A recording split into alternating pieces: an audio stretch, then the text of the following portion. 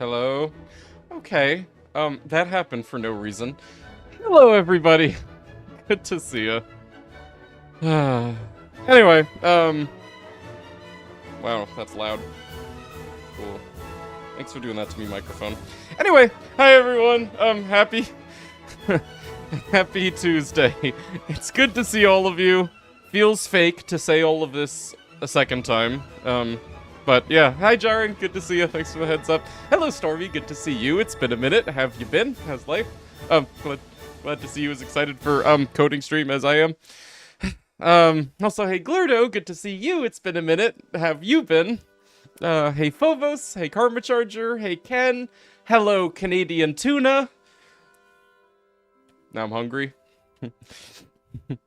How's the trip, my friend? What you up to right now? Why are you here in Twitch right now when you're like on a vacation in Canada? Shouldn't you be out like you know, taking advantage of the walkability of Vancouver or something? Anyway, hey Quaylon, good to see you. What are we doing today? All right, so yesterday we did this.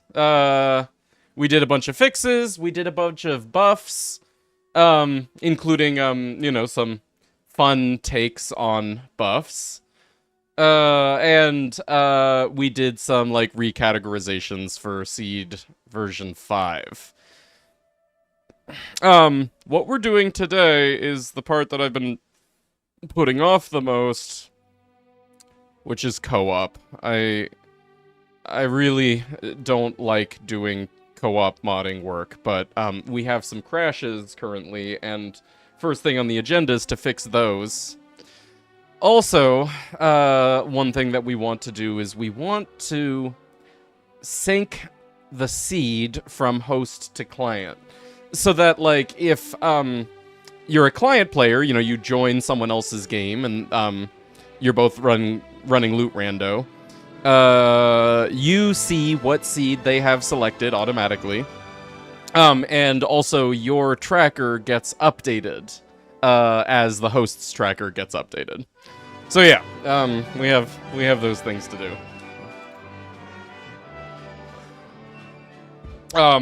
So, on that note, let's start by... Let's see, how do I do this? It's been a minute since I've run 2 instances of the game. Can't do offline helpers. I don't know. Can I do?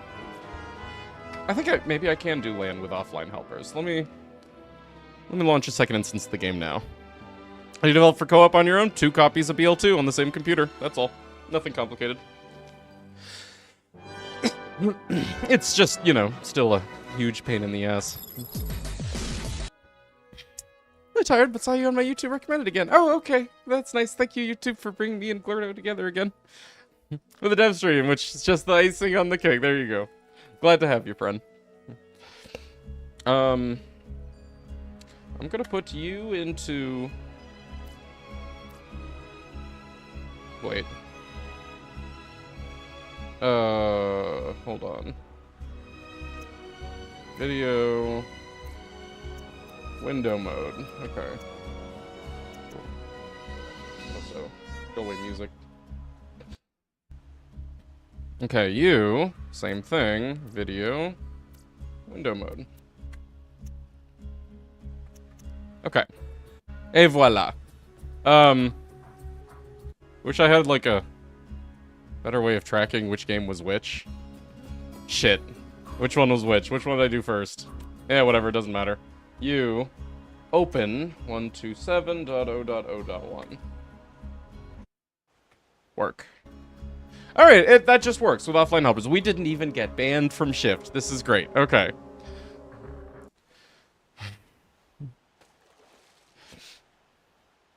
Take your time. Okay. So, what we're addressing today is... oh shit, I should have, like, put together a list of these ahead of time or something. People have been reporting crashes in certain maps, and we need to track those down. Sorry, client crashes in certain maps.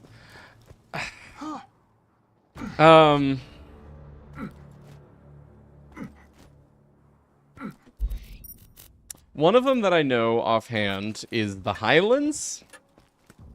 So in theory, right now, this should just crash client. You're fine?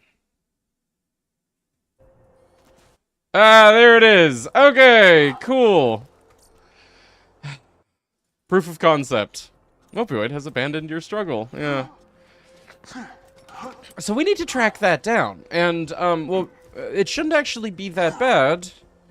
It should just be code that Loot Rando is running when, the Highlands gets loaded, or, you know, in some location that it has a map dropper with the Highlands map. What's the Highlands map called? Let's see. Missions, yeah. I think one that I do touch is, Karima. Overlooked? No.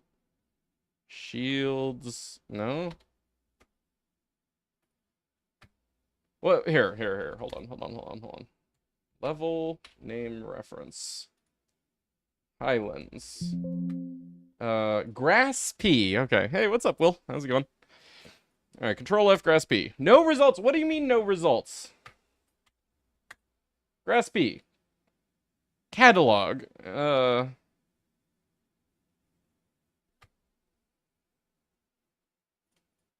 Okay, here we go. It's just a simple mission object. Here, let's put catalog over here. You know, this is just a generic thing that I use all over the place. Mission object. It's just that this happens to be the one that works in Grass P. What was that other instance of Grass P that I had commented? Best Mother's Day ever. Right, which we don't need that because we have that working in a better way. What is the 503 service temporarily unavailable at the top of the screen? Eh? Where? What are you talking about? You're scaring me. I like seeing the thought process, even though I like to try modding the game yourself. Oh, yeah, there you go. On the stream. Oh! Oh, what the hell? Oh, well, I don't need the St. Jude thing anymore. I just had that up since, like, the last hunt. But apparently St. Jude's website is down, so that's something. Okay. Poor St. Jude. Oh, God. Guys, quick, donate to St. Jude so that they can fix their, broken network infrastructure. I was like desperately looking at my screen and like all my windows and shit, trying to find where there was a 503 error. Alright, so anyway, mission object in Grass P. So we need to take a look at our implementation of mission object. Oh wait, mission object. So on entered map, get mission tracker, get mission status, for RU object, that's the mission definition object. And then, oh, sorry, if the status for it is not started, that's what 0 is, then self.apply, we have apply here, we find the given Willow interactive object. In this case, it's this Willow interactive object. And then if we're able to find it, set its usability, set its mission directive usability, get the mission tracker, and register mission director. So one of these three things is causing client to crash sometimes for these mission objects. Actually, I guess one thing that we should do is we should go through all of our instances of mission objects. How many do I have? Oh, that's regex 3. I wonder if the crashes that people are experiencing on client are in those 3. There's probably more crashes, but I wonder if all 3 of these crash. So 2 things. Let's log boop log boop log boop. Okay. So, oh, whoops. Boop. Whichever log happens last will be the crash. Actually, let's do these. Whichever log doesn't happen will be the thing that causes the crash, right? Yeah. So, here, you can chill. Let's boot up second copy of game again. They got CrowdStriked, maybe. Except that wasn't up yesterday.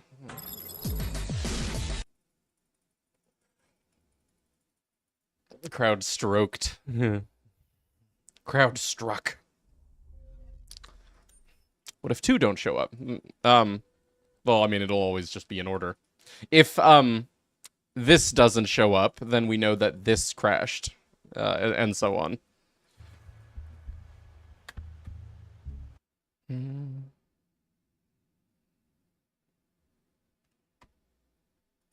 Uh-huh. Uh-huh. Uh-huh. Play.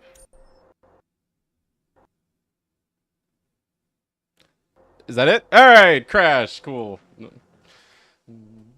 now we go to... You. You. You. You. Properties. Take me there. I love you, Windows. That's amazing. Good job. Alright. And you've got, Python SDK.log. Where are you? You.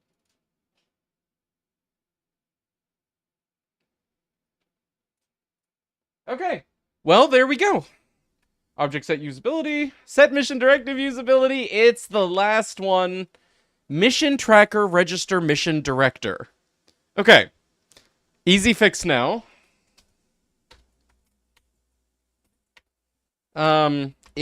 How do I determine whether I'm client?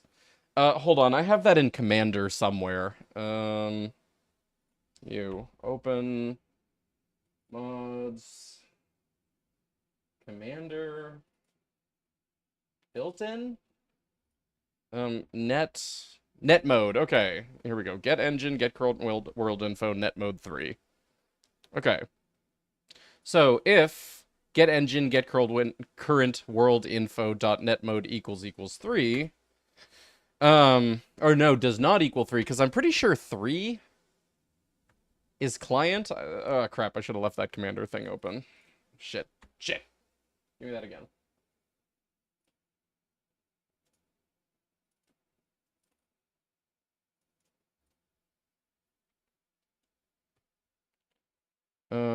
Oh, def is client. Oh, hey, look at that. Yeah. All right. If net mode equals 3, then we're client. Okay, so if we're not client, then the mission tracker can do its thing. Okay.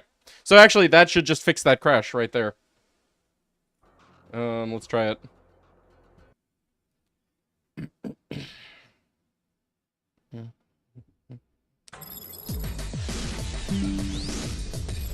Ugh, not now, Intel.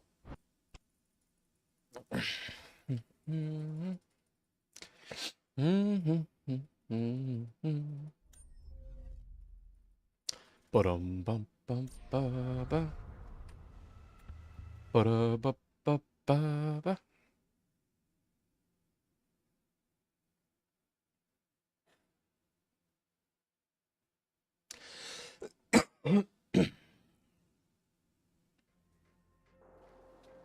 Intel Saga continues. I mean, it's just updates. I'm just being lazy. Oh, we're good! Damn, I'm good.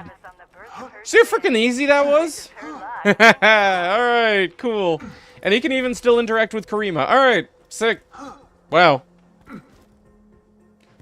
Honestly, I thought we were gonna have more pain tracking that down, but, you know, the system works. Okay, hello, Sheep Avenger. Good to see ya. How's it going? I should look up, again, like, what other people have reported for crashes. Like, what other maps crash. And again, I should have done that before stream, because basically I need to, like, go in the the loot randomizer Discord and go back through, like, the bug fixes, or the, problem reports channel. So give me a second to do that. Okay, go to loot rando. Report bugs. Let's see.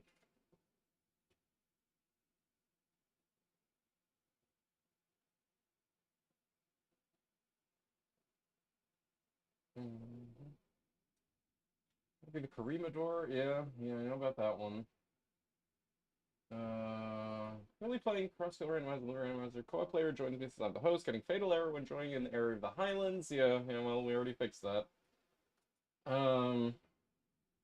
When I meet someone now in the cutscene is supposed to play, my game crashes. Made it to Sanctuary. That's not related. That is... Unable to meet Scooter. Oh yeah, that is not related to Loot Rando, friend. Okay. This scene still has... Oh my god, go away, St. Jude! Thanks. Fucking St. Jude. Causing nothing but problems. Doing nothing good for the world.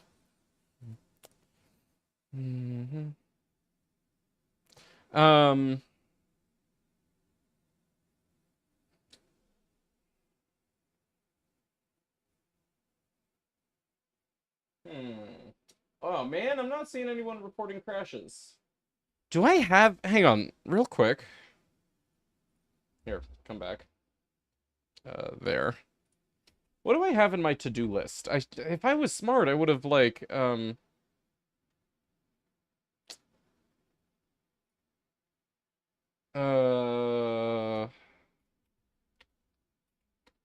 we don't need this anymore. I would have kept a list of these, but I don't think I was smart. Picking up dud, make drunk. Okay, maybe. To do add Torg tokens, right. To do tick until successful when client. What is that about? Hey, Dirch, good to see you. St. Jude, more like Saint Rude. More like Paint Blued. Hey, Vin Dirch, good to see you, man.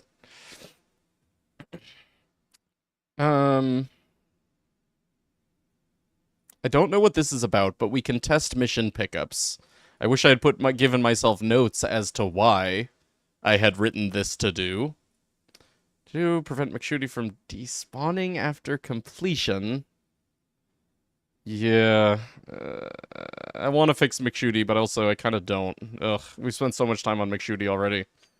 Oh, okay, here's some fun one. Co-op crashes. Oh, I do have a list! I'm a genius! Okay.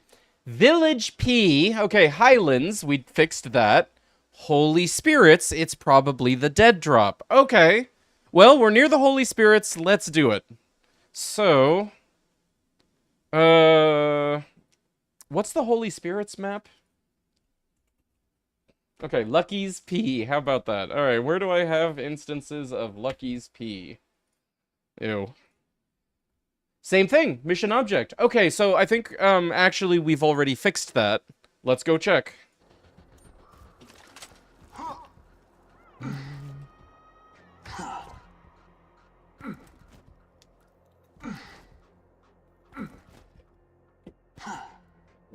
And then we should check the other mission object map. Although really, in theory, like, those should all just be fixed now. What's the fix for Overlook Crash? Oh, get out of your menu, buddy. Oh my god, frickin' mopioid always in his menu when we're trying to play. What's the fix for the Overlook Crash? Using this, global object called the mission tracker, while on client seems to have crashed the game. I think only host should access the mission tracker. Yeah, alright, so this is no longer crashing. Awesome, dude. Let's go check. More testing than CrowdStrike. Yeah, right. Yeah, I do wonder, how they managed to push that update. Like, you know, I guess it was working on their system, their development system. But then somehow, you know, essentially every, like, production system that it got pushed to crashed. Yeah. I was watching menu of the game. What is this Borderlands crap? Yeah, what kind of build is this where you're not just in your menu? Yeah. Alright, what was the last mission object? Let's just double check that. Okay, so that one was overlooked. This one is, end of the rainbow. And then the last one is Crater Lake Sawtooth. No one reported a bug, a crash in Sawtooth, but, let's make sure anyway. Hey, Karma Code, good to see you. It's like I'm modding GTA 5 again, but I gave up after 20 minutes. Just have a huge jumble of loose files, and I have no idea where they go. Should have organized them while I was modding a year ago. GTA 5 modding, is, like, really prolific, isn't it? Like, you know, it's a heavily modded game. Is it actually, like, a good modding experience, or is that just because, you know, it's a popular game? Okay, so mission objects fixed. We do still have what should be it. What should still crash, because we haven't touched it yet, is Flamerock Refuge. Hey, Karma Code, how's it going?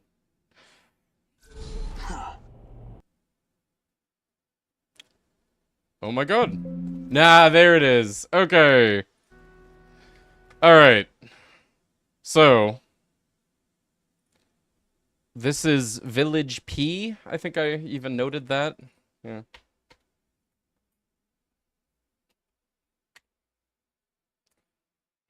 We've got a few things here, huh? Roll Insight has its own class. Oh, wow. Oh my god, I wish my monitor was... I wish I wasn't streaming dev work because, oh, this screen real estate is awful. We've got a mission giver, we've got Roll Insight, and we've got, well, our to-do. Okay. So, we need to track down which one of these is causing it. I wonder if actually both of them are going to be using the tracker, and if so, then that's probably what's going on. Mission giver. Mission tracker dot register mission giver. All right, let's add our check if client clause here. Net mode. Okay.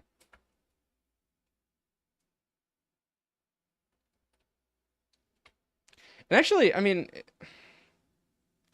if we can assume that all register mission director calls cause crashes, we can just search for those and add the clause for those. Yeah, because really, I just probably should only ever run that as host. Only host needs to run it, that's for sure.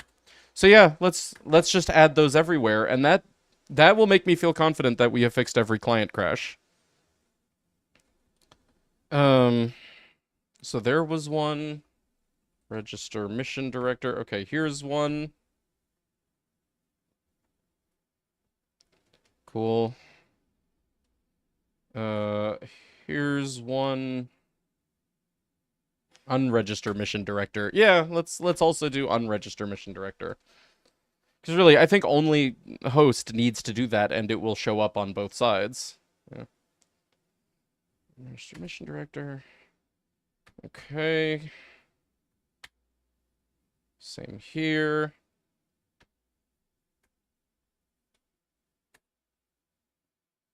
Hey, Valkyrie. How's it going? Good to see you. Actually, this one...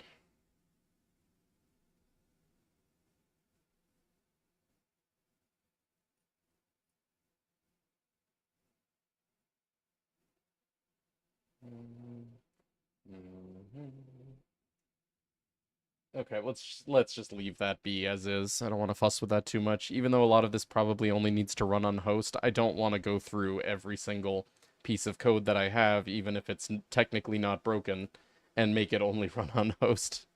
Yeah. Okay, you. Good. You. Good.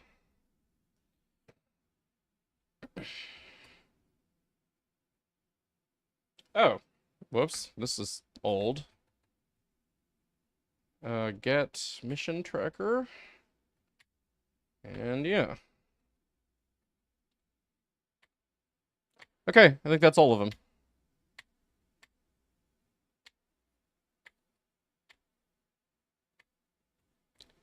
Okay. I think that might just be it.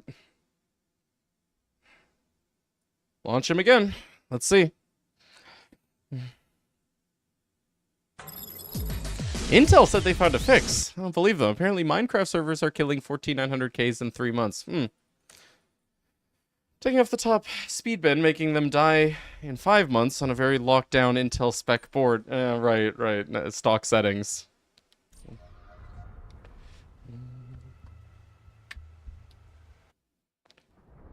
No. Hold on. Battery time.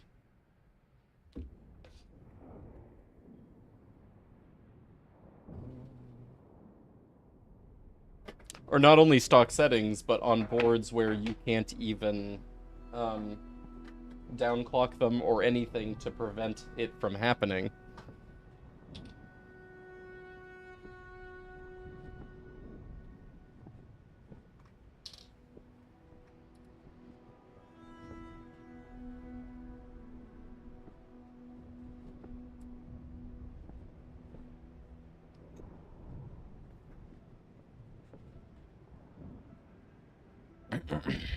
It's fun when you have the mods, but you have a mods, scripts, RPF files, DLC files, game config.xml, and a bunch more different types. For some mods, you basically have to make a DLC so the game uses the files. Oh, that's cool, though. That you can do that. Blah. Yeah, what's up, Karma? Oh my god, it's fixed! Oh! This was supposed to take all day! Bro, we just fixed all of the co-op crashes. I think. Pretty sure. Like, 99% sure. Oops.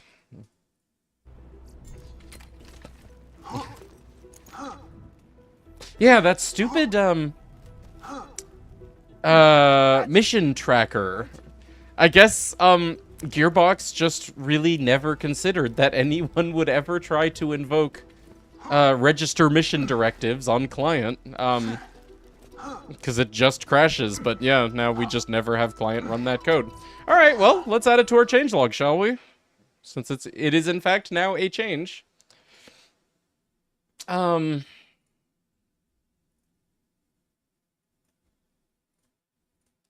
I put this under a separate section? Co-op changes.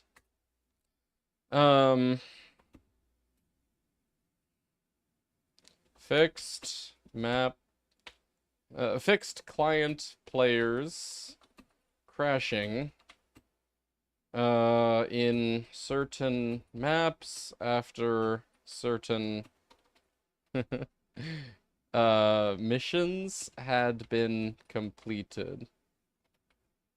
Let's say in which certain missions had been completed. Crashing in maps in which certain missions had been completed. Okay, cool. Which means, I guess now we move on to the other co-op work that we wanted to do. Which, you know, don't worry. It's as bad as I am expecting it to be this time, I swear. For this, we actually need to write some major changes. I won't let you enslave me.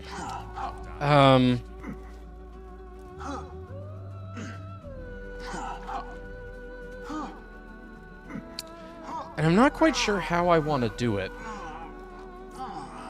Did you have the missing AR? Was it flat off? Oh my god. It's become a meme that everyone has asked me about that, even though it was like absolutely the easiest, most obvious thing I needed to do.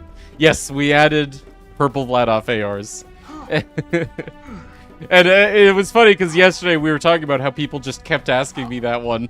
Oh god, we're still not safe. We could do other things on our to-do list, before I dive into this, like, mental puzzle that is, beaming tracker info between host and client. Yeah.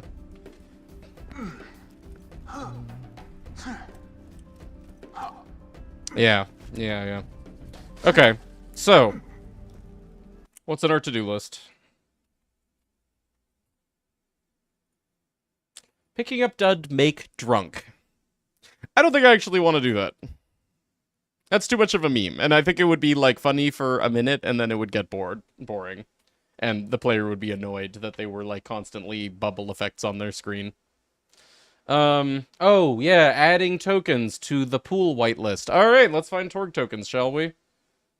So, let's open up OpenBLCMM so we can find that pool.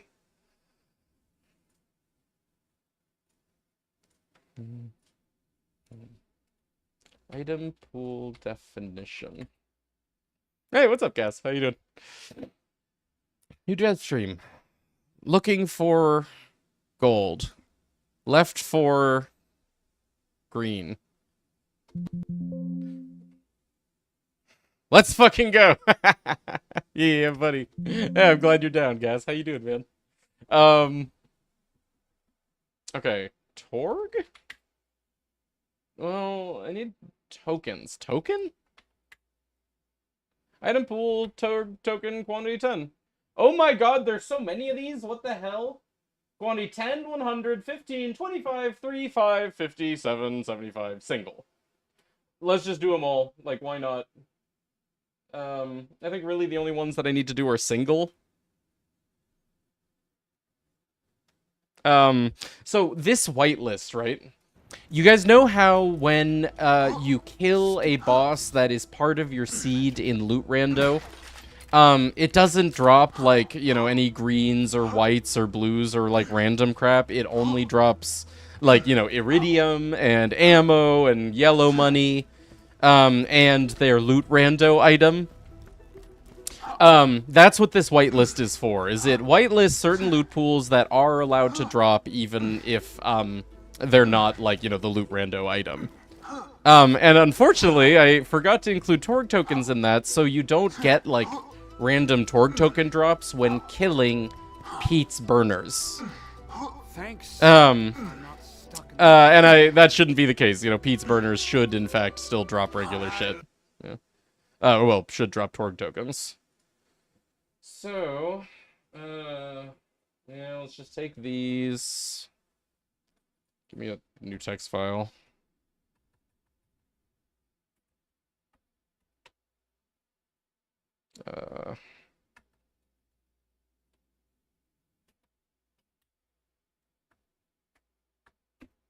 Cool.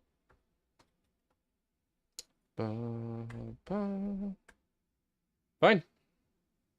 It's good. That's it. Alright, I mean, we can test it. Actually, don't need to be in co-op for this. Here, go away. Oh, you're the wrong one. Shit. Launch the game again.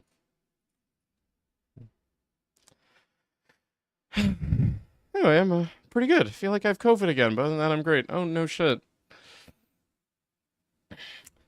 Marlene and I don't know quite what we had while we were on our honeymoon, but for all we know, it might have been COVID. It's okay. We still had so much fun. We had so much fun, even if we had COVID. Start a quest for your definition of 100%, right? Does Skyrim not have a percentage counter, either? Played 110 hours in 2 weeks and I'm starting to get bored. You're like me. You just binge the shit out of stuff that you like when you discover it, huh?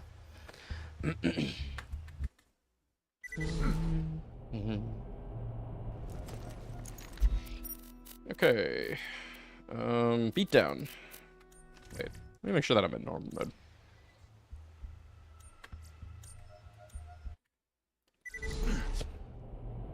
I should really learn not to overplay games. Like, I mean, I don't know. It's like, is it actually a bad thing, you know? Like, would you actually get net more enjoyment out of life if you, tried to space out your games so that they lasted longer. I say just play other games, you know, and you know, binge to your heart's delight when you feel that enthused about something.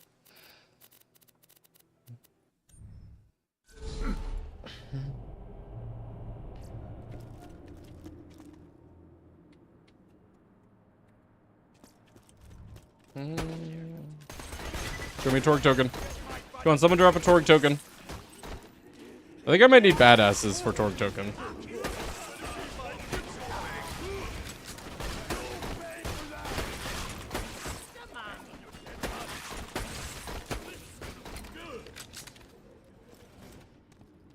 I'm like 25% through. I'd like to get further before boredom.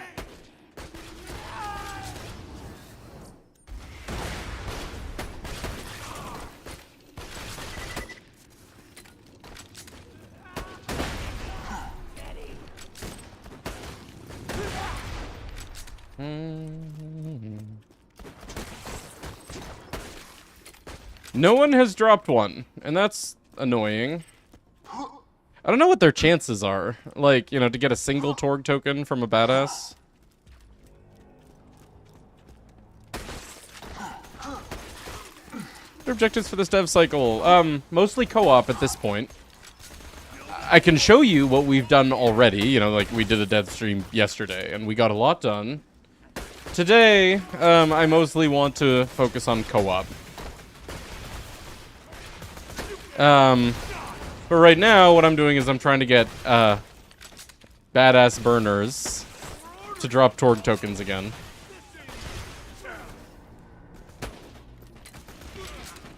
Badass. Nope.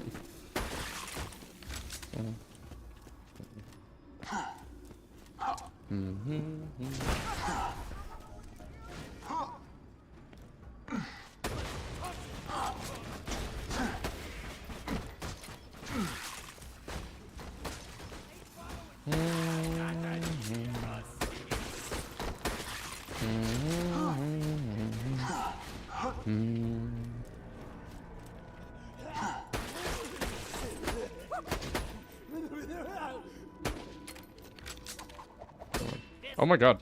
You guys invincible.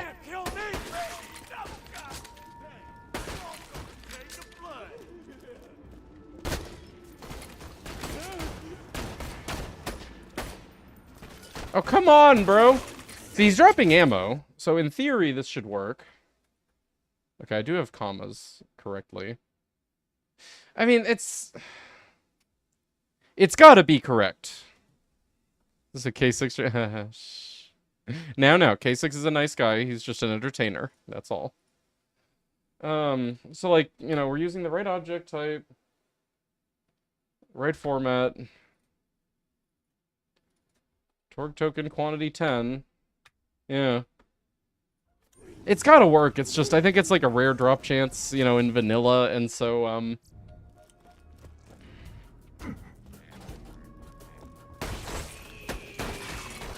That's him in his own stream. Oh, good. Gotcha. Makes one of himself. Yeah, right. Right, the aim thing. Right. True, he does. These guys don't count anyway, so hold on.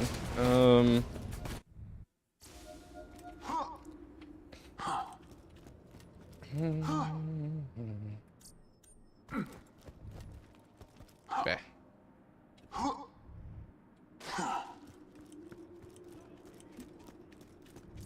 Yeah.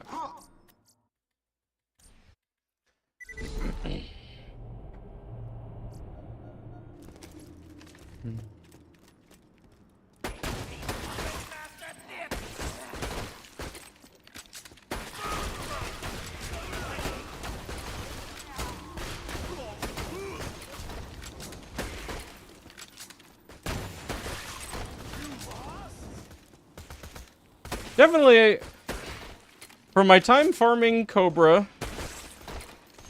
I do know that, yeah, it's only badass burners that can drop it, and it is a rare chance. Like, it's not every badass burner. Finally get to play with your own mod, your own VHS. Yeah, right. Hey, Magnus, good to see you again. How you doing?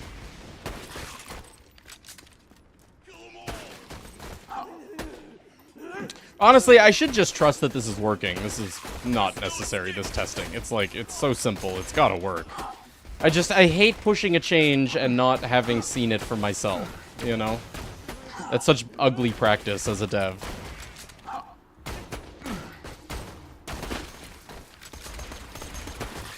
Maybe,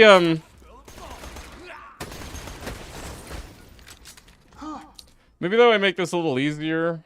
Here, give me... Torg token single, what references you? Biker badass, gyrocopter badass. Huh, how about that?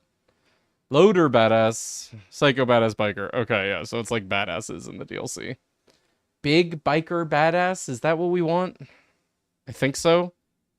Yeah, badass enforcer. Okay. What was the other one? Biker badass. Oh, both of them. Okay.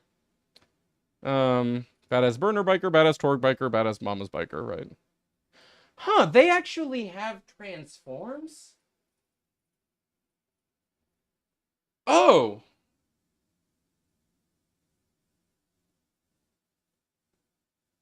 I didn't know that. Oh, a new redder. Got a ton of towels. Hey, cool, dude. No shit. Do their transforms determine their, loot? Which are the ones that drop the Cobra? Where the hell does the Cobra even come from? I know tons of people have looked at those loot pools throughout history, but I haven't. That when they stop shooting and they start sprinting at you? No. That's how they, are of different alliances. So, like, you know, this transform is badass burner biker. This one is badass Torg biker. This one is badass mama's biker. Which is bizarre that that's how they chose to do it, was with the transform system. I hijack a different part of them to determine when they are a burner, specifically. I use their alliance, their allegiance. But actually, I might be able to, like, you know, simplify that code a bit. Really, I shouldn't bother, but... Huh. Big biker. Yeah, Mama's enforcer, burner enforcer. Torg enforcer. Are they always the same? Like, okay, EAIT fire is burner. EAIT fire, burner. Yeah. Go to allegiance run Mama's only. Yeah, right. That's so interesting. And actually, that's kind of tempting. Hold on a second. Well, anyway, real quick. One thing at a time. Let me actually, see these Torg tokens. Let's not go all over the place here. Okay, so big biker badass.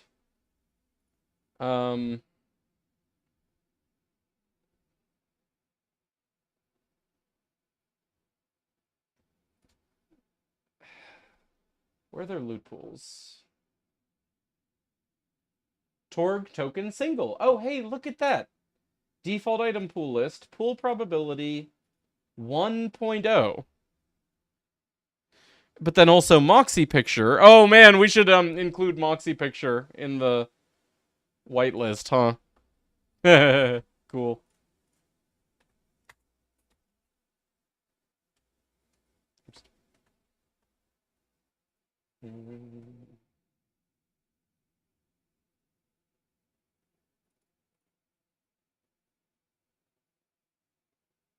Is this implying that it's guaranteed? No, there's no way it's guaranteed.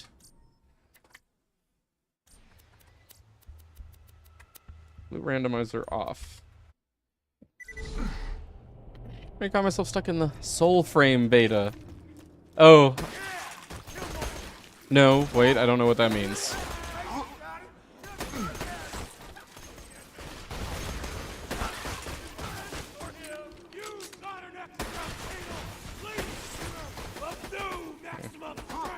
Hold on, let me, ammo. Welcome, customer. Love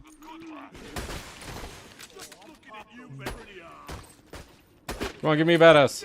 Get your ass gone! Badass.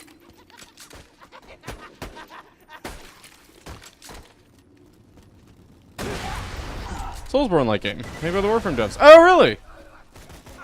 A whole other game. They're actually making another game? They've just, like, always just done Warframe, right?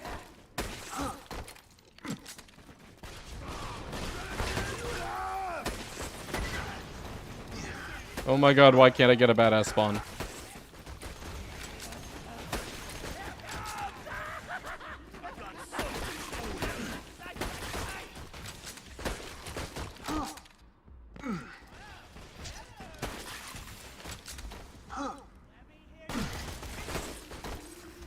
Are you kidding me? Not a single one?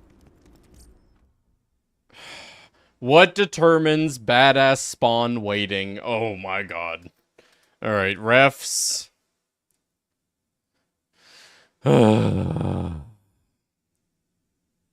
Population, factory balance, okay, whatever, just give me an example. Refs.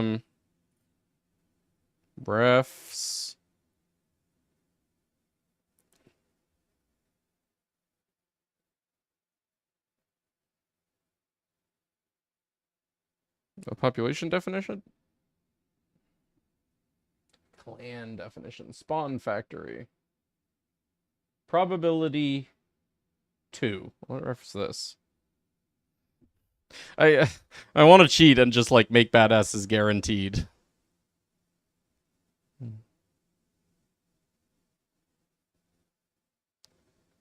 Population factory population definition 3. Biker badass no. We're looking at that. What? What?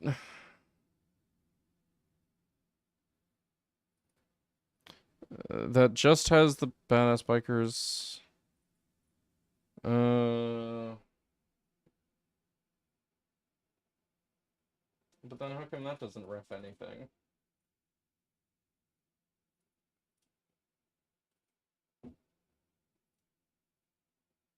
Oh my god. Nothing is easy.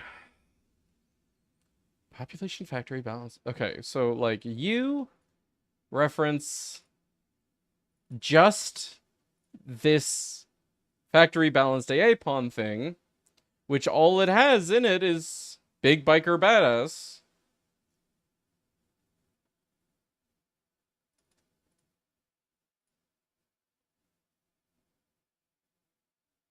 So what? Okay, maybe this one's just not used. Maybe we try this one. Hey, what's up, Yeti? Good to see you. Trying to figure out how to make badasses guaranteed. Does anyone know how to change badass weighting off the top of their heads? Okay, refs. Hey, Tombstalker, good to see you.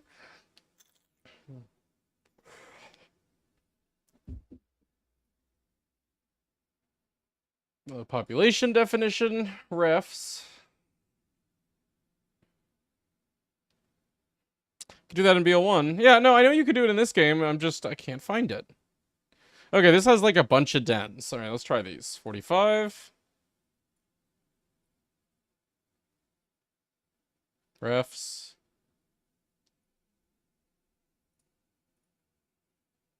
Hello, population aspect.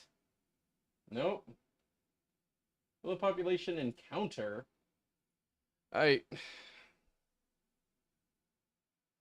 All right, you know what? I give up. This is too much. Just please give me a badass.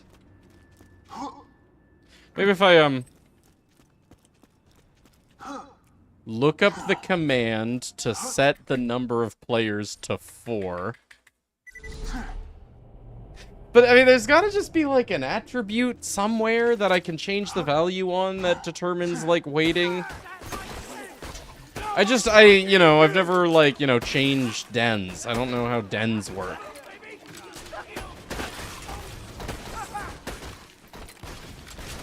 Tell you what, maybe there's something.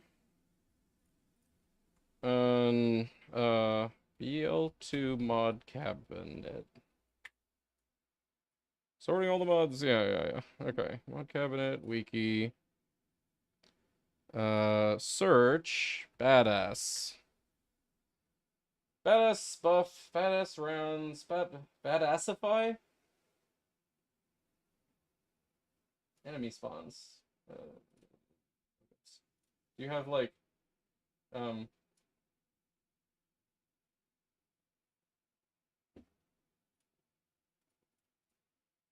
description or anything? Badassify. Cabinet.info. No, no, he doesn't have any info. Yeah. I think I saw badass there. Oh, really?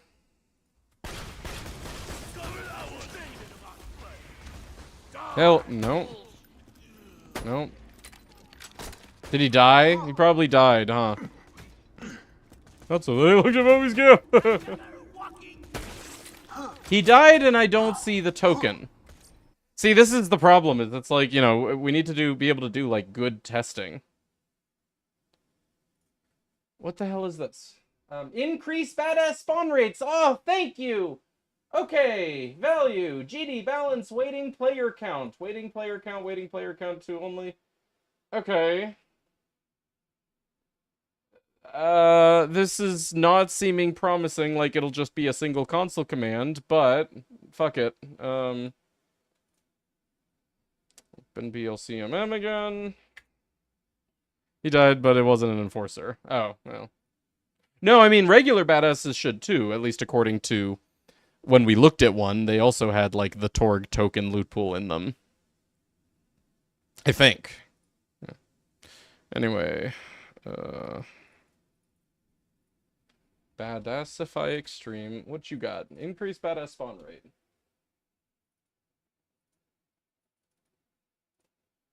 Number of players, playthrough count, number of players, playthrough count, number of players, playthrough count. Whatever, I mean, I could just, like, exec this mod. Since apparently... this is actually not so simple. Huh. I actually would like to kind of understand how this works, but... let's do it. Let's just call it badassify.txt.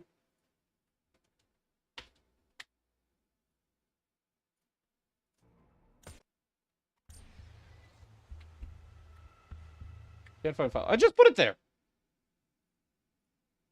Oh. I put it in the wrong place. Binaries. I'm a good modder. Binaries. Replace file.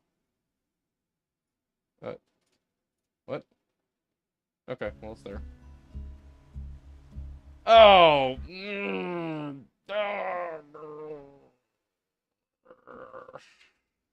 It's an old mod. Go figure.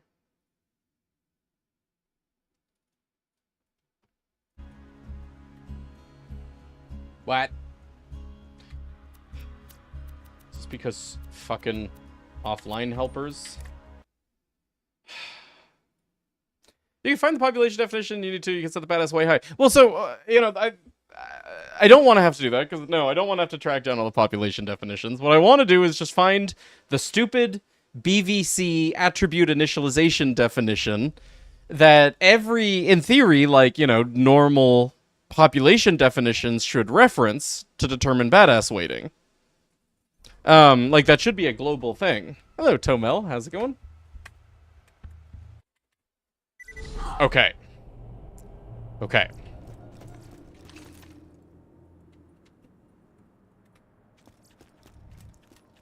You're not a badass.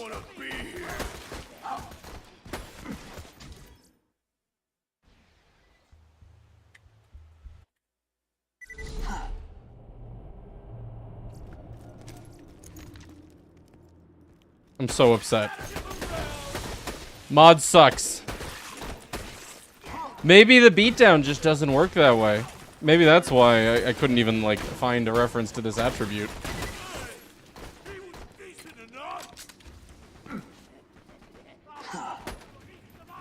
Oh my god.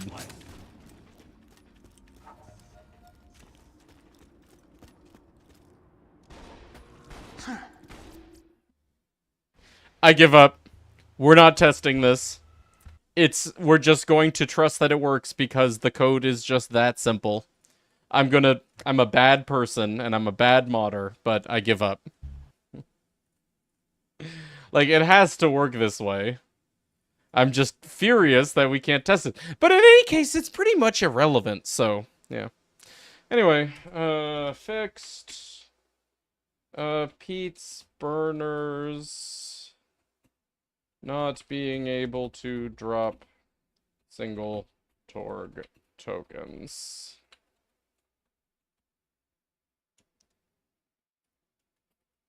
Being unable to prevent. Okay. Oh, yeah, whatever. I will drop Torg tokens. I think one of the reasons I like the dev stream so much is that it scratches the puzzle solving itch in your ADHD brain without having to solve the puzzle yourself. Yeah, right. Alright, what else is on our to-do list? Ah, fix Daisy Zombie. I like this one. Oh, we did the Ulysses thing. So, actually, I think I have this mission completed in UVHM.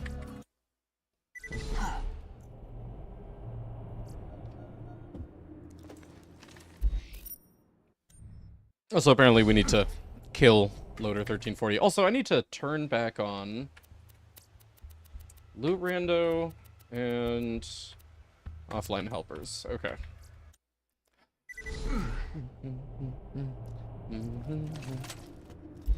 Go make a burger. Alright, see ya, dude. Enjoy.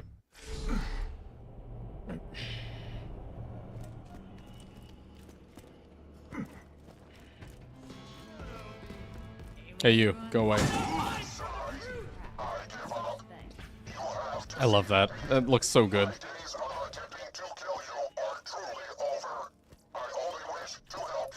You want this AI thingy in a gun? Fine. Okay. Let me fix this character's backpacks. I think we've done very wrong by it. Yeah.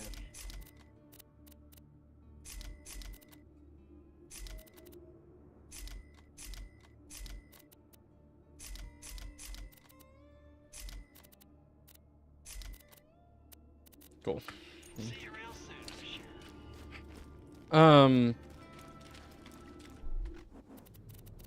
Poetic license. Alright, give poem to Daisy. Let's read only.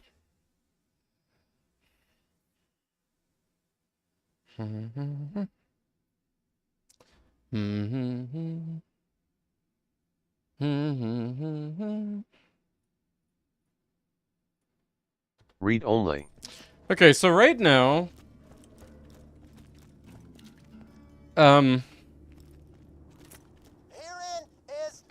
when we give the poem to Daisy and she listens to it and she reacts, it's awesome, except that she then proceeds to talk anyway, and we want to get rid of that.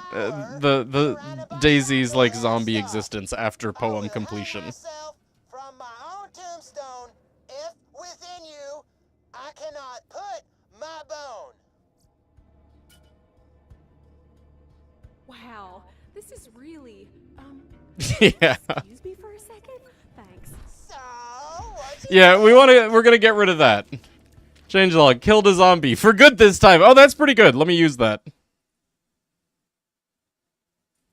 I like it better this way. I don't. I think it actually kind of kills the joke, honestly.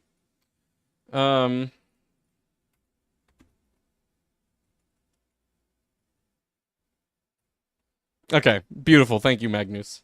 Yeah. Where's, is it enemies? I think it's enemies. Control F, Daisy. No? Missions? Poetic license. Okay, yeah.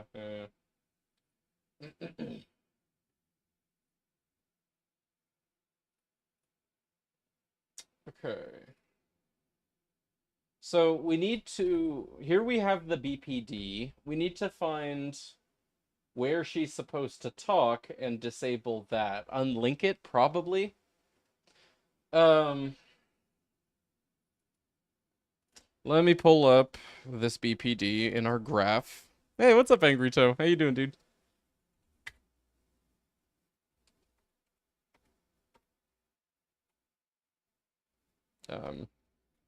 Apocalypse. tech. Yeah, BLBPD. There we go. All right, here's Daisy. So we're looking at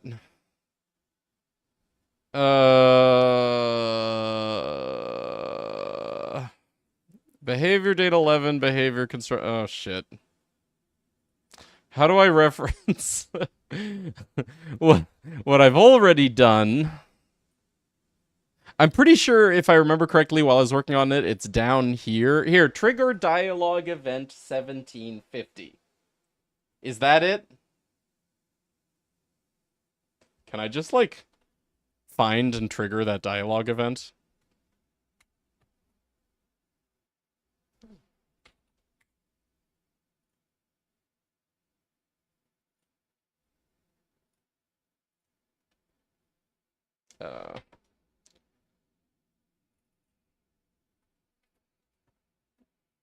Just to see if that's the right one.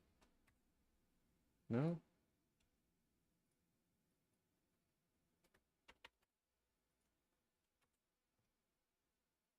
Okay, there we go. Live Daisy. Event tag. Willow dialogue event tag. GD VOSO poetic license events VOSO poetic license 10 live Daisy or live Daisy. That's gotta be it, you know, because like that's the only words that ever come out of her mouth, right? Yeah. Updates coming? Yeah. Big update coming. What's up, Soupsman? How's it going? Hello, Angry Toe. Is that Mopioid from the newest gas mask video?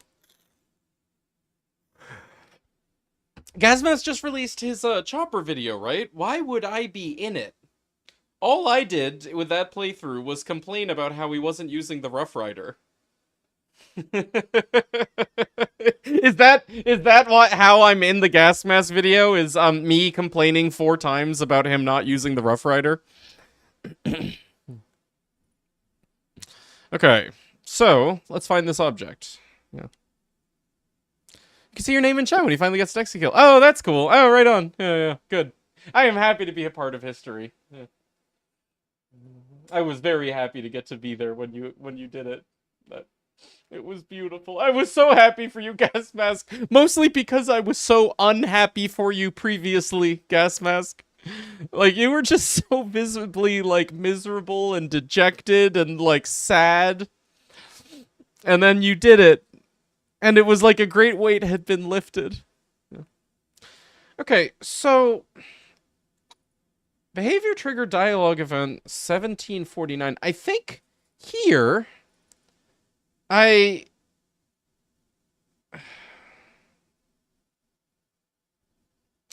let's pull up this BPD in LCMM as well. Deformat.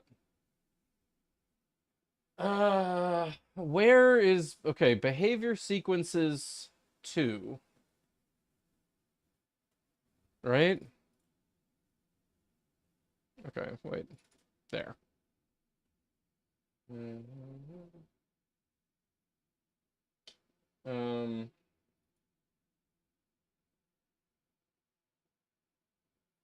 don't know what I'm doing here, but I'm gonna trust it's okay. Daisy AI, find object, yeah.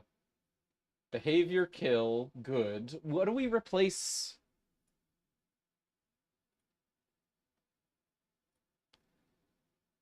With behavior kill? Because that's probably where it's being linked to the dialogue 1750. So behavior sequences 2. 0, 1. This one's called brain.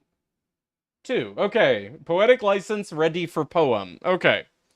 And then I take the 11th behavior data 2. So that's 0, 1, 2, 3, 4, 5, 6, 7, 8, 9, 10. Change usability. Oh, 10. 11. Special move. Okay, I replaced the special move. That makes sense. That would be where she walks into her house in vanilla. We get rid of that. Or, well, we replace that with a behavior kill. That's where she just dies. Yeah. So in vanilla, this is special move 739.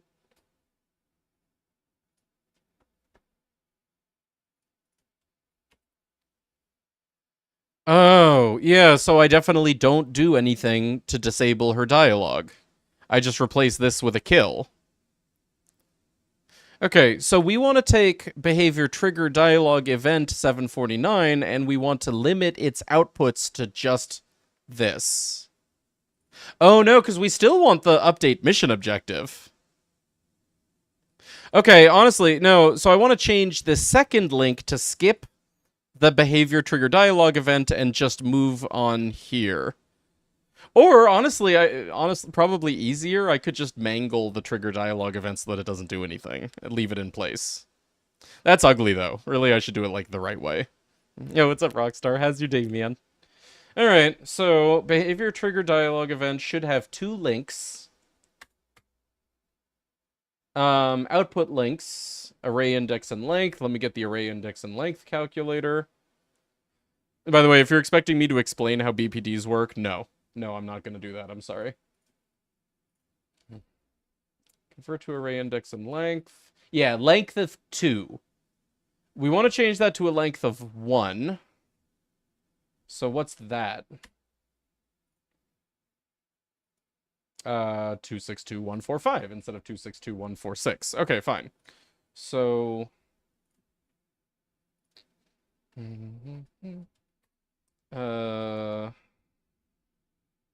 Daisy AI dot behavior sequences 2 dot behavior data. Which one is this? 0. It's the special move. What again? Sorry. Special move. Oh no, we want the behavior trigger dialogue event 749 to only link to special move and not trigger dialogue event. Yeah. Oh, no.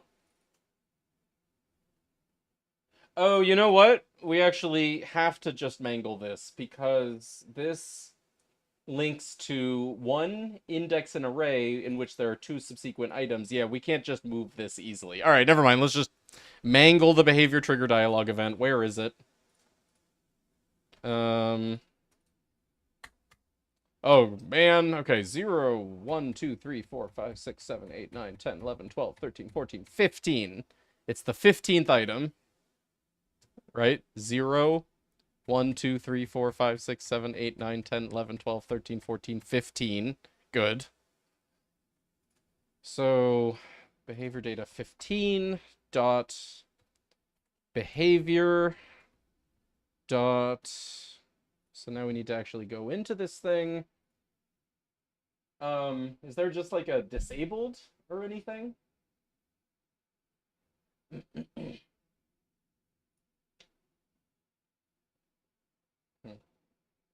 Is it done in a Kismet, or is it a new system? It's a behavior, not a Kismet. Behavior trees. Yeah. If you've surely BL3 has, or sorry, BL1 has those. It has to. Unreal Engine 3 behavior. You know, it's trees with like, you know, fake or, you know, mock code blocks. This looks like Unreal Engine 4 or later, you know, but it's just behavior trees. Which I don't know, maybe in like the Unreal Engine editor it shows them under like the Kismet section, but I doubt it. Kismets are like a totally separate system. Yeah. Working on the co-op features. Yeah, that's one thing that we're going to be doing today. I actually already fixed all of the co-op crashes today because I'm a god, but we still have some other co-op features to do, namely syncing of trackers. Yeah. All right, so anyway, I guess if I just remove event tag, this should work. Probably. Or I could just totally replace this with a null behavior. Yeah, why don't I just get rid of this behavior just to be safe? What's a null behavior? Does that exist?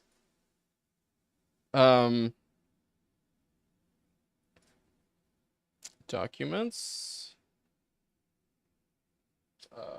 UE packages, BL2 classes, open with code. Class, behavior. I want like a no-op. None?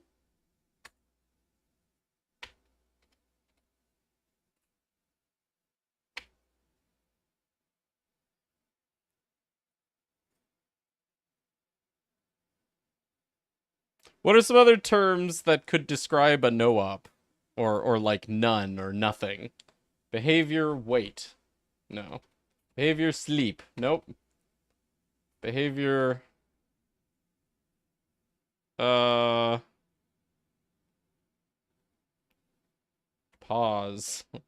Nope. Pawn leap. Let's do that. Let's make Daisy pawn leap. Behavior call function. What does that do? Function name on context. Oh, wow. That's actually kind of cool. I bet you could do some powerful things with that. Yeah.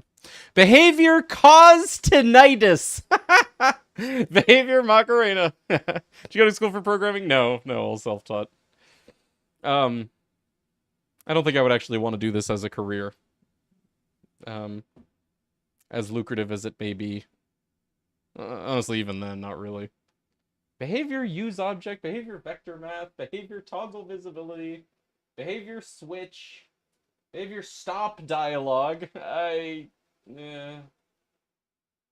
Behavior spawn perch. Really, there's gotta just be like something. Like a nothing. Set God mode. Set flag. Set look at speed. What? Set num bank slots. Hey, that's pretty cool. Set death definition. Set AI flag. Rule event. Reset. Remote event? I mean, I could just do like a remote event. Hang on. Let me do regex. None? Yeah. Custom event. Local custom event. Yeah. I mean, this if I just create one of these, it won't do anything.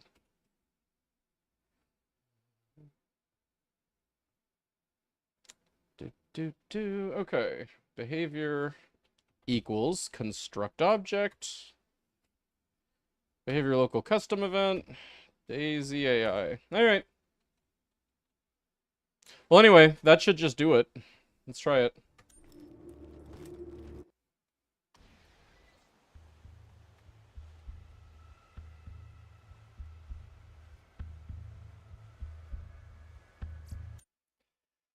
My close friends are programmers now. Oh, huh. They make bank and are bored most of the time. Yeah, that's the thing, is it's like... when you're not excited for what you're working on, it's really bad work. It's like data entry, but harder, you know? It's like the level of enjoyment of, data entry, and the amount of, like, pressure and stress of, like, you know, rocket surgery.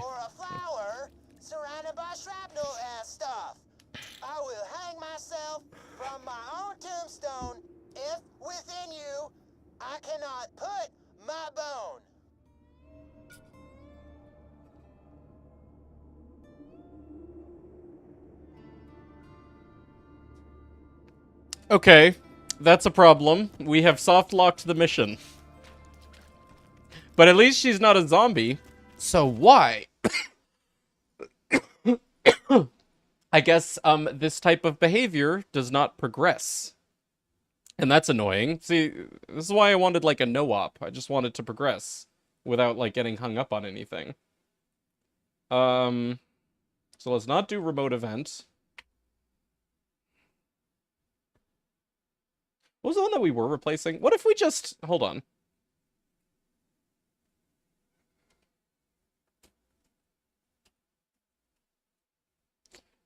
What if we left the other one? What's the 11th item?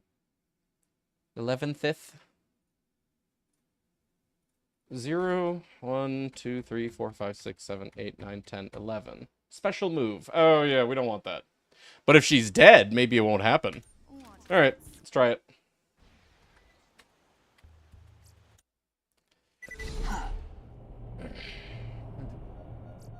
Yep.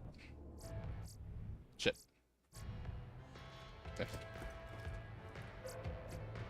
Okay, give me that. Oh, whatever.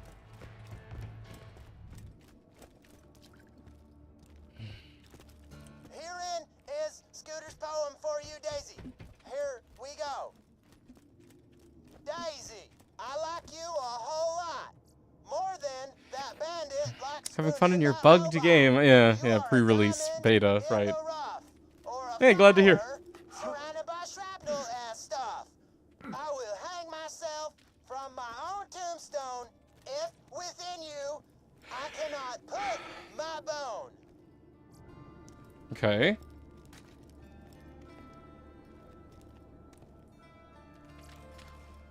Why isn't it progressing?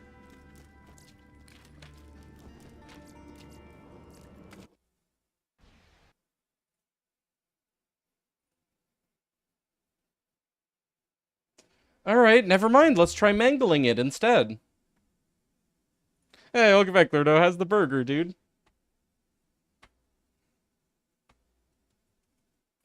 So... now we actually just edit. I don't know, event tag equals none? Yeah. I guess, maybe.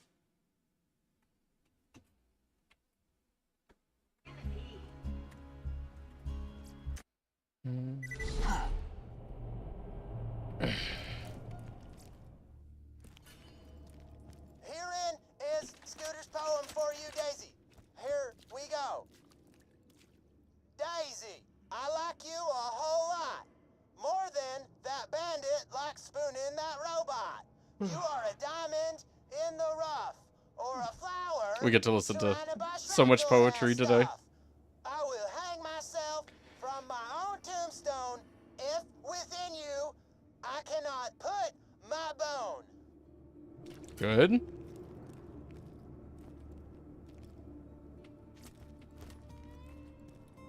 What the hell? Okay, is something else broken? Okay, so this is how we had it all along. Nothing else. This is like back to how we first started today.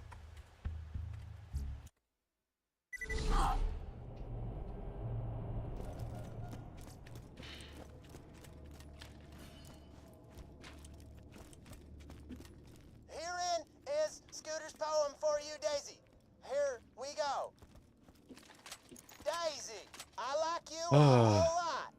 More than that bandit likes spooning that robot. You are a diamond in the rough. It's or yummy. A Good. flower surrounded by shrapnel and Just stuff. fry that up in a pan, or I will hang myself from my own or tombstone. did you if just within you go out to McDonald's I or something? cannot put my bone.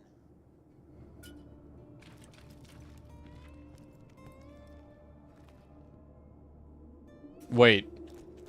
Thank you, Vault Hunter. Oh, something's wrong. Why?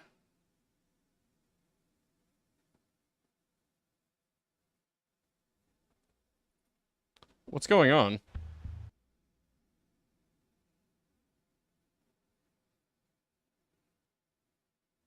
Huh? Relaunching the game.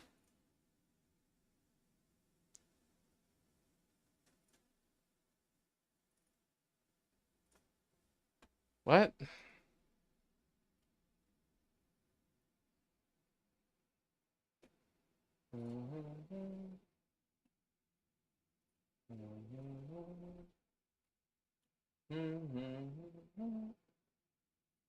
Well, there it is. I don't get it. Why did that not revert? Why was our code changes not being applied?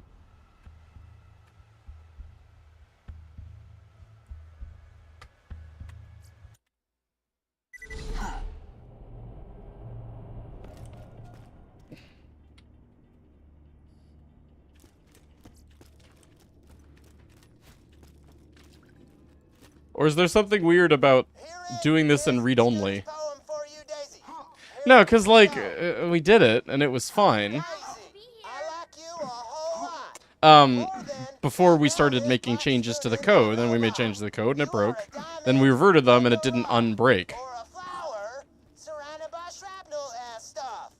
I will hang myself from my own tombstone if within you I cannot put my bone.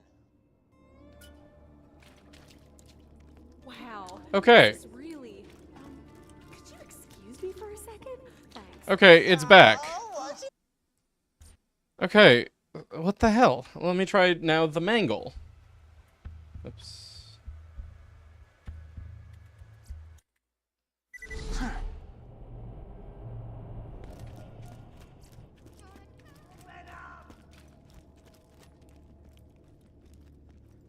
Herein is Scooter's poem for you, Daisy. Here we go. Daisy, I like you a whole lot. More than that bandit likes I'm spooning so that sick of this robot. dialogue. You are a diamond in the rough, or a flower surrounded by shrapnel and stuff. I will hang myself from my own tombstone if within you I cannot Please work. put my bone.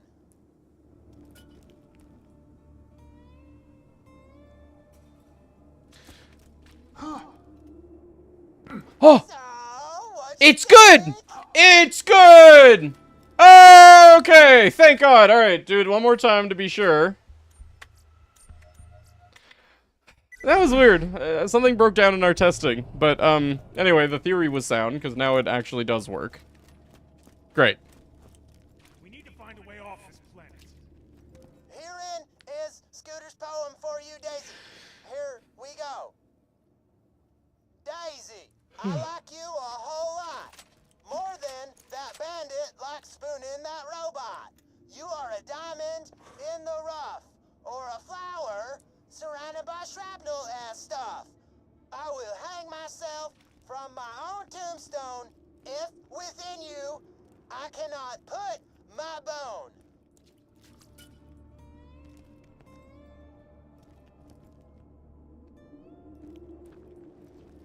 Excellent. Oh, what you think? Okay. Okay. Fine. Good. Fixes. Killed a zombie for good this time. Okay. Oops.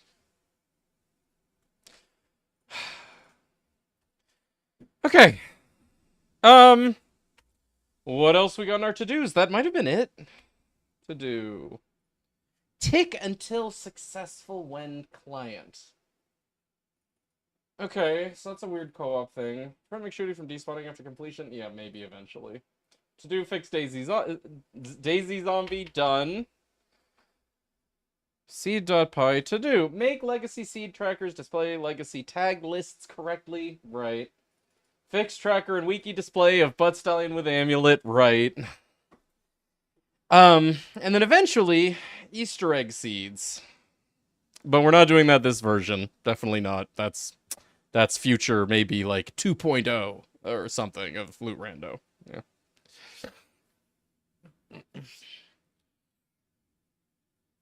Alright, well. We'll go back to this when we go back to doing co-op stuff. Yeah, I'm not gonna worry about McShooty, this version. It's fine. It's not perfect, but it's fine. Yeah. Easter egg seeds would be a lot of fun. Right, right. To be able to implement Easter egg seeds, first I need to be able to implement logic. And I'm not ready to do a logic system yet. Yeah. Your to-do is visiting procrastinate and nap. Yeah, right, right. Actually, on the subject of procrastination, I'm gonna go get some water. I'll be right back. Hold on.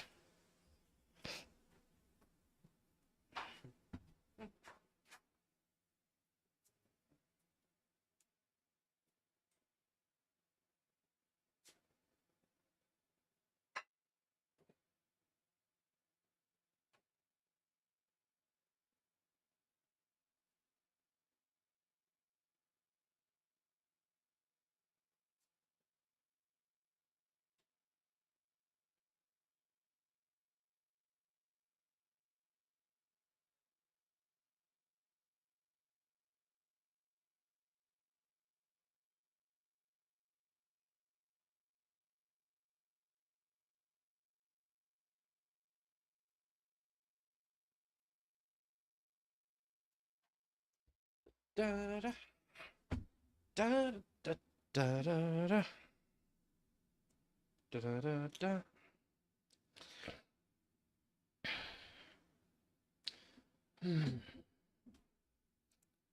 Okay.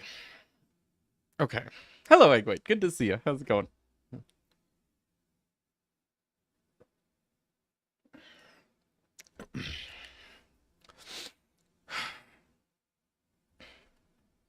Make legacy seed trackers display legacy tag lists correctly. We actually did that. No, we did that. Fix tracker and wiki display of Butt Stallion with amulet. Okay.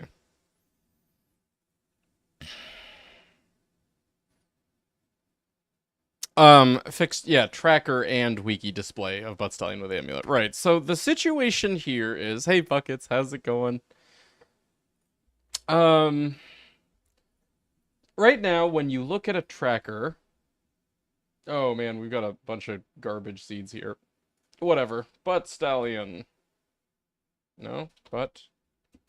No? Not this seed, I guess? Was that the seed that didn't have Tina DLC? Probably. Butt Stallion... Okay. Butt Stallion with mysterious amulet requires 2 different DLCs.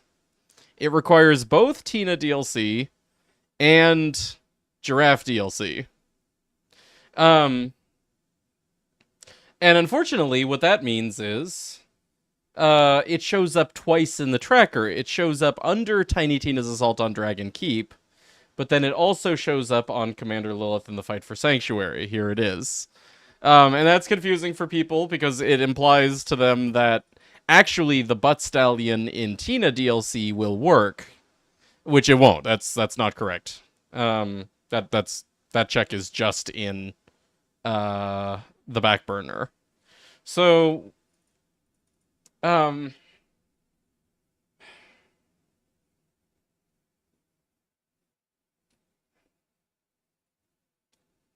don't know exactly how to fix this. At least, you know, simply.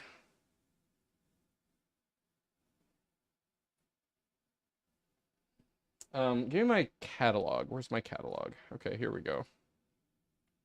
So, Butt Stallion with amulet. Tags equals tag.dragonkeep and tags equals tag.fight for sanctuary.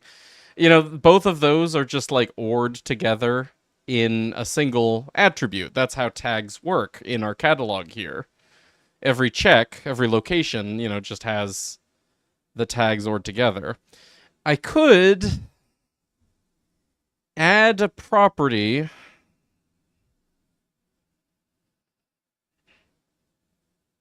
that lets us override what content is the correct content. Yeah. And I'll probably do it that way. Okay, yeah, here. That's a good plan. Give me locations.py.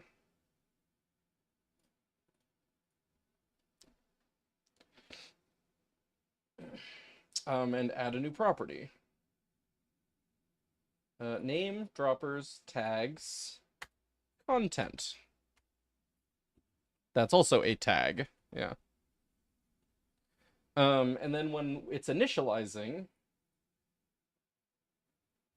tags, tag, content, tag. By default, it'll be tag none, no tag. That's not going to break anything, right? Just adding that in that list of parameters to the initializer. No. Yeah, okay, cool. If not content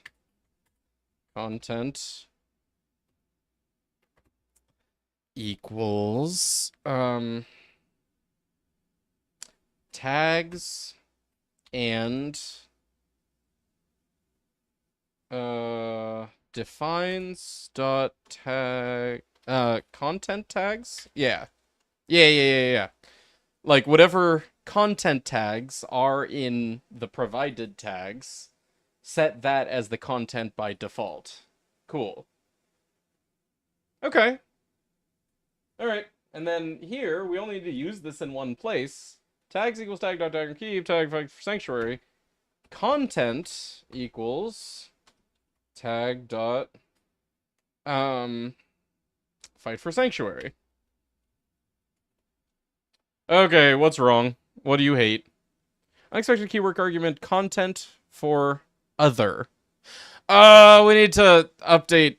Oh, that's annoying. We need to update the initializers for all of the subclasses of init. Right. That does make this more complicated. Yeah. Well, you already made this mod. Is this just fixing some buggies? Buckets, have you never heard of software getting updates? What do you mean? Fixing bugs, adding features, improving things. Here's the changelog we got going so far. What do you mean I thought you already made this mod? That's like saying Microsoft already made Windows. Oh my god. Boy, did they. Anyway, how's your day going, Buckets? Sorry, I was distracted. Major update. Yeah. Bunch of fixes, some loot buffs and adjustments, some like recategorization of some locations, and then the big thing really is going to be like major co-op fixes. Yeah. Software doesn't get updates, silly. Yeah. How's your day going, Eggy? I'm good, doing wake up shenanigans. I do the opposite of shenanigans while I'm in my wake up process. It's very not shenanigans. Microsoft also makes Windows worse with every update. Okay, fine. Apple, whatever. Apple already made iOS. Yeah.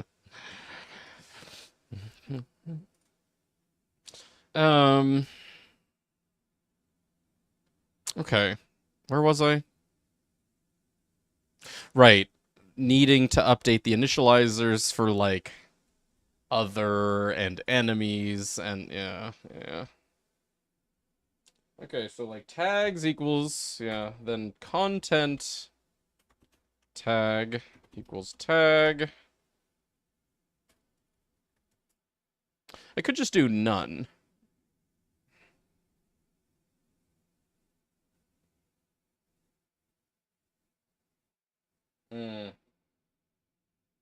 Man, I really don't have the initializers done in a nice, robust way here. I should have. But I didn't. I have, like, these custom initializers with custom logic for every single subclass of locations.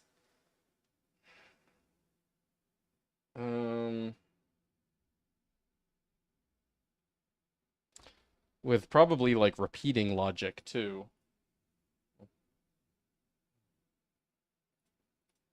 Did Apple just release some new version like Tiger or Kiwi or some shit? Yeah, so that's for like Mac OS. They have like nicknames for Mac OS 10.4 and then Mac OS 10.5. Actually yeah. I think now they're doing landmarks in California as their nicknaming scheme for Mac OS versions. iOS, they just actually do, like, full-on versions, like iOS 16, iOS 17, iOS 18. Yeah.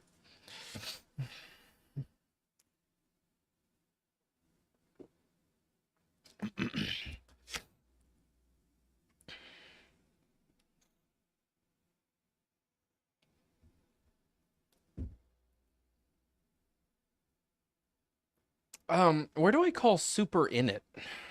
Oh, here we go. Tags equals tags. Okay. Actually, this isn't so bad. Content equals content. Rarities equals rarities. Okay. Alright, so that's for enemies. Now missions.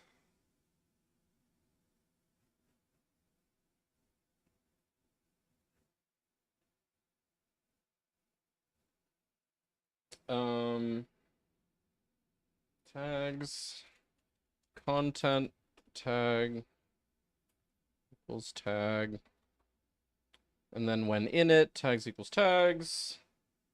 Content equals content. Okay. No, yeah, this is fine. Don't need that. Do need other.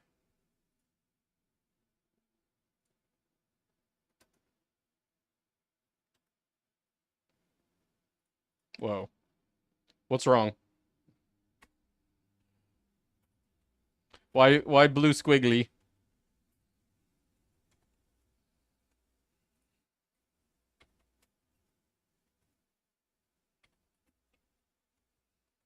Okay, okay, no more blue squiggly. Content equals content. I know, it's really hard to grasp, but it does. Yeah. Or waltz music. We're doing a lot of tapping back and forth between the games, so I just have music off. Okay. So, are you good now? Good. Done. All right. Now, we need to go through our logic for generating the wikis and our logic for generating trackers and have them go off of the content attribute instead of the tags attribute for each location. So we do all that in seed.py.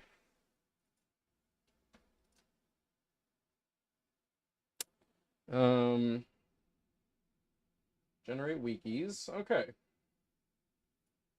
For location. Okay, for locations. Oh. For content tag in tag. Get the title. Great. Location.match location for location version location if content tag and location.tags. No. Location.content. Okay. Easy fix. No? Why? Seed entry has no attribute content. Oh. Oh, we have to do it in the seed entries. Right.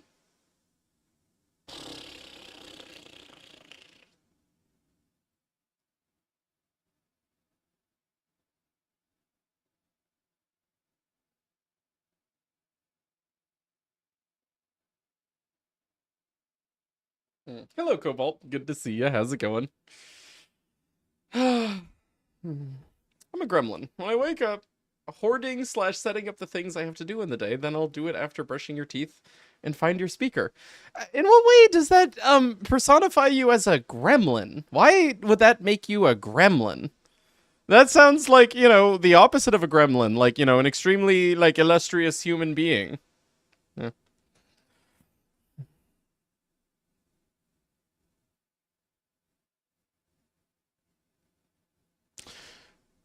Right. So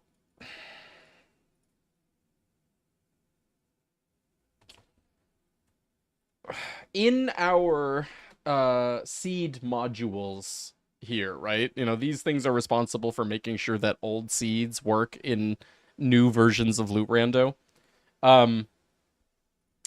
We have a seed entry for every single thing that affects seed generation, and then those by name match their like actual respective items in the catalog. And that's what we do here. Match location. And I wanna don't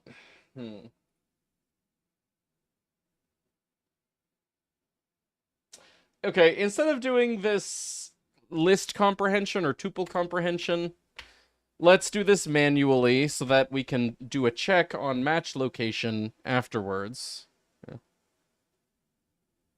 Yeah.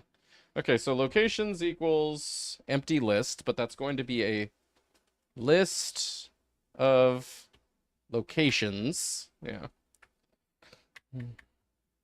Okay, and then for location in... Actually, for entry in version locations.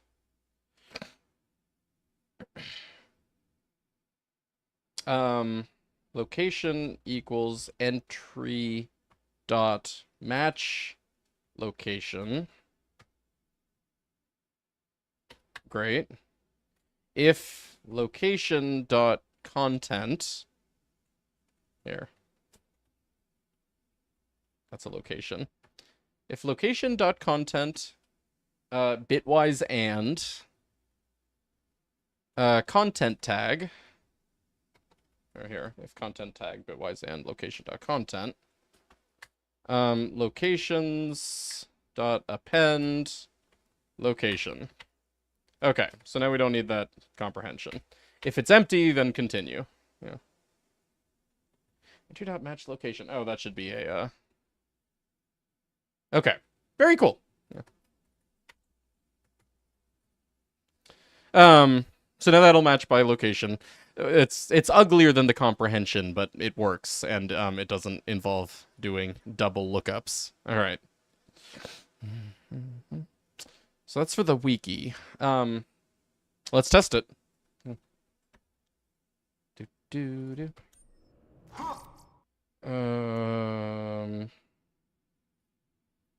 Where's my test.py?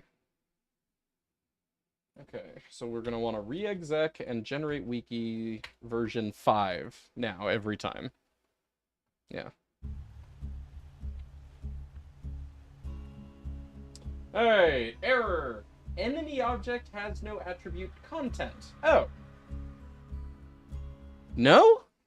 Why not?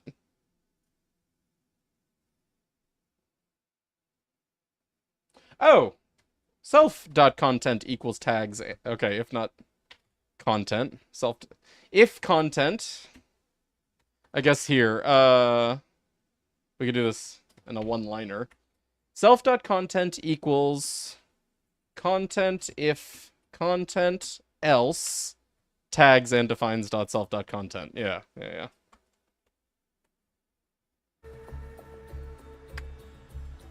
Alright, let's take a look at these wikis, shall we? Locations wiki. So we should only see amulet. Butt stallion with amulet once. Under giraffe DLC!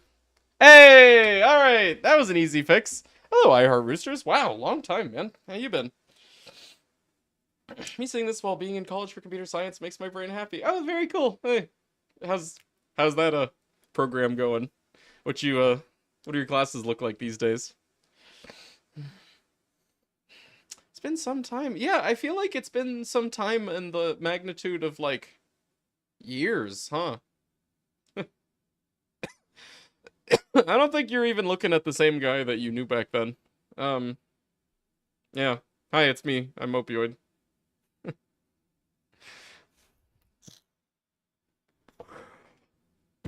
Okay, so, that honestly, you know, all of these things, like, keep turning out to be easier than I was expecting them to be.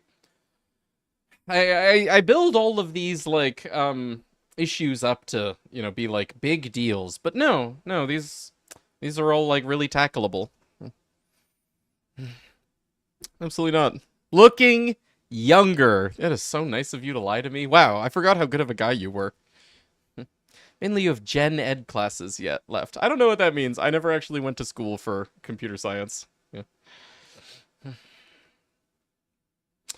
Okay, so we need to do the same thing for trackers. Trackers also need to have butt stallion with mysterious amulet only listed once. So that's also in seed. Generate tracker. There it is. Okay. Now, does this also just have a list comprehension for generating the list of locations? Yeah, here it is. Locations equals location for location, self-locations of tag. Okay. So we gotta rewrite that as a not comprehension. Actually, no, we don't. Because these are actual location objects, not just seed entries, right? Yeah. Location.location and self.locations if tag in location.content. Oh, wow, look at that. Oh my god, that was so stupidly easy. Like English, math, stuff like that. Oh, okay. Oh, general education. Right, okay. General. Yeah. Wait, so cool, you're just like a computer scientist, huh? What's your favorite language you worked with? Hey, welcome back, Karma Code. Are you expanding the mod? Yeah, yeah, we're doing a big update to Loot Rando. Yeah. Um Did you teach yourself all this? Yeah, no, I just have programmed as a hobby since I was like young. Done it on and off just as there were like projects that I wanted to work on. You know, like taught myself Python to be able to make mods for Borderlands 2, for example. You know, quite a few. You like C Sharp? Really? I hate C Sharp. Java, respectable. Python, very respectable. C Sharp, I'm sorry.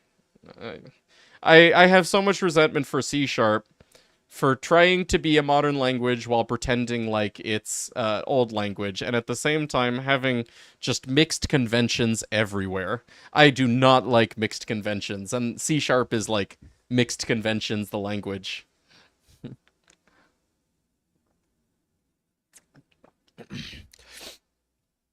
But, you know, hey, if you want to do Windows dev, that's your go-to. Okay, so that should just work. Let me delete some of these extra tracker files we have here. Also, I think actually these wiki files that we just generated are good to go. You know, I should really put those somewhere else here. Items wiki, locations wiki, move those to loot randomizer. Yeah. Okay. Um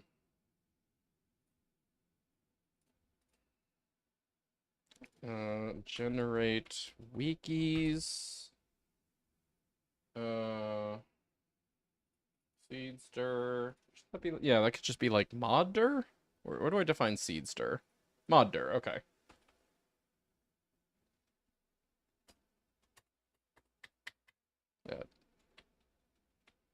No, wait. There. Oh, we don't have that imported? Ugh, or seedster imported.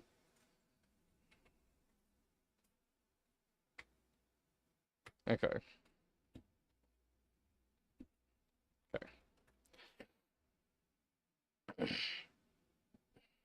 Anyway, look at this list of seeds. What a mess. Let's get rid of all of these that aren't real. KLNSJ is my co-op with Biznap that we have on hold. MCLSV? That is no Unix Krieg. Okay, so we can delete all the others that we've just been using for testing. Delete. Delete. Delete. Delete. Delete. Okay. Actually, I probably should have kept one of those. Alright, whatever, let's create one. Mod, rando enabled. Options. Mods. Actually, did that just create tracker file? Yeah, it did. Alright, here. But Stallion with Mysterious Amulet is still in TNT. I didn't re-exec, did I? No, I didn't re-exec. Okay, delete.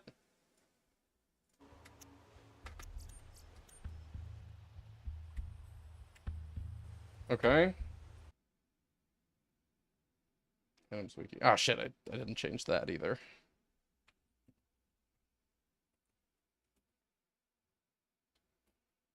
Okay. Do do do do do do do do do do do do do do. Okay. Anyway, if I enable it now, it should create the tracker. But Stallion with Mysterious Amulet only under Commander Lilith and the Fight for Sanctuary. Alright. We've done it. Cool. Okay. Well, add it to the changelog. Duh,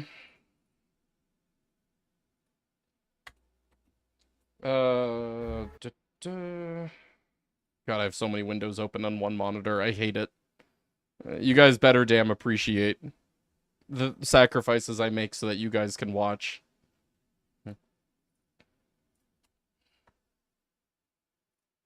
Okay, fix. What's up, Mysterious Amulet? Now only... here. Seed trackers now properly display what's down in the Mysterious Amulet only under...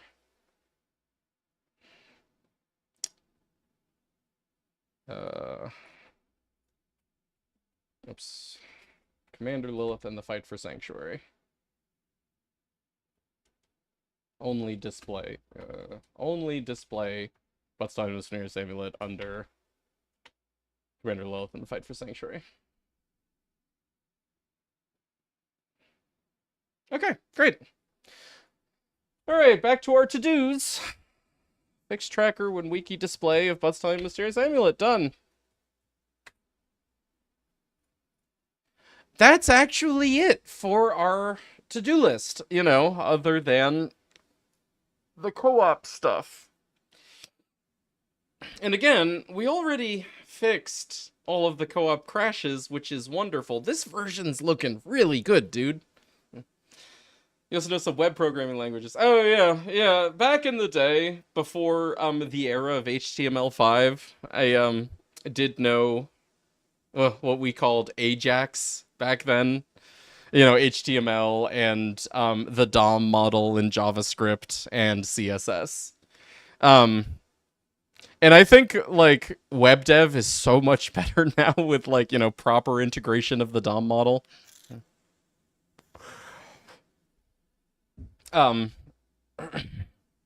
You kids today don't know what it was like to do HTML lookups in JavaScript. Update will just be to copy and paste to replace it. Yeah.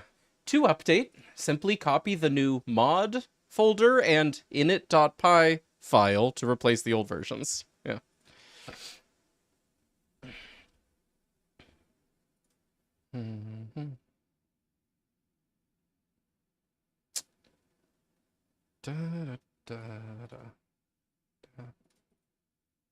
Okay. So, now we get to do the part that I've been really dreading the most. Which is communication between host and client about the state of the current seed, so that clients' trackers can get updated correctly.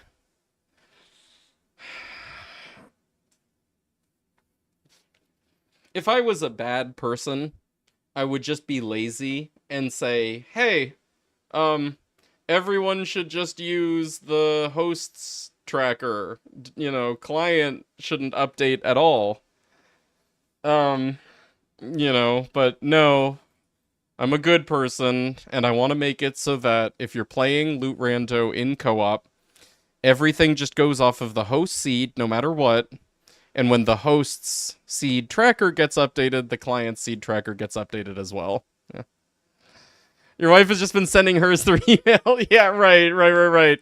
Yeah, I'm gonna improve that for you guys. Again, you're welcome. I'm a good person.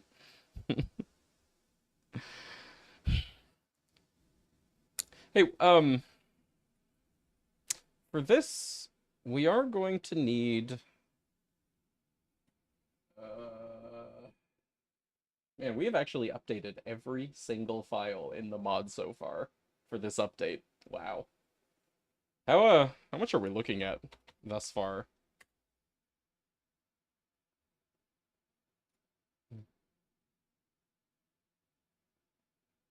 Also, I think we should call this 1.2. Loot Rando 1.2. I think that's a justified version increment. Yeah.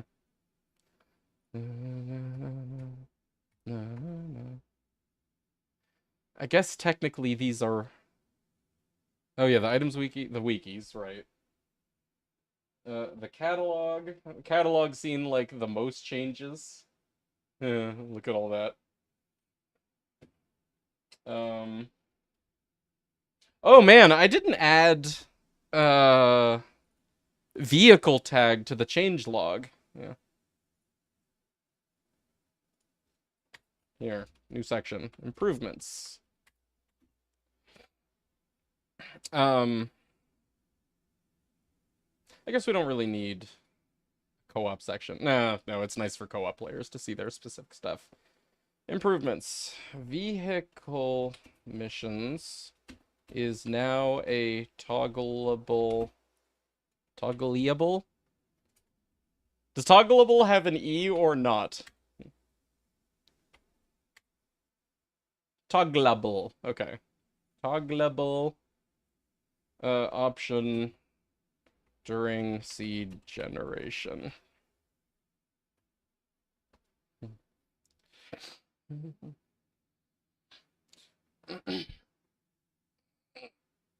Is the hint/bottle visible to client out? No, unfortunately, that is something that can never be fixed. That is a hard limitation of the Borderlands 2 SDK. That has to do with the fact that the bottle is a custom object, and custom objects cannot be synced between host and client. I can't fix that, and I'm sorry. That you still need to have host, just like dictate what they see, or check the tracker. At least now client will be able to check the tracker when they see that like ghost loot beam for the hint/bottle. They can be like, oh, let me check the tracker to see what that is, because theirs will be updated, but yeah.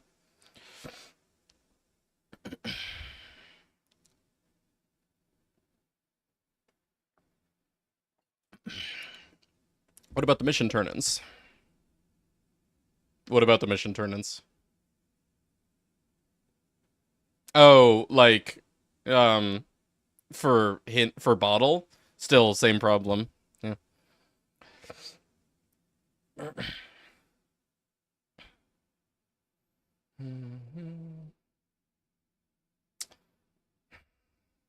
Okay.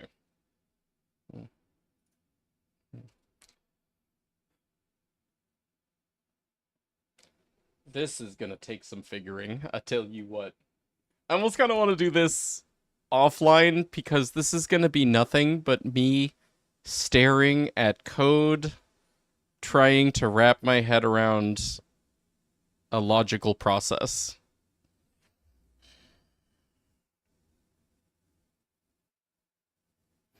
But let's see if we can come up with any ideas now.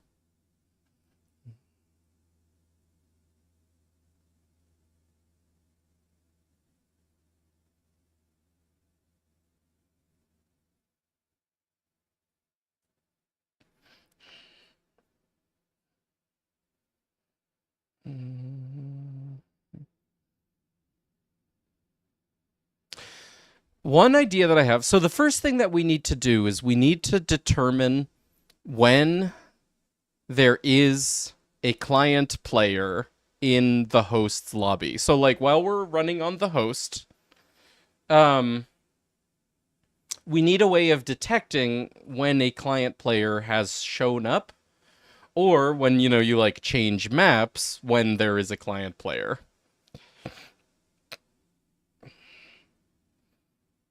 And on doing that, we need to beam the like seed info to that client player. Found a way to be invincible in Soulframe. Oh. I assume this is a side effect of this being a beta. Are you going to report it? Are you going to do your due diligence? Are you going to be a good little beta tester? We already hook set pawn location. And I think that might get called, made a bug report. Okay, yeah, good on you. I'm sure the devs appreciate it.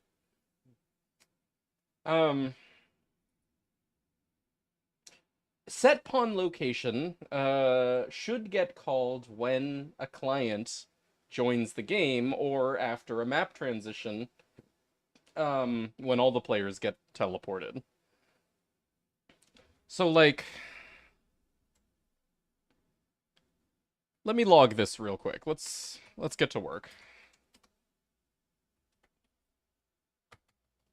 What is set pawn location? Okay, so this is Willow player controller client set pawn location. Okay, yeah. So host should get this message,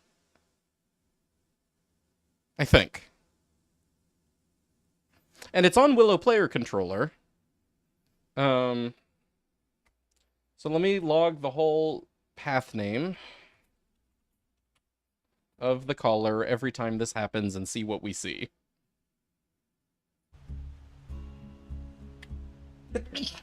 Excuse me.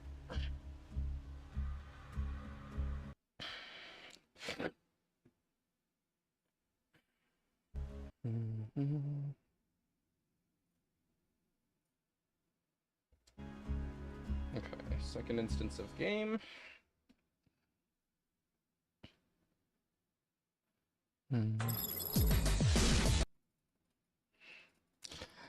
Could leave it. It could become infamous and the community becomes... Yeah, right. Again, Phobos is doing the right thing here. Uh-oh.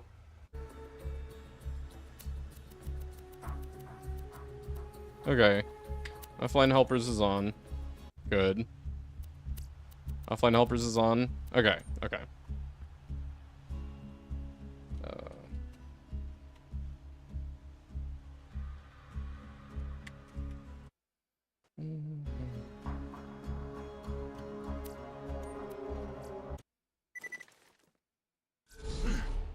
Alright, yeah. I see 2 different player controllers.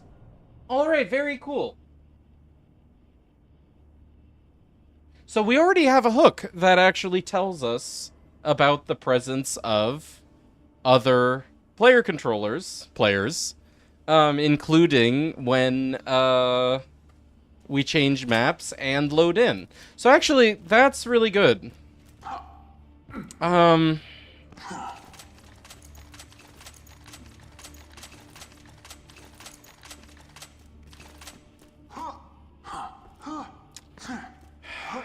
Now we need to use that to send a message. But we only want to do it once. Every, like, map change, let's say. Yeah, we need to figure out how to, like, whittle this down to once.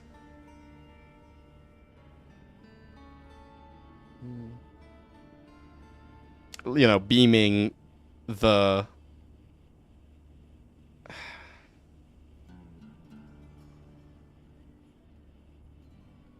Actually, No, I think the SDK's messaging system already just has a method for sending everything to every client player. We just want to do that every map load.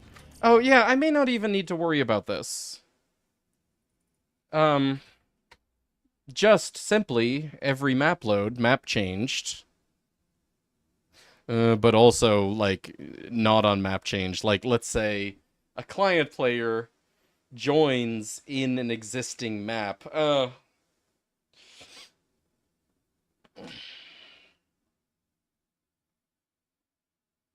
man, this is some logic. Just figuring out...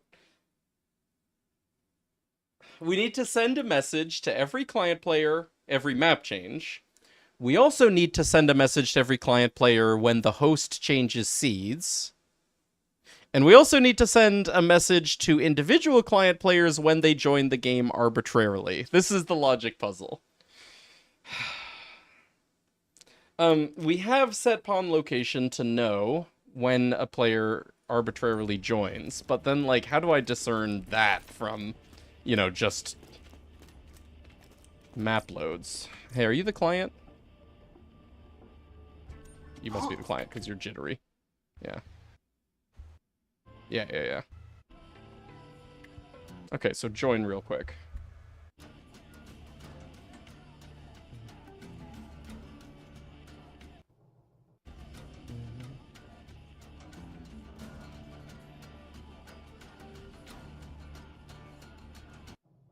Join real quick. Okay. Alright. So there's someone joining.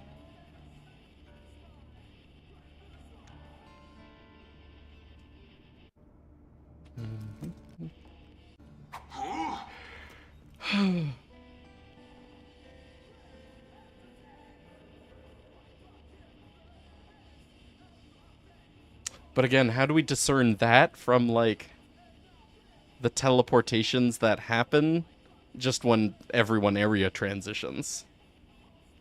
Hey, Festive. Good to see you. How's it going?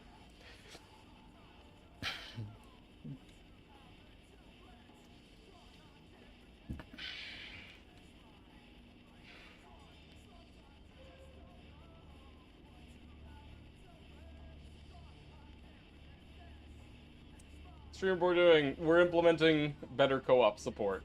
Namely, host sending clients information about the currently active seed for the purpose of, like, their trackers updating and stuff.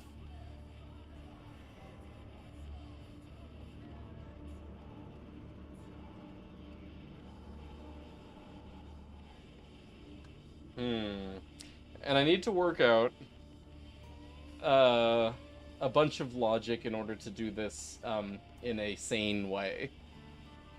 Vis-a-vis, like, when people join the lobby and things like that.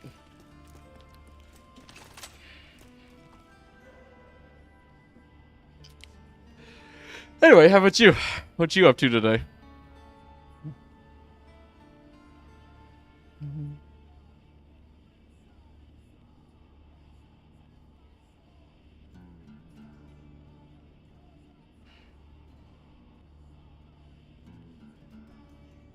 Maybe we should find another hook, but, like, oh man, I don't know what other hooks there could be. Like, ideally, I could find a hook for, like, creating a player controller, because... Okay, so right now... Get all Willow player controller name. Right now, we've got Willow player controllers 13 and 14. 13 is the the host, 15 is the client. If we go to another map... If broke, fix, else don't. Yeah, right, right. And it's the same ones. So yeah, I would love it if I could, you know, be able to discern creation of player controller versus teleporting of player controller. We can start scouring Willow player controller, but it's a beast.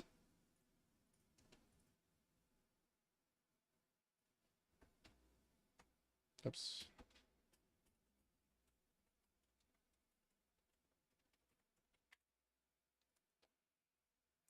Willow player controller is one of the largest classes in the game, because this is the player. Like, this is you.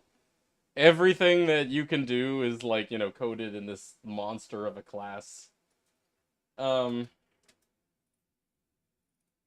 then it's also, like, you know, there's more stuff buried in player controller. Gearbox player controller, which itself is an extension of regular just player controller, which itself is an extension of just controller. So, like, you know, if there is a, you know, perfect, you know, hey, this player controller has started existing class of any kind, then it could be buried anywhere in all of this shit or any of those other classes.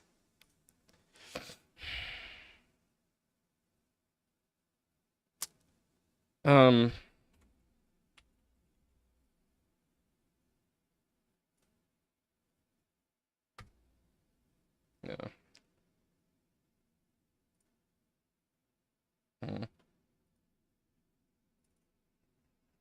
How do I in VS Code, how do I view, like, a drop-down menu of, like, all of the names, you know, like these things, like mission fanfare type? There's got to be a way.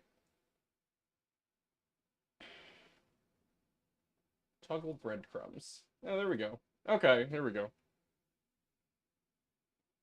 Hello, Bunny Emote. How's it going?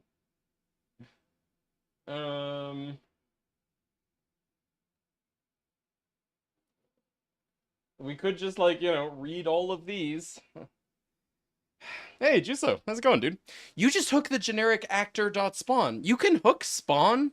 I thought spawn was, like, way low level. Oh my god, I'm so glad you're here. Which is the constructor of almost everything. Yeah, I didn't think that you could hook that. I never would have guessed that you could hook that. Now the question is that gonna happen way too early? Because that, you know, it would be, brand new object. We need to be able to call, like, certain, oh, you never tried? Maybe it works. Oh, sure. I don't think so, but I could. Actually, what happens if we literally just hook actor.spawn? Do I have my test.py? Yeah, here we go. Actually, give me my logging.py. Engine.actor.spawn. Just, literally, just that. Log caller. This is gonna be some logging, if this actually is a thing. Are you host? No, you're client. Good. Go away for a second.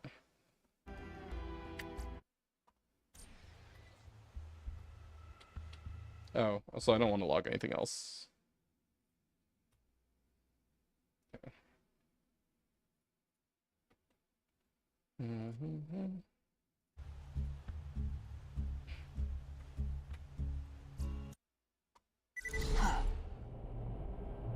Yeah, no.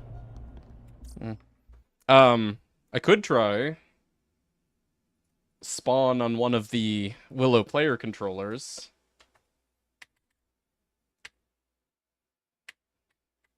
The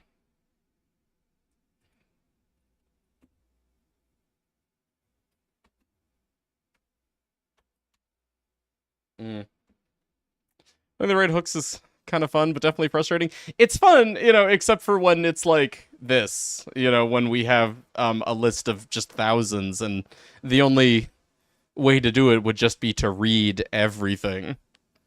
You know, like, it's either that or you trial and error every synonym of, like, a keyword that you can think of that maybe Gearbox would have included in the method name or something.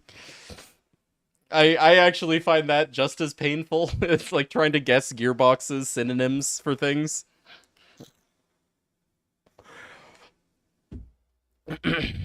Let's see some modding. Yeah, again, good to have you.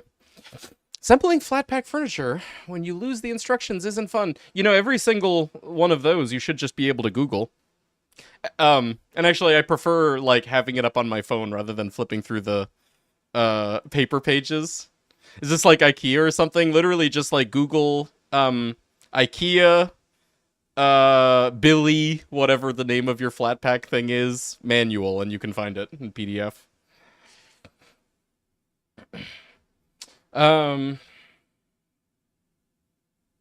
See, okay, here there's a override to destroy. There's got to be an override to spawn somewhere that is, like, you know, in Unreal Script, so it's actually accessible.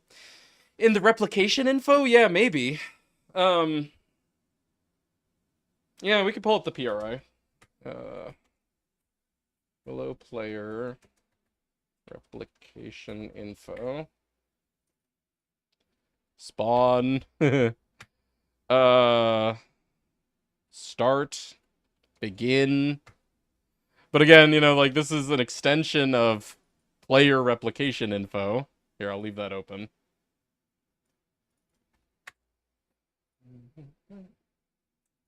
Which itself might have spawn of class. Function player replication info duplicate. And it calls spawn on itself, which, you know, would probably be defined elsewhere.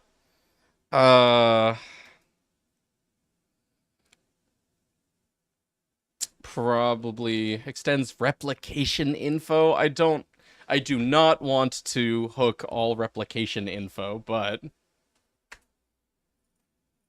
yeah, it doesn't define it.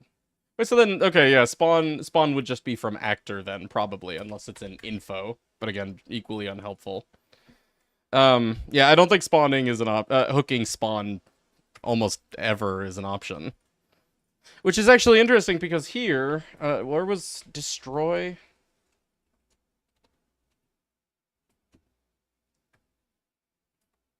No, I guess destroy wasn't defined here either.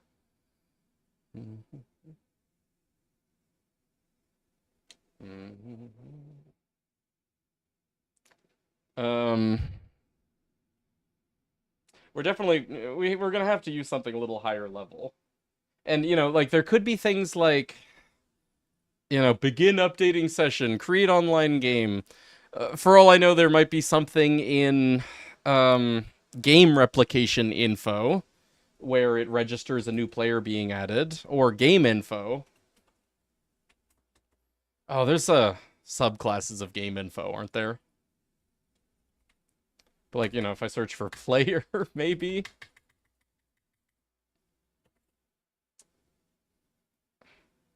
Worldinfo.old controllers. Okay, so maybe it would actually be under world info. All actors, kick idler, force kick player, get num players, set pause, init game, no. Process client travel. No, again, see, that would have the same problem as just like hooking all instances of players being teleported. We wouldn't know the difference between a player joining freshly in the middle of a map or not. Pause login, resume login? No, but that's native. Can't do it.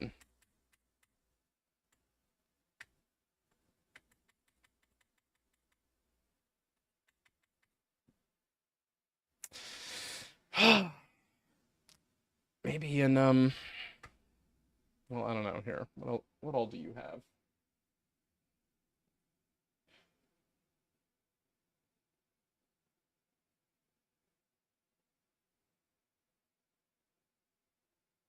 Send player string. What is this? Send a player controller a string that is a URL. Oh, it sends a player to a travel. This is not Gearbox's code. This is why it's good to stick to like Willow stuff. Gearbox doesn't even use that. Um, is there Willow game info? Yeah.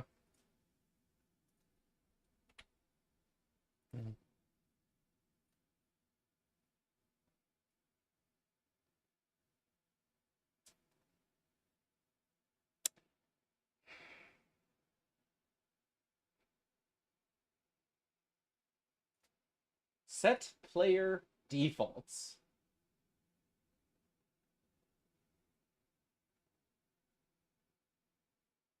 That seems promising.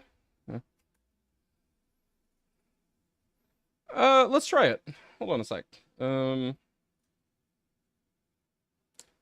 That's probably under Willow game, I think.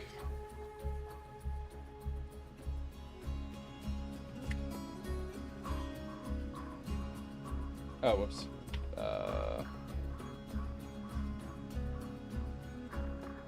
Yeah, Willow game. Okay.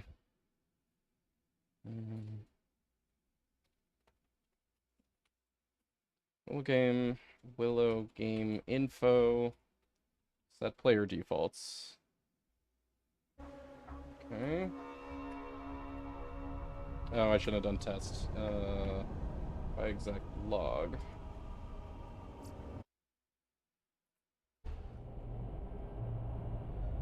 Not called. Huh. Really? Oh.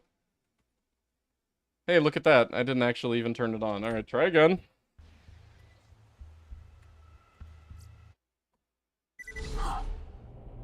Okay. That gets called. What about when someone joins? Oh, we have this in the wrong place. You're the client. You join. But you need to log.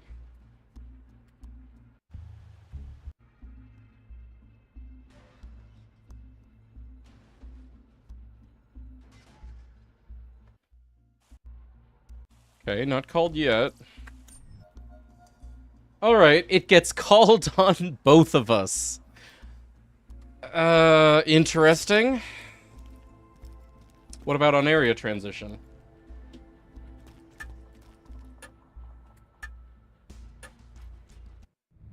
It still just gets called on both of us. Twice, even. No, I wish that was progress. No.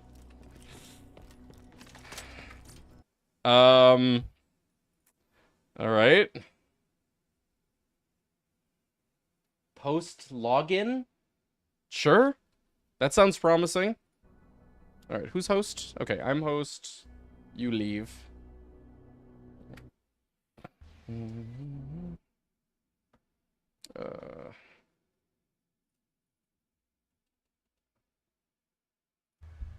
Okay, you re-exec logging. You join. Oh, it got called. Before they even, well, they're still in the loading screen, even. Okay. Which is fine, I think, for our purposes. Because at that point, we just need to send what the host seed is. So actually, that's good, as early as possible. It got called again. What the shit? Hold on. I might have some latent hooks. Let me relaunch both games. I've done too many things too quickly.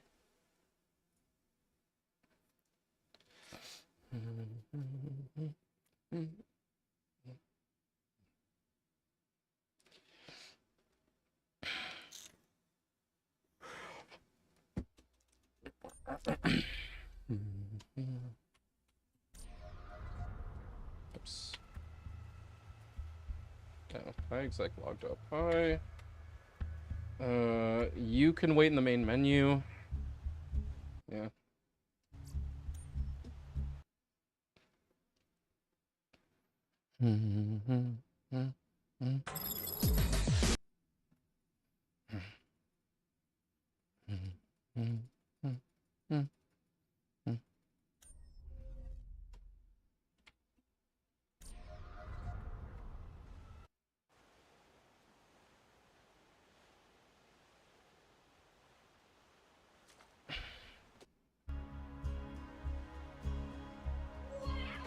Okay, again, it gets called.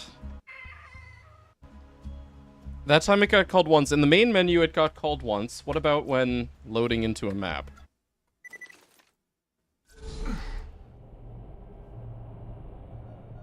Oh! Oh, it looks good! So far, it was only called on joining. Hello, Anthony. Good to see you. How's it going? Okay.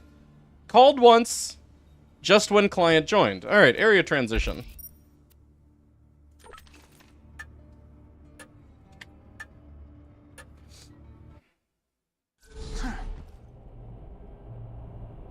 Oh, beautiful. Hey, what's up, Glurdo?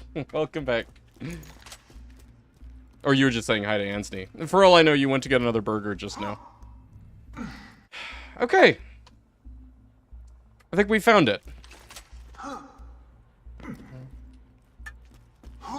Alright, I'm gonna remember this one. Willow game info. Post login. Okay, cool. So I guess we're adding another hook to our very long list of hooks. Hey, sir, good to see you, dude. What you working on? We're working on syncing seed data in multiplayer loot rando sessions. Actually, this is really nice because I like the fact that it gets called, like, when they're even still in a loading screen before, like, they have control or even, like, you know, visibility to the map.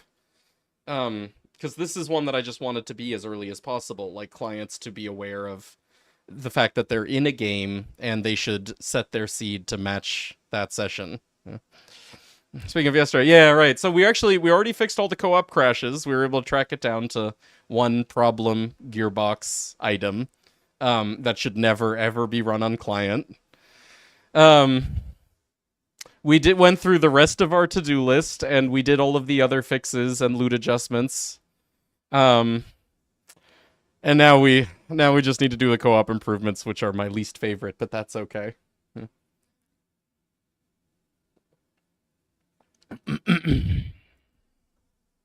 Okay, so, where do I even want to set this up? I don't want to just dump it into locations, because really it has nothing to do with locations.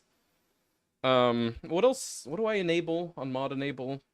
Hints, items, locations, enemies, missions, other options? Maybe it would make most sense under options, honestly.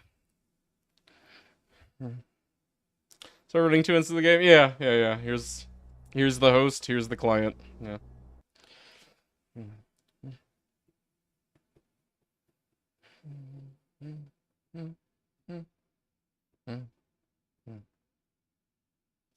Yeah, okay.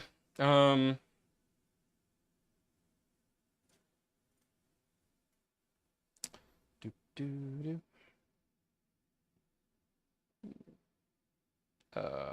Okay. Do. How many crashed so far?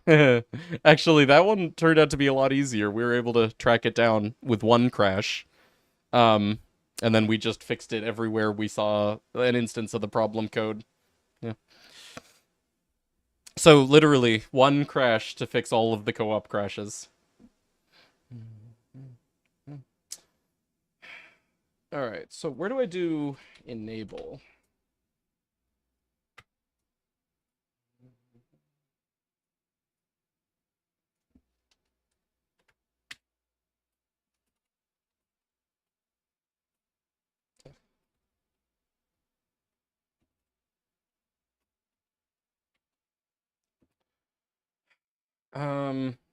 Moreover, where should I put this hook? Where do I have the other hooks? I should probably have like a standard way of doing these things. Normally I think I put them at the top. I don't know why I have enable and disable at the bottom. There's probably a good reason for that.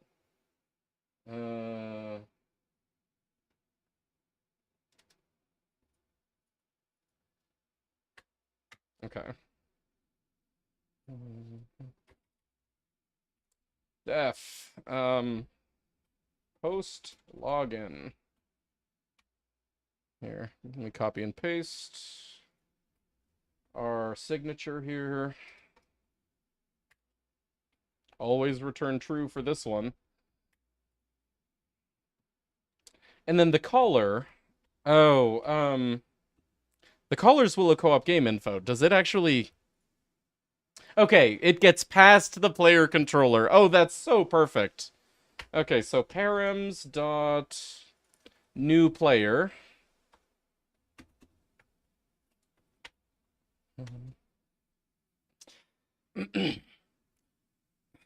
And now we need to set it up so that, like, from options.py, we can access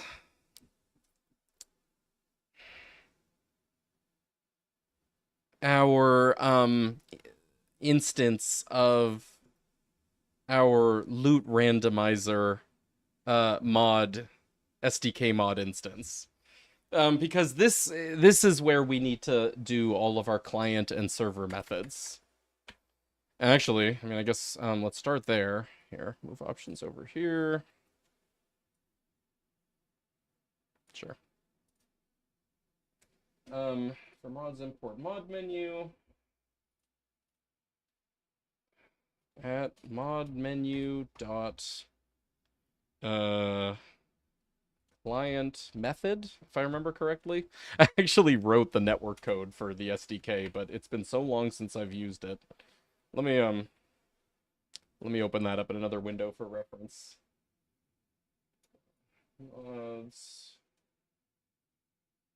Mod menu, open with code. Okay. Network manager.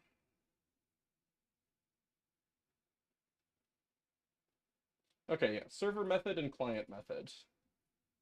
Decorator function for mods instance methods that should be invoked on client copies of the mod rather than the local copy. The decorated function must be an instance method. Have self, right? Duh. Start there. Here.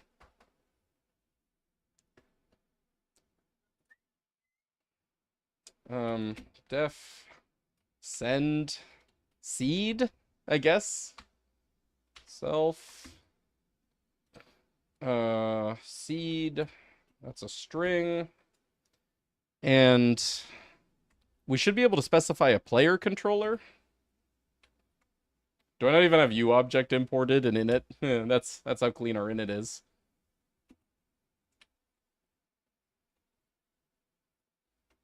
That's always going to return none. Decorated function must be an instance method. Additionally, it may contain any parameters so long as the values passed through them are serializable through the mod classes network serialize and network deserialize. By default, that's JSON. The decorated function may optionally include a parameter named PC. Okay, perfect. If it does, and if an Unreal SDK.UObject Willow player controller associated with a given client is specified when calling this method on the server, the invocation will be sent to that client. In the absence of a specified client, the request is sent to all clients. Okay, fine. In that case, actually, let me make this optional UObject. Apparently I need that too. Oh man, I don't even have typing in init.py.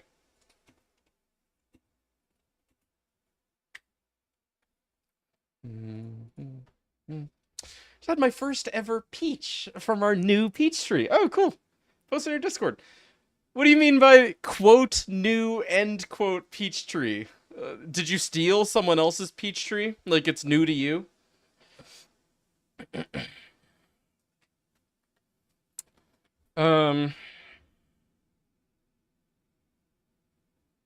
Okay, so then this is send seed is then invoked on the client. And the client needs to respond accordingly in the body of this method here. So that would be seed dot seed created from the string. Oh. Wait, how do I have seed dot py laid out?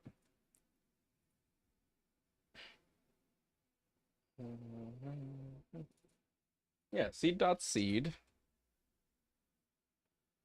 Why are you having a hard time with this, mypy? Dot from string seed. What's wrong? String has no attribute seed. Oh, it's that. Right, sorry. Here. Seed string. Do I not have seed imported? Oh my god.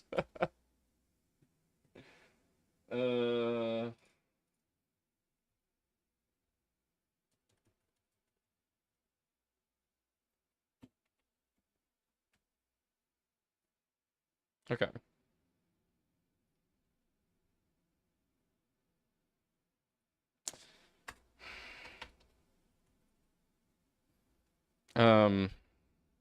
Host seed equals seed dot from string host seed dot apply. Is that right?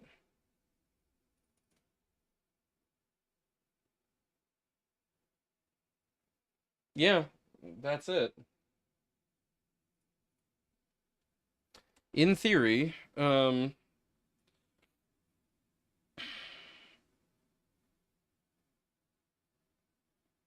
that should be all we need to do for the server to send this client a seed and have it, you know, be the client's active seed.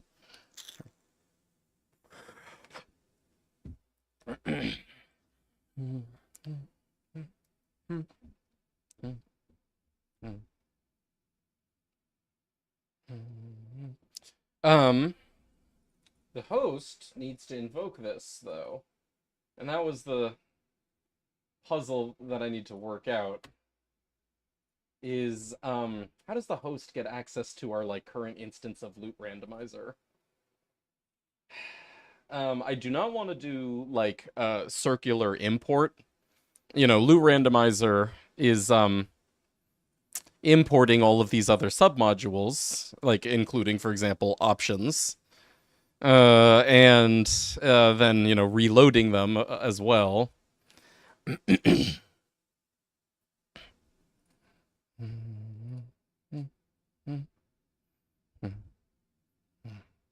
Oh, so we need to do the import for the not if name equals main clause. Yeah.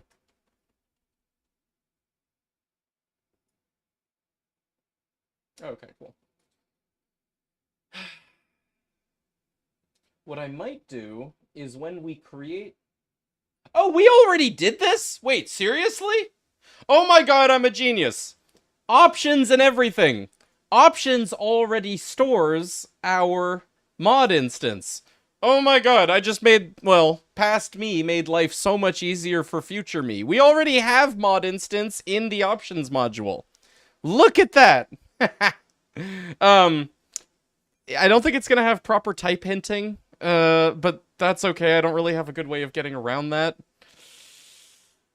Because again, we can't import. Best we can do is modmenu.sdk mod. So I'll just have to do some like type hinting ignoring when I invoke client methods, like send seed. But oh my god, we just already have mod instance here. Pat passed you on the back for that one. You know, I keep doing that, so I haven't touched this code in months. You know, like this is the first time we're doing like major work on it in that long. And I'm expecting all of these, like, changes that I'm wanting to be making to be hard, but then I discover that I just wrote good, useful code for extensibility when I wrote it the first time months ago, and it turns out to be way easier. Thank you, me. Anyway, that just happened again. Turns out I already store mod instance in options so that I can just access it. Yeah. So... back to my post login. PC equals params.newplayer. PC dot, no,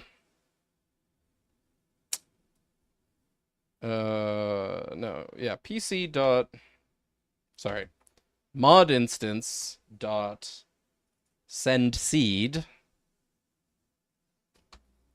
Applied, hold on, seed dot applied seed.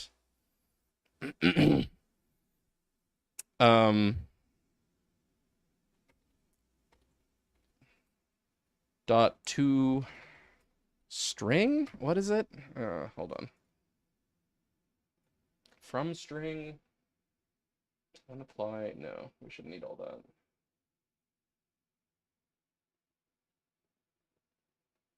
Oh, it's just dot string. Okay.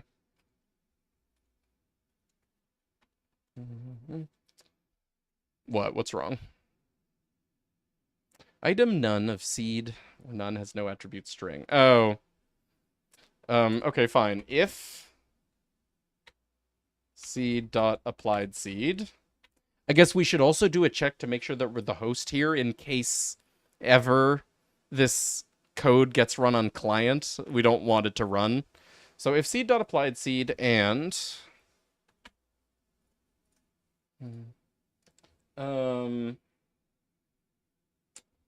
what was our check? I have this under what? Missions. Net mode. There we go. Get engine, get world info, net mode does not equal 3.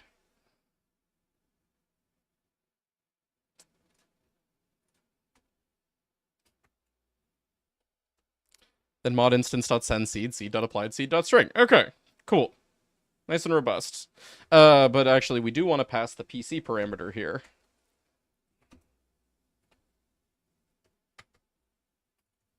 Actually, we don't need that. Nice.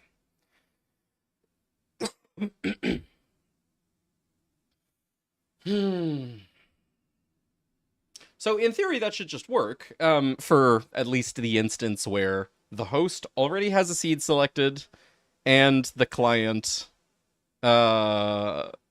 joins their game. Let me actually do some logging here. So log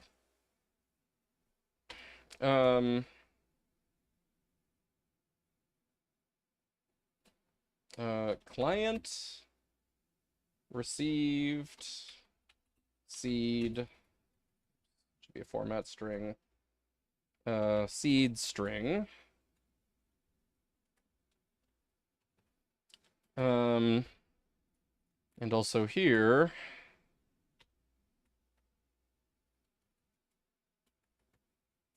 sending clients, here, host sending seed string. Oh, sending seed dot applied seed dot string. Okay. Going to bed now. Hey, sleep well, Clurdo. Nice hanging with you, man. Till next time.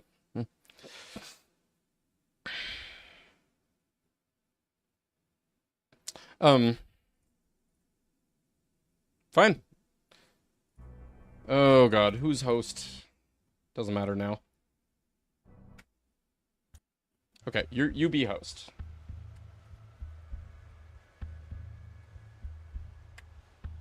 Oh, what's wrong? Run hook, incompatible function arguments. Huh? What'd I do wrong? Oh, yeah, actually, I don't think I finished down here. Post login. And then also when we disable, we want to remove that hook. Cool.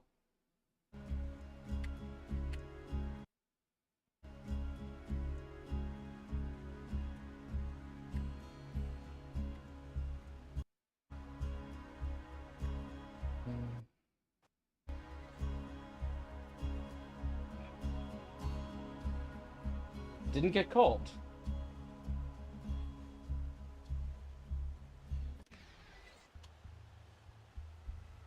Don't see our logging.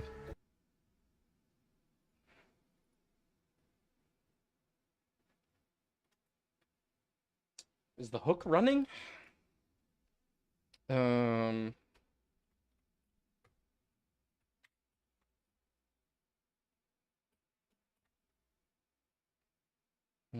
Joined by params.newPlayer.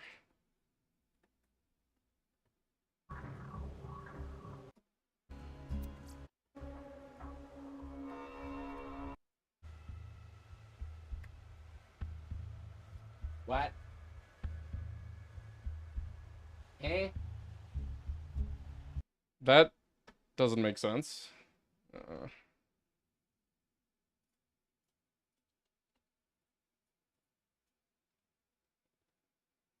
Oh, remove hook.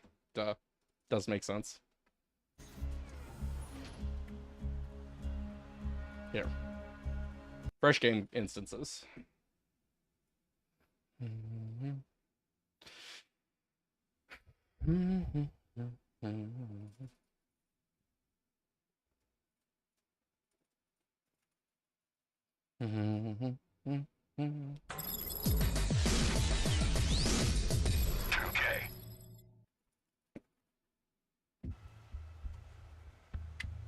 Okay.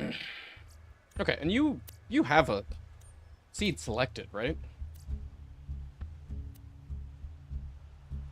Oh, maybe you don't. Select new seed, whatever. I think we might have deleted the seed that we had been using for testing. All right, turn you back on.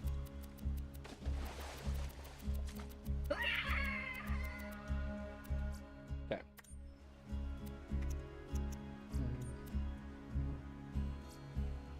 Wait, so now maybe I did. No, hold on. Mods, seed cracker. Okay, okay. 7H. We're looking for 7H's.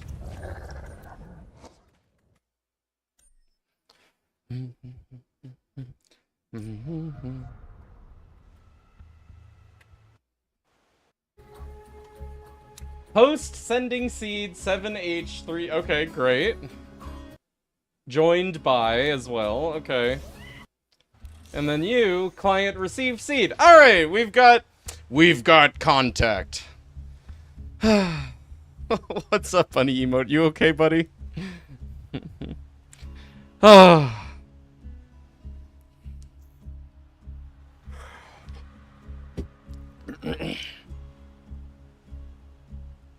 Okay, now we need to, like, go through the excruciating process of making this robust.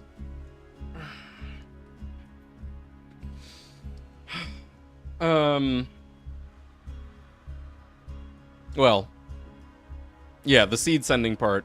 We need to do things like make sure that the client received the seed, when, the host creates a new seed or applies a new seed, for example. Or rather, all clients receive seed. Yeah, that part should be easy. Yes, for 7H. Okay, but if you were paying attention, they're actually lowercase h's. Bunny, thank you. I'm sorry, I didn't specify.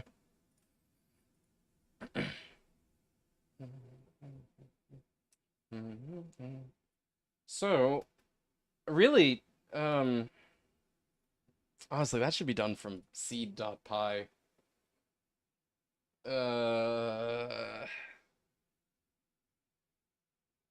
Because, you know, we need to do this anytime a seed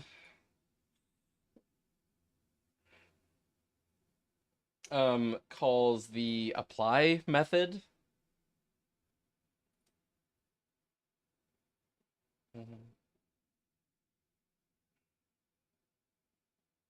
I have option to the access to the options module here? Options dot. Oh yeah, okay. No, this is easy enough. Options dot mod instance dot send seed. Self dot c string. Yeah, okay. No, that's actually really easy. Fine. Hello, Sir Rinsalot. Using a Borderlands specific library here. Yeah, so the Borderlands 2 SDK exposes a library called Unreal SDK to Python scripts, Python modules that are executed within the XDK. Never tuned in before, it looks cool. Yeah, no, it is actually really neat. The SDK it's not perfect, but it's really well designed. Python was a great choice, you know, for its extensibility for things like these modules. That's awesome. Yeah, no, it's really cool. Like, it's actually just a matter of, you know, import Unreal SDK. And that exposes a lot of functionality, like being able to access the engine, and from the engine you can get other types of objects. You can do literally just find object to find Unreal Engine objects by path, or all objects of a given class. You can hook function calls so that anytime a function call of a given path is invoked within the engine, you get to run your own custom code. Things like that. Yeah. Any new crashes? No, you have no idea how easy it was to fix all of the co-op crashes. It was like the culprit of just one gearbox object. All I had to do was make it so that the mission tracker object registering mission directives only happened on host. And that's it. That just fixed every crash, and we're good. Yeah. Complains about outer rays. Right, again, it's not perfect, and there is a upcoming new version that is, you know, kind of redesigned from the ground up that is a lot better, but with the same basic infrastructure. You know, importing Unreal SDK. Yeah. That can fix some of those major shortcomings. Have you messed with that, by the way, yet, Yeti? Have you participated in the open beta, or the developer testing version? I need to, but first I need to make this version of Loot Rando work with the existing SDK, before I can start moving on to the new SDK.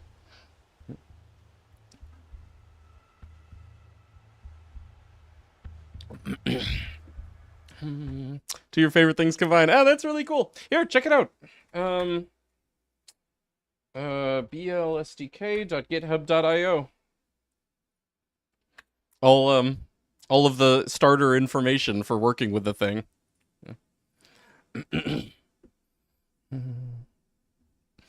Looked at BL3 stuff for about 2 minutes and was afraid of the lack of hooks. What do you mean, the lack of hooks? There is no lack of hooks in the new SDK, the one that works for both BL3 and legacy compatibility with BL2. What are you talking about? Okay, so I think, actually, this is all we needed to do. Let me re-exec again.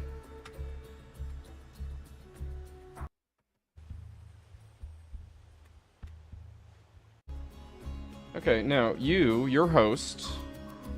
Oh, whoops. I hate that. I hate how it doesn't really enable, and there's probably a way of fixing that, but I'm not gonna mess with it now. Options, mods, new seed, generate seed. Did not receive the new seed. Why? Ugh. Does the client code not get properly updated when we re-exec? Why would that be the case?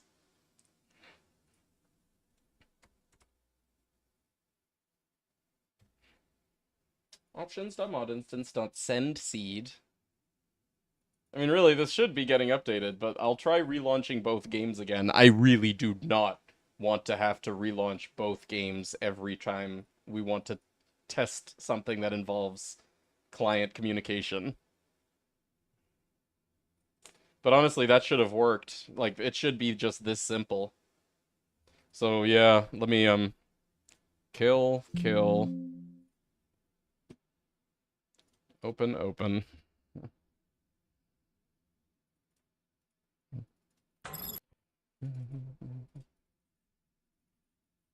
Looked at dialogue skipper and it looked very different to you.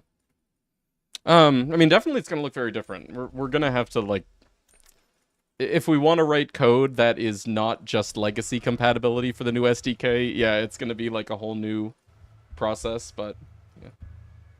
Okay. You join. Sending seed.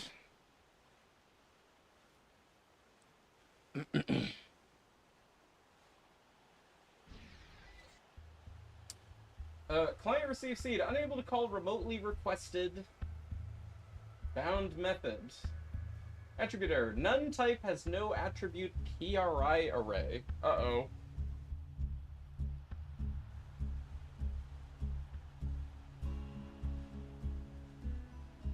This is the client, isn't it? Yeah.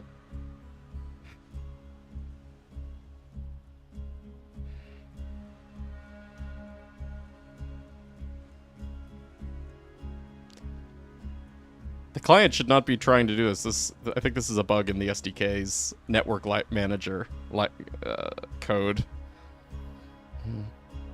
So, what is this you're working on? Sending data between host and client about seed stuff. Yeah, exactly. Making it so that anyone who joins the host gets the host seed, and is bound to that so long as they're in the session, right? And then, when the host's tracker updates, I also want to have the client's trackers update.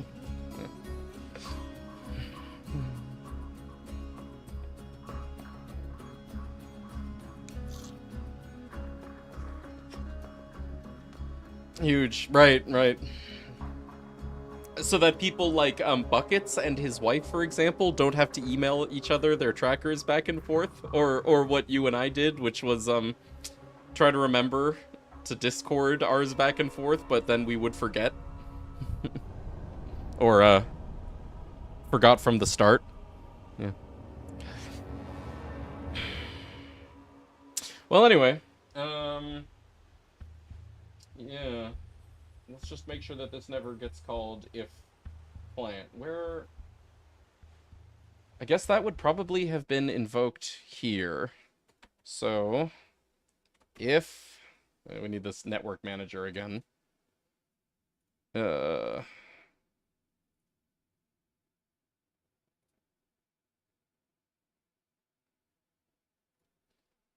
Net. Okay, here we go.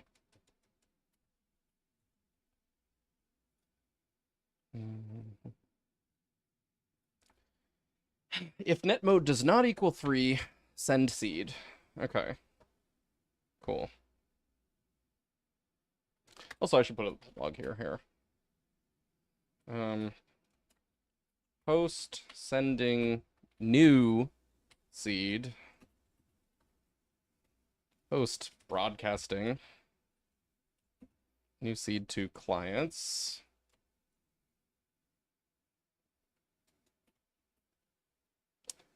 Self.string. Okay.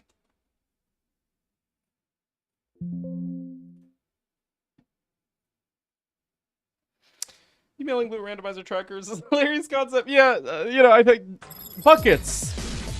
Buckets is like, a dedicated gamer. He uses Discord. I think his wife just plays with him. They play video games together, but she's not a nerd like us. Hence the lack of Discord and instead email. And yeah, I never thought when I made this that people would be emailing loot rando trackers. That's almost heartwarming. Actually, it is pretty cool to know that like husbands and wives have played this together. I gotta get Marlene on this. Get engine is not defined. I don't have. Oh god, I didn't even pay attention that had squigglies. Whoops. Thank you, MyPie. Sorry for ignoring you. Unreal SDK import get engine.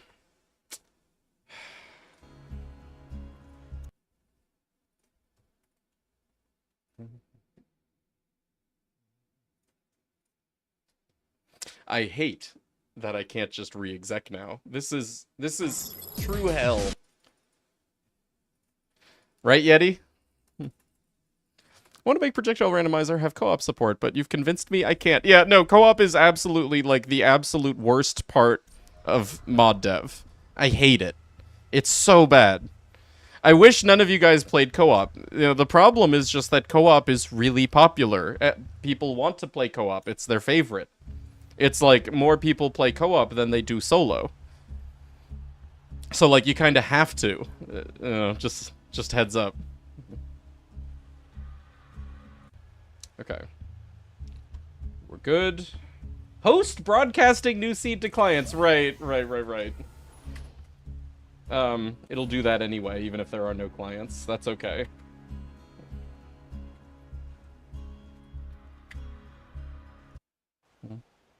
I thought we needed Discord to play online. Oh, that's cute. Yeah, but again, I mean that makes sense. She's not a nerd. She's not in the scene like you are.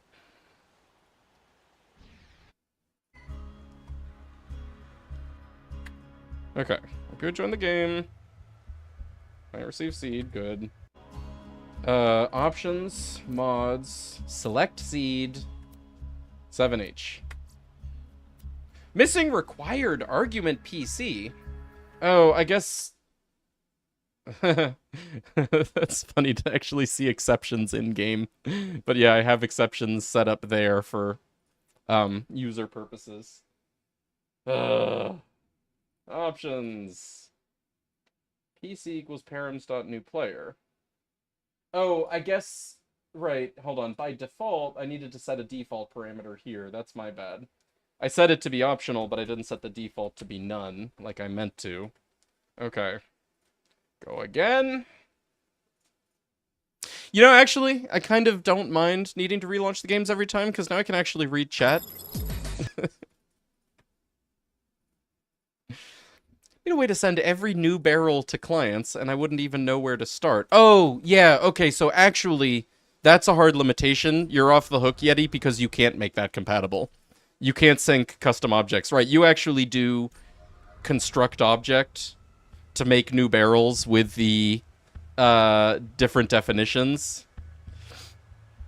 That's not something that you can work around. That's just impossible in co-op. Having construct objects work on both sides. Okay. Yeah, you. Open. Launching also means you're certain to not have bugs from relaunching. I've already overcome that. I don't actually get bugs from re-execing. Knock on wood. But yeah, my re-execing infrastructure is nice and robust. Okay, you. Oh, those host, space pants. options, Because your mods, butt is select space. seed, Your butt is from space. 7H. You will now see the seeds randomization in your game. Client received seed. Okay. And I think that's it. I think that's actually all of the cases that we need to consider. Client joining, host changing seed after client already joined. Client should just now always have the host seed. I can't think of any other cases. Because that happens when we create a new seed. That happens when, like we change seed from the select seed. Yeah, this should just work. So when we have buttons in the mod option menu, I made those myself. If you take a look at my options.py file in LootRando, there's a lot of custom shit in there. Yeah. Talking about your apply seed, yeah, no, those are me. They're, I think if I remember correctly, I made subclasses of field. Is that right? Here, let me apply.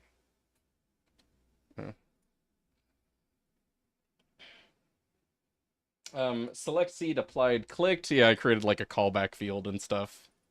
Callback nested. Oh yeah, callback field. That's it. I made a callback field. And it's just a subclass of field. And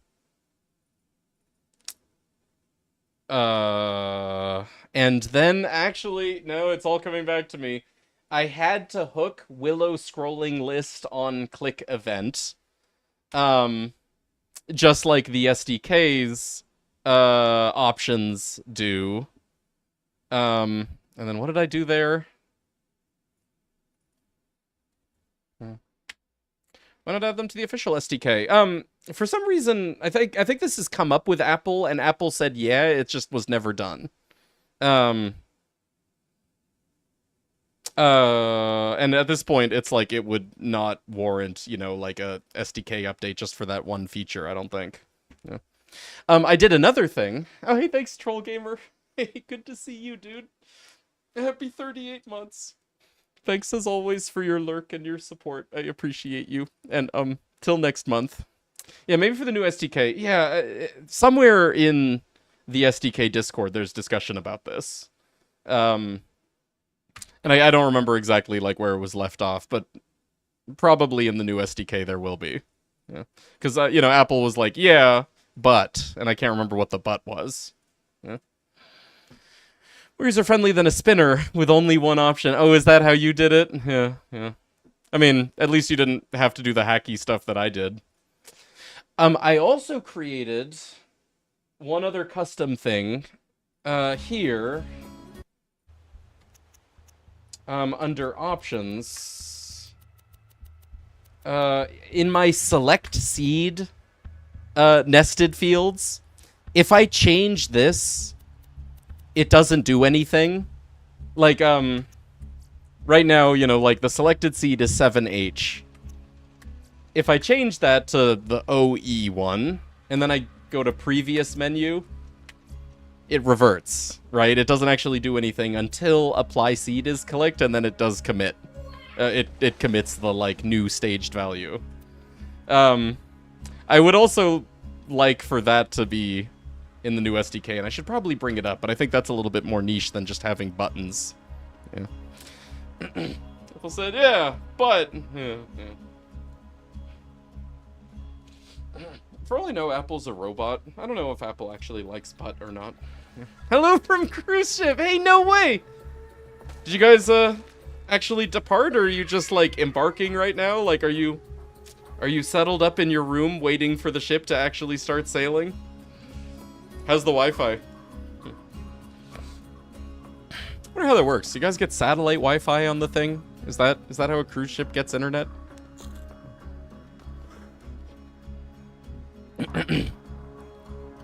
Anyway, alright. What else? Okay, one other thing.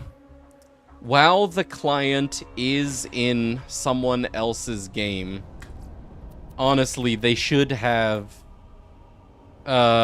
select seed and new seed disabled.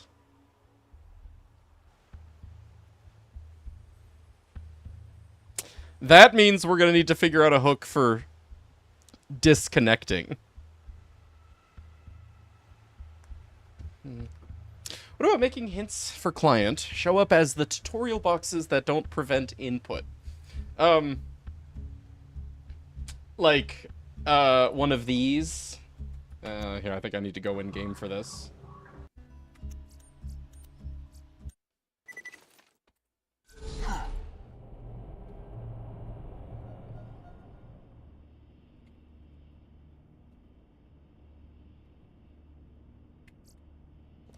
Like one of those things.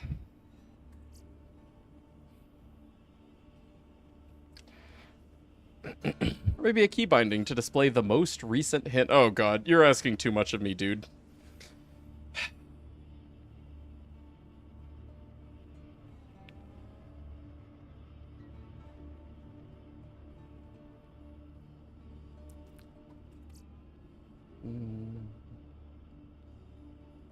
This one would be easy to implement. The question is that actually good? Like, having discongruent UI? How long would I have it show on screen for, right? Like, I pick an arbitrary length. 5 seconds. Okay, fine. That's kind of annoying. Especially if you're, like, farming something. I guess I could have it implement only when the tracker didn't yet have the info. So, like, you know, you get a hint, the tracker gets checked, it doesn't have the hint data yet. So, like, you know, that way we know it's the first time that the client has seen it. No, I know you're getting at what you're getting at. It's just some way for the client to see whether it's a hint or a dud and what the hint says or whatever. Can you make the box only show up when the host is looking at the hint? Doubt it. But, I mean, I don't know. Maybe. I think off. Hey, good having you, Juso. Till next time, man. Thanks for stopping in. I don't like it. It's weird. It's, you know, it doesn't match the rest of the mod. Yes, it adds functionality, but it adds it in a clunky, incongruent way. And I think it's actually, in the end, worse than just having the host be the one to, like, look at hints or duds.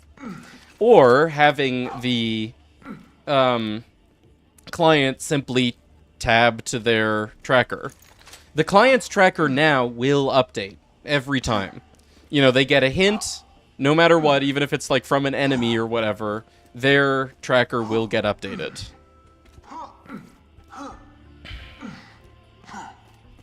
And the in-game tracker bust. Yeah, right.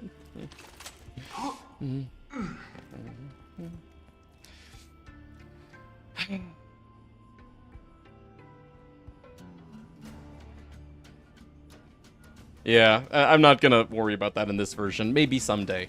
I think I'm doing enough already by making the tracker get updated for client under all circumstances, you know, properly synced. You're welcome, by the way.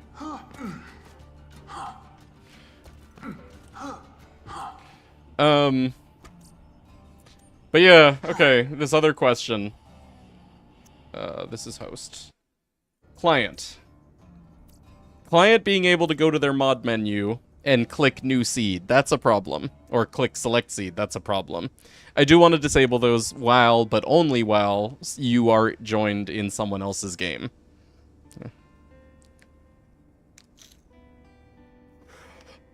What about an option in mod options, copy host tracker list? Or that's already sorted out. One thing that I'm doing today is I'm making it so that when hosts tracker gets updated, clients does too. That's what I was just alluding to. We haven't done it yet. We're working on that imminently.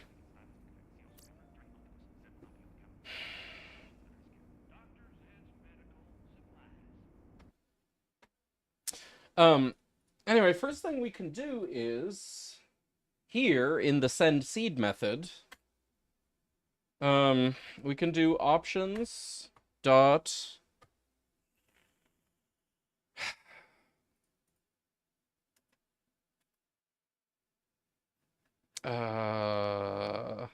here, control F, new seed. Okay, options dot new seed options. Actually, for that reason, I should make this not with a leading underscore because we're using it elsewhere. Options dot new seed options dot disabled equals true, right? That's how that works. For mod menu dot options dot base, I think it has just like a disabled attribute. Oh god, did I close? No, I still have it. Okay. Options. Disabled. Oh, maybe is hidden. It will be disabled if I remove all of the like entries from it, but that's kind of ugly. Yeah, I should just make it hidden. Fine. Is hidden. That's in base, right? Like we can do that to anything. Yeah, is hidden. Cool.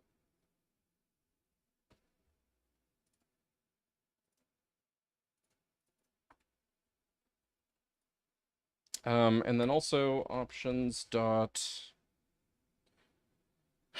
so that's for new seed options.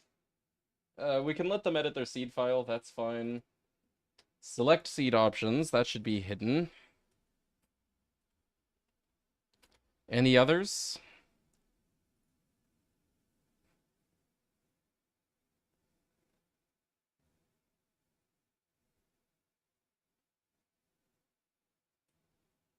Okay, well, let's rename this. Oh, wait. Oops. Okay. If client isn't present for a drop, and then they show up later, do both... No, I don't have a system for that yet. For that, I would essentially need to beam every single instance of, like, the host's tracker to them every time a client joined, and that's kind of a technological limitation. I can't send that much data from host to client. And if you can think of a way, you know, like, of getting around that, like, you know, somehow... Yeah, can't do it. Best I could suggest is, you know, if host learns something when a client isn't present, they can just relearn it again together, you know, when they're in the same lobby again, or the client can learn it on their own. Unfortunate, but, you know, like, really, that is a technological limitation. I can't beam the entire tracker. If host client switch roles, then OG host would lose some checks. How do you mean?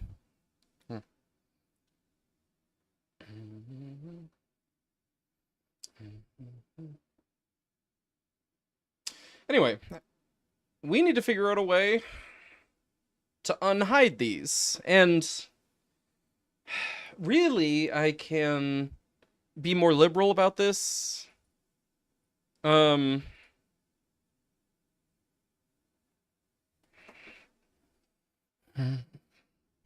it together side to side. Right. Call it discouragement from doing anything separately. Really, you guys should stick together like a true team, you know?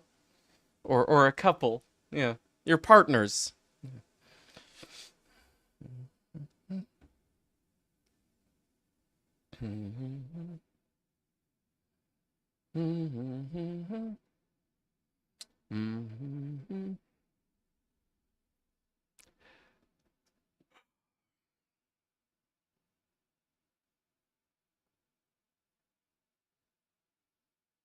Honestly, I mean, anytime, like, the client loads a map, I could just check to see if they're no longer a client, and if not, then they can hide these. But, or sorry, re-show these. But let's do something a little more elegant than that. Let's find another hook. Something that we can put in options.py hooks. Yeah.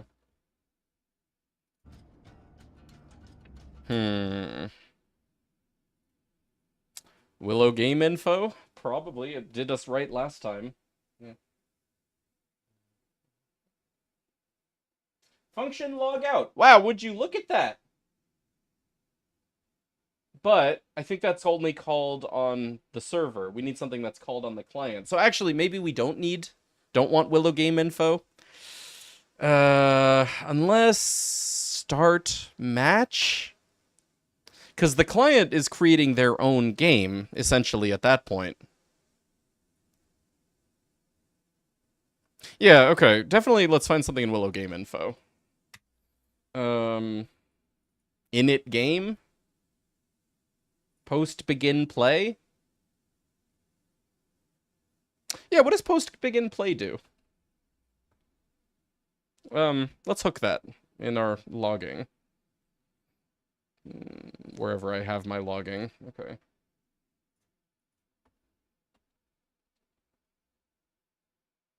Okay. Do.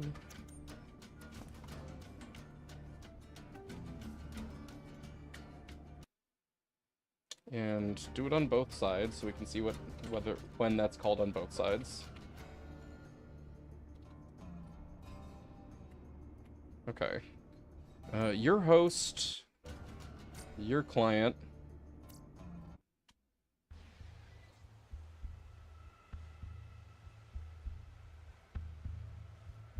Sending seed. Oh, right, because seed applied.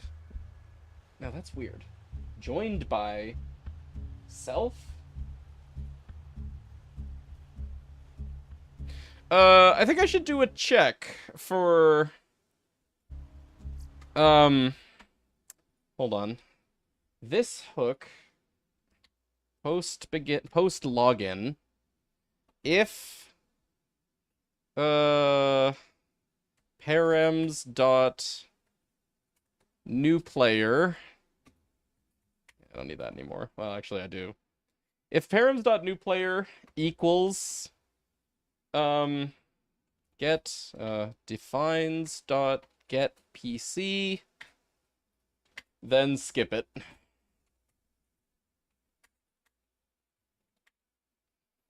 Because I think login is being called even on host, and we don't want that.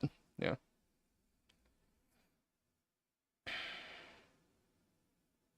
We only want this to be invoked for clients. Yeah.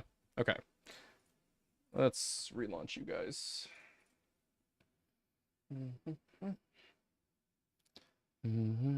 I.e., 1 item, 2 item, 3 blank for host, 1 item, 2 blank, 3 blank for client. If they switch roles, then client who is host will have prior clients list, so they would lose a check. No, it doesn't do that. All that's gonna happen is when someone else is in your game, when your tracker gets updated for 1 entry, you will also send that 1 entry to all of the clients in the game at the time. That's it. There's never going to be any overriding, just sending of information as it is determined. So no, like, host will never lose anything. Or, when you change hosts, no one will ever lose anything. All that'll happen is, like, when information is determined, it's going to get broadcasted, and people's respective trackers will get updated with the new information. That's all.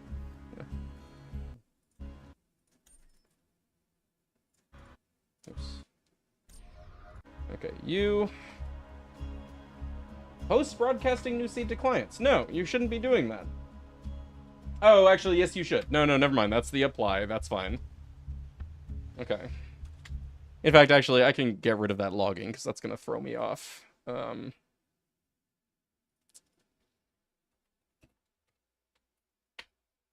Cool.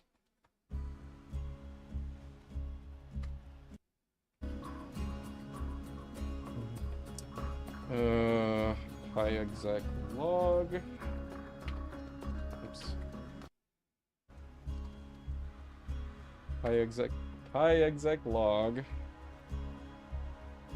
Okay, who's client? Your client.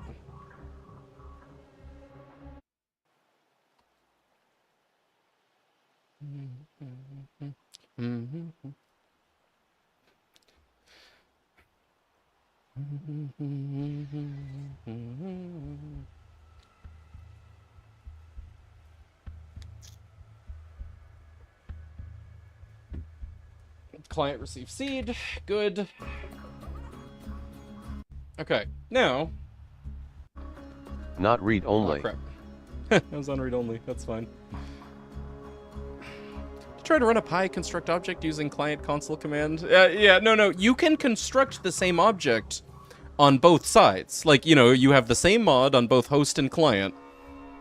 And client can construct the object exactly the same way it's getting constructed on host, right? Because they're both running the same mod. The problem is that those two objects have no relationship to one another. The one that was constructed on host may be identical in every way to the one that was constructed on client, but they're not actually synced. They're not the same object. They're two separate objects. They just happen to look the same. That's the problem, and there's no way of overcoming that. Borderlands 2, or Unreal Engine 3, whatever, has this whole system called replication, where you have an object on host, and the host tells the clients to use what is a replicated copy of that object, and any changes made on host are then synced to client, and vice versa, using the system called replication, but we haven't hijacked that. Like, the SDK has no way of accessing the replication system. Yeah. Hey, Nerdai! Good to see you. How's it going? Okay, so client. Disconnect. Okay. It creates Willow game co-op game info. What about you? Nothing. Good. You. Join again.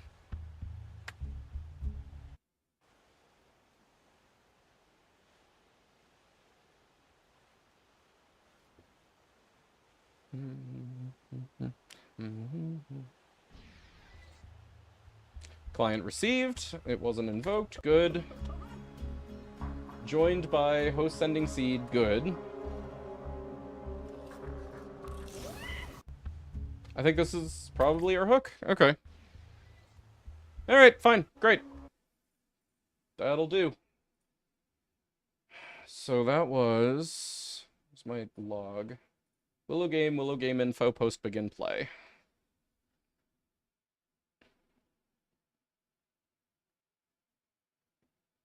Ugh. Post login. Okay. Create another one. Here. Put that there for a sec. Yeah, no, wait, I can pull it.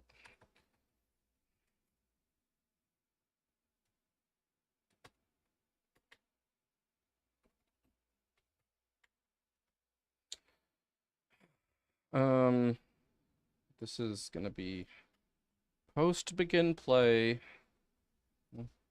Good evening, I am not Goo. But you said you were Goo. EP. And then you also said that you were EP but good. So what I'm interpreting is that you are sleepy, good, and gooey. That sounds like a nice way to be. Sometimes I'm so sleepy, I like, you know, melt into a blob. Okay, so all we need to do here, when we've determined that the client joins its own game, or leaves and creates its own game, is set... we don't need these. New seed options. And select seed options is hidden to false. Okay. Side note, this being the client, now you should have these options hidden. Yeah, look at that! Smaller list. Edit seeds, open seed tracker, configure seed tracker. I think it's okay if we leave configure seed tracker, right? You know, like, let clients still have the option to fill in hints or spoilers, because why not? That can be for host and client to fight about if someone does something that the other person isn't wanting. Same thing with hint display. And same thing with dismissed hints, yeah. I'm client, I'm gonna delete the seed I got from host while I'm in their game. Well, you can't, you know, you're only affecting, like, your own game. So fine, do whatever you want, client. You know, I was nice enough to invite you in and everything. Oops. Oh, and then we need to set up this hook, so...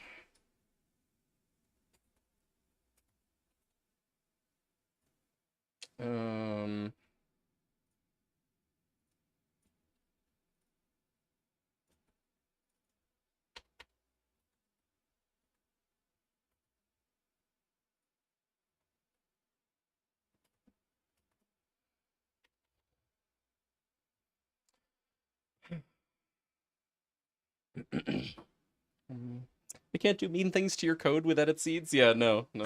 Edit seeds, all that does is edit your own seeds.txt that's on, you know, your computer.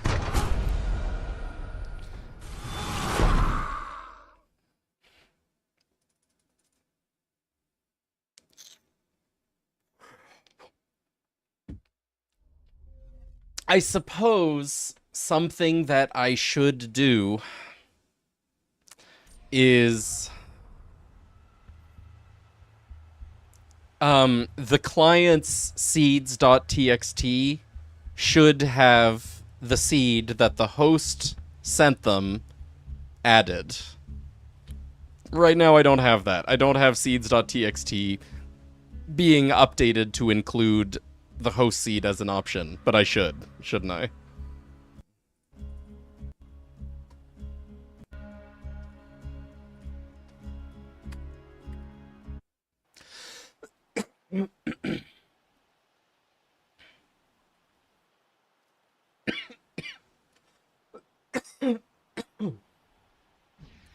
They'll have a tracker for the seed, not in their list. Weird. Yeah.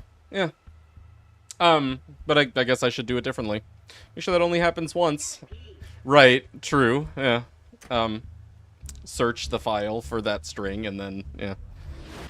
Just got the big IKEA order placed. Oh, fun! One step closer to moving. Yeah, that's right, dude. You get a new apartment and you get, like, you know, a whole new interior for the apartment.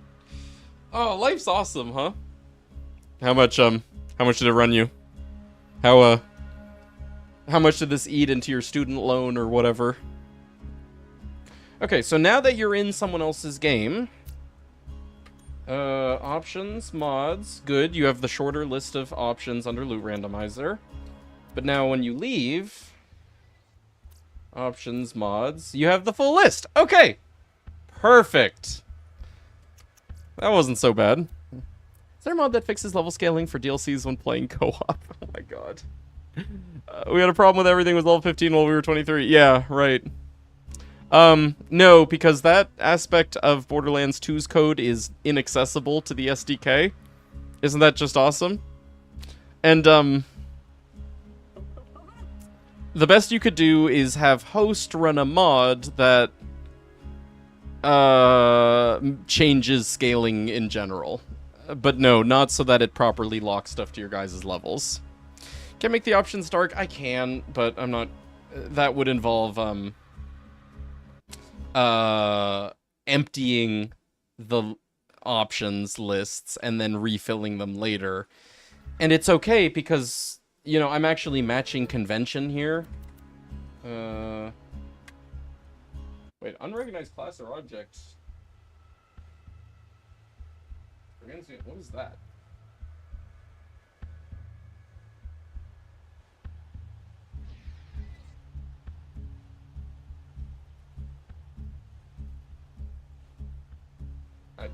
Whatever. 550 or so. 700 for bed. Yeah, bed. That's mattress is the expensive thing. Router and towels. Oh, cool. Anyway, if you go to mods as client, or sorry, options as client, it's already a shorter list.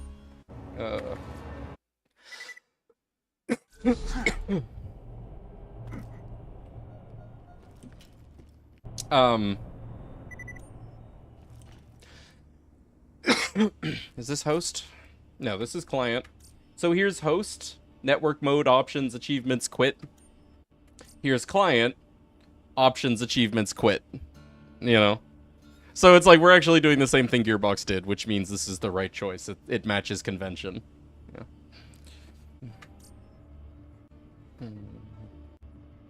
Gearbox just gets rid of entries. Yeah.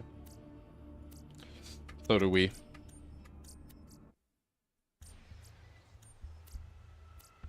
Oh, that's great. Nice and clean. All right, let's do that,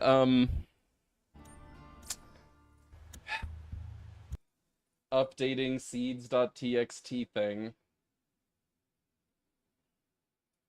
Where do I edit seeds.txt? Seed list? Yeah. Defines. Oh, seeds file. Where do I use that? In options. Okay, that's nice. That's where we have our hooks. Yeah. Because Gearbox did something doesn't make it right. No, you're totally right. But in programming, that's not the point. You match convention, even if the convention's wrong. You always just match convention. And that's why I hate C#. Because it doesn't do that. Going in with savings so I can actually get stuff worth having. Yeah, that's good, dude. Just get rid of the quit option for clients. No quitting unless the host kicks you. Yeah, yeah. YouTube Stalker. Do it the way the game was made so you don't mess anything up. It's more like so that other people you know, are able to work with it. You know, like when you have a code base or if you have a UI where things work differently in different places, anyone else interacting with that UI or interacting with those code bases are going to have to like deal with the fact that things work differently in different places.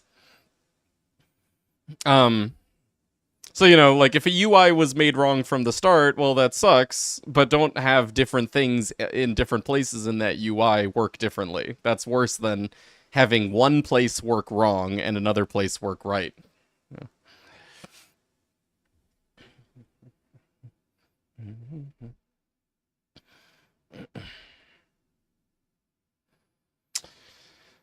But it matches. Yeah. Exactly. That's a good thing.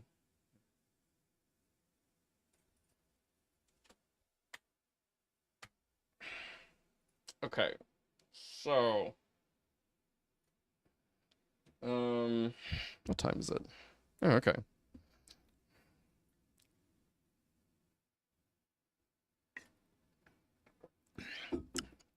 For Halo, all the HUD strings are in one text file that's 696 lines long. Oh, fantastic.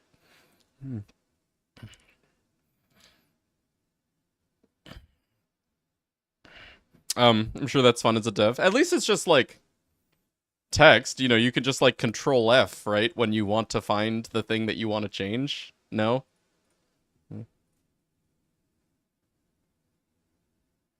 Mm-hmm. Client players will now automatically be set to the seed of the host they have joined.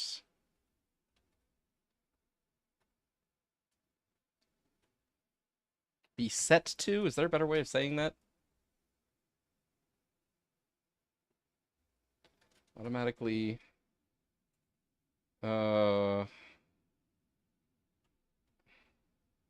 automatically match.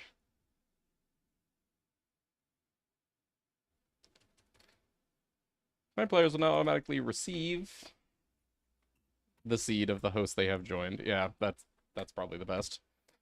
Have the host player's seed applied? Sure. Client players will now automatically have the seed of the host player applied.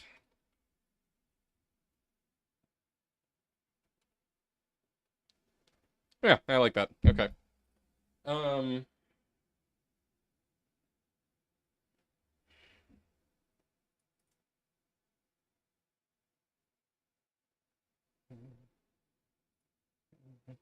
5-player seeds will now automatically match the seed of the host. I think this is fine.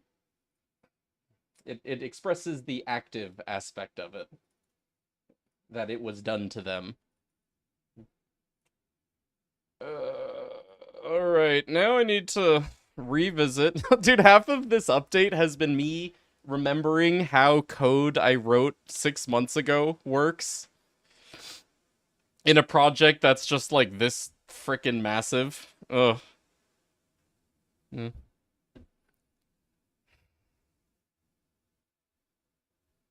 Hey, Petrunkus, how's it going? What tweaks, changes are you making to Loot Rando? These ones! Bunch of fixes. Added a vehicle missions toggle if you hate doing vehicle missions.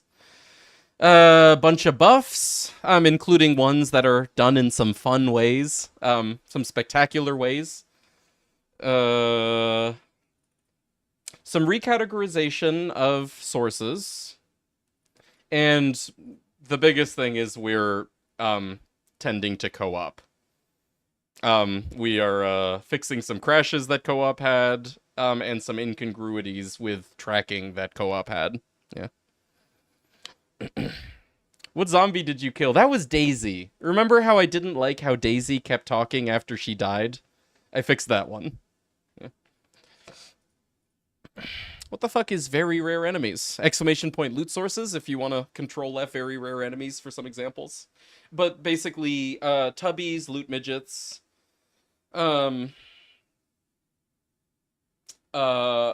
spider pants. Oh my god. I feel like I should buff spider pants. Because spider pants is not just a very rare enemy. He's a very, very rare enemy. What do we have him at now? Is he just like normal, very rare enemies?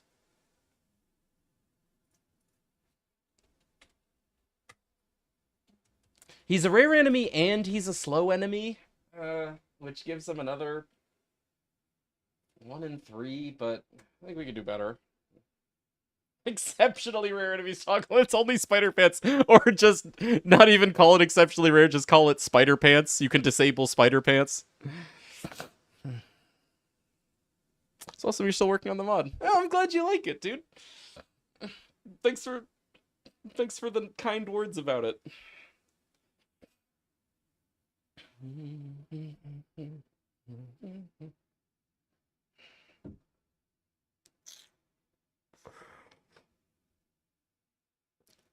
This isn't the Mr. Miz update. No, this is not a logic update.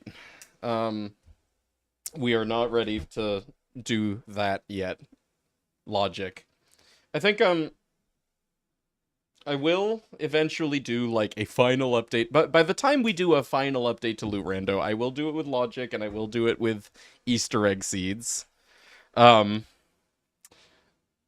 But I need to do, like, you know, research and, like, algorithms and, you know, do it right.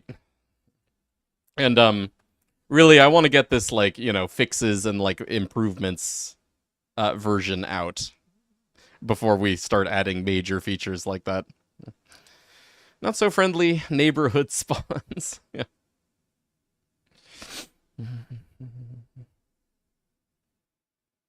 Anyway, sure. Let's buff spider pants. Rarities equals... He can have 100. And he can have another 100. And he can have... a 50. And another 50. And another 50. I don't know, dude. Like, he's just so stupidly rare. Like, what's fair? Anywhere from, like, 2 to 4 drops? Does that sound fair? 2 to 4 drops?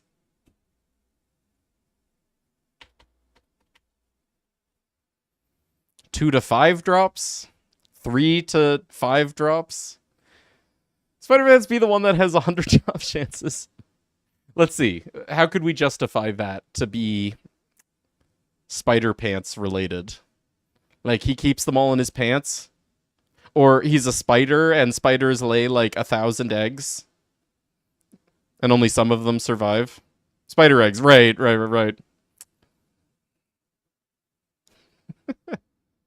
Problem is he's male. It's not a. It's a very visibly not pregnant spider.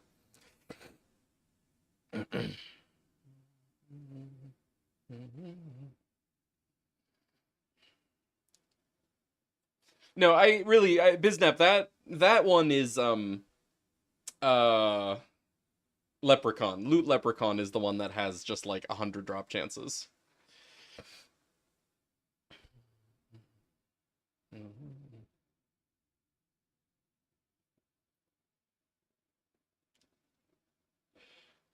Yeah, I think between like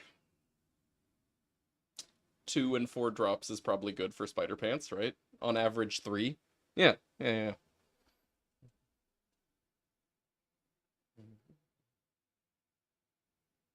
Anyway, the adjustments buffed.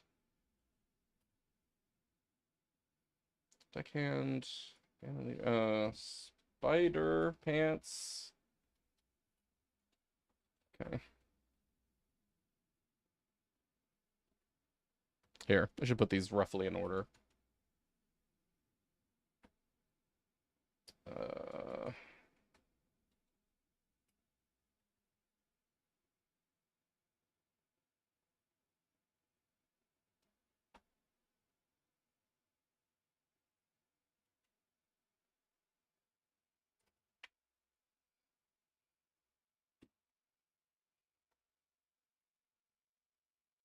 Okay.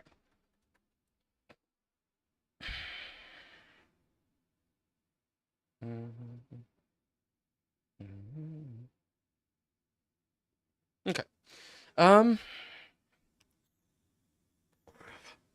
Anyway, back to updating seeds.txt for clients. How do I do it in new seed? I could just copy and paste that code, essentially. But, again, we do need to see if the existing seed already contains it. Yeah.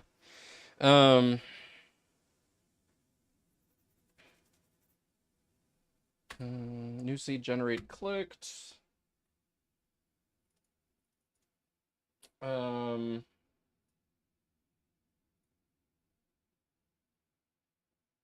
With open file.write. Okay, that's real basic.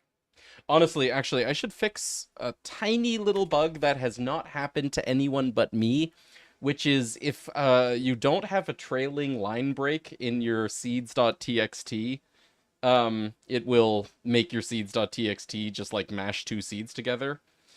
So with open seeds file, how do I read a file in Python? Oh my god, I don't even... Or how do I read the end of a file in Python? I don't even want to research it. I just want to Google someone else's answer.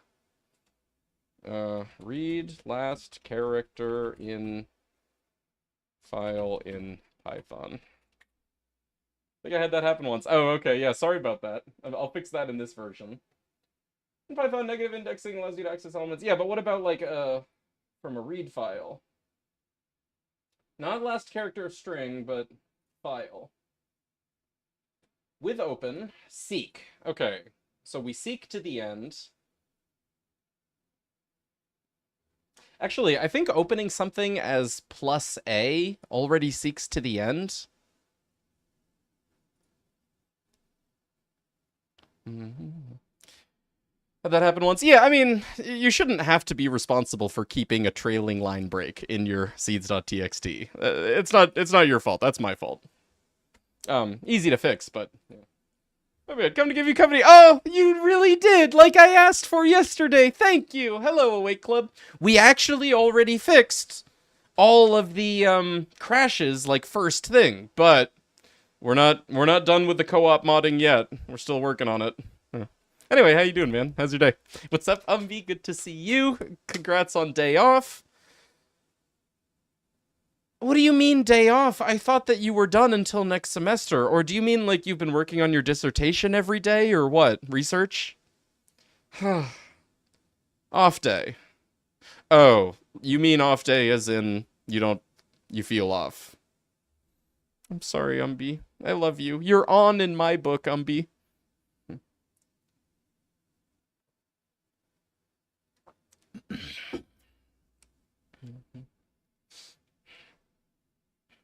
Oh, hey, this person actually does want specifically a new line. Just check for a new line.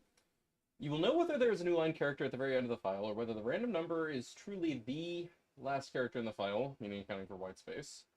Oh, we don't need to worry about that. You know, the encoding of the file, yeah, ours are UTF-8. We make sure of that. Actually, okay, we're just doing ASCII, so it doesn't matter whether UTF-8 or not. But if someone, I swear to God, if any of you fuckers type some, like, Japanese characters into your seed.txt file, that's on you. Doing great, just got back from work. Hey, how was work, dude? Out of place of loot rando? Ah, cool. Sorry, it's still the old version. I mean to be rude, but my name is Cub, not Club. I'm sorry, that's not rude. I'm the rude one. I'm sorry. I'm sorry, Cub. If I can't put hieroglyphs in my seeds file, wait, hold on a second. Unicode, hieroglyphs. Egyptian hieroglyphs, Unicode block. Oh my god, look at them! There they are, dude! Alright, I'll do UTF-8 just for you.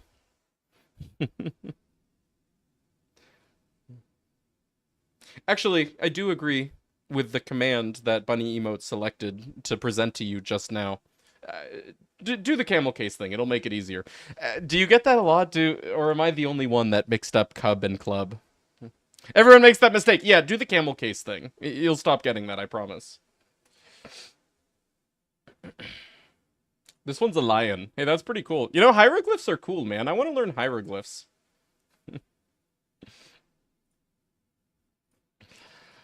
Alright, anyway. May change depending on white space characters. Yeah, we don't care. I can just do fseek to the last character. Here, give me Python seek. Input and output, seek, offset, and whence! Oh my god! This function has a parameter named whence. That's beautiful. That's even better than bequeath. To change the file object's position, use f.seek. The position is computed from adding offset to a reference point. The reference point is selected by the whence argument. A whence value of 0 measures from the beginning of the file. 1 uses the current file position. 2 uses the end of the file. Oh, okay. It's an enumeration. Okay, so we want 2 from the end of the file, and we want to seek to seek by 0? Yeah. You don't use hieroglyphs for file obfuscation? Yeah.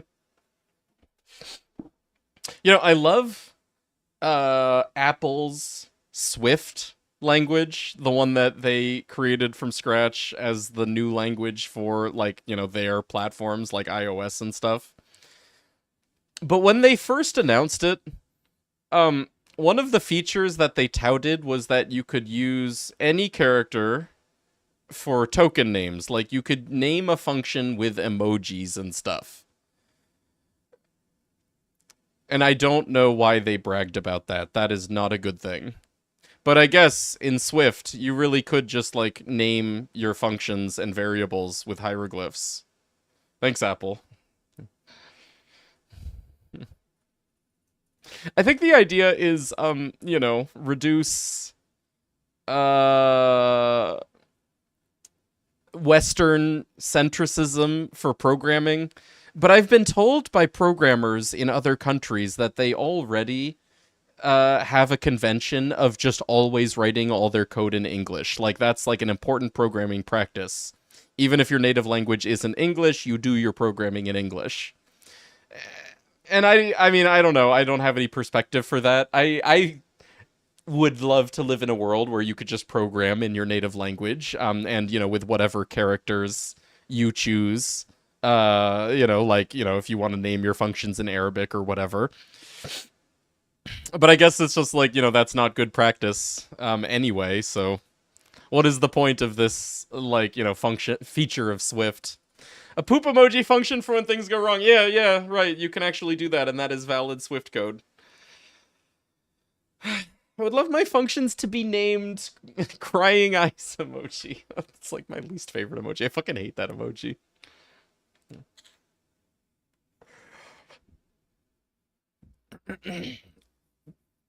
Alright, so anyway. Let me just do some test.py to test this, like, seeking. Do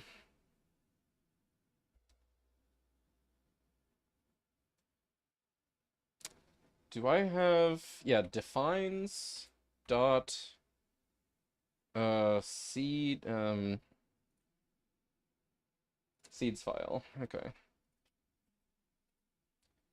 With open. And, yeah, let's do a plus, just like we have it. Oh, as seeds file.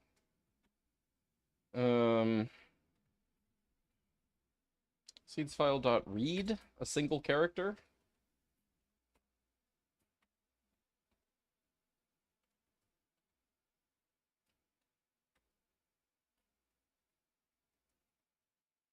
And put it in quotes so that we can see it. And then we don't need this right now. Okay. Okay, launch a game.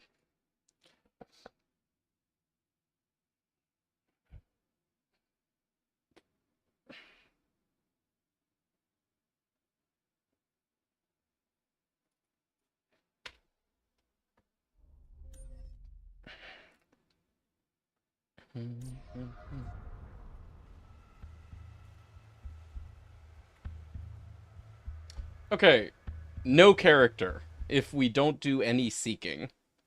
Alright, so seeds file dot seek. Let's try -1 from 2. 2 meant the end of the file. Unsport operation, can't do non-zero end relative seeks. Oh. Okay. Here, wait, 0 from the end of the file. Okay, no character. 1 from the end of the file. Can't do non-zero end relative seeks. That's a... Oh. Sorry? Literally non-zero. Okay, not no... But this says that you can! Go to the 3rd byte before the end. Why not? Is it because I have it set to A? Oh, it's probably because in... that's a thing for append mode. Okay, what file modes are there? Mode.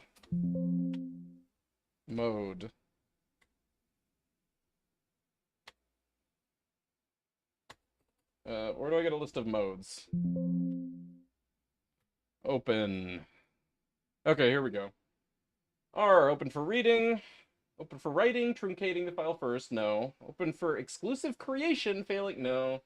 Open for writing, appending to the end of the file if it exists, okay. Binary mode, text mode. Open for updating, reading, and writing. What if I did binary mode? Well, that would probably read as bytes, right? Must have exactly one of the create, read, write, append modes, and at most 1 plus.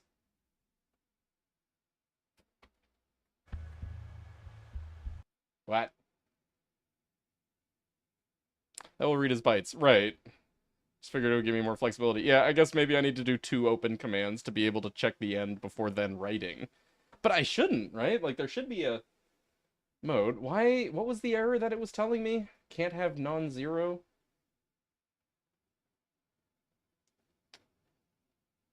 Well, what if I seek to the end with the 0, and then from the current position, I go 1 character back? Can't do non-zero current relative seeks. Huh? Why not?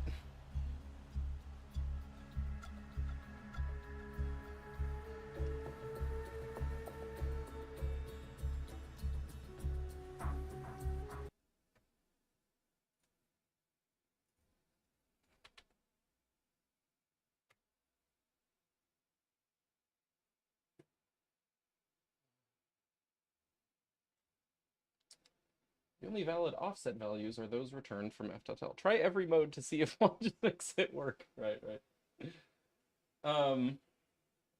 What is tell?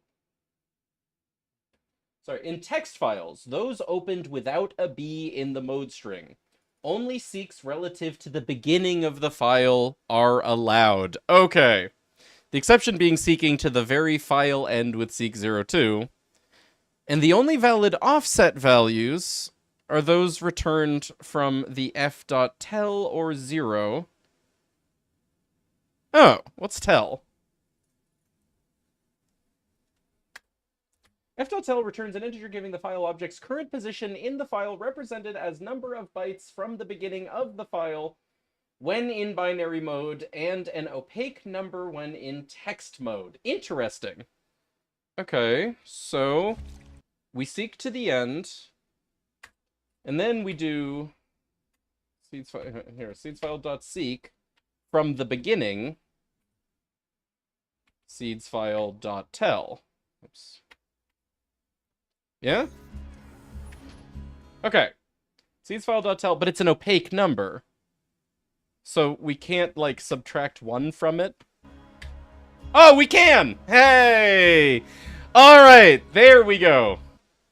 That's really weird and convoluted, that it can't figure out negative seeks by itself using this same algorithm that I did, you know, getting the position at the end of the file, seeking from the beginning that far minus 1, or minus, you know, x, whatever.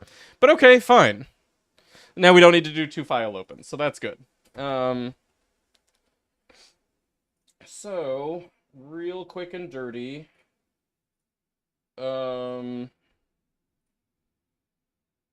With open as file, seek to the end, seedsfile.seek, seedfile.tell, if, oh wait, hold on, we're actually working with file here, that's the name. If file.read, a single character, I might need to actually put this in a try block. Because, like, if they don't have a file period, then this stuff will fail.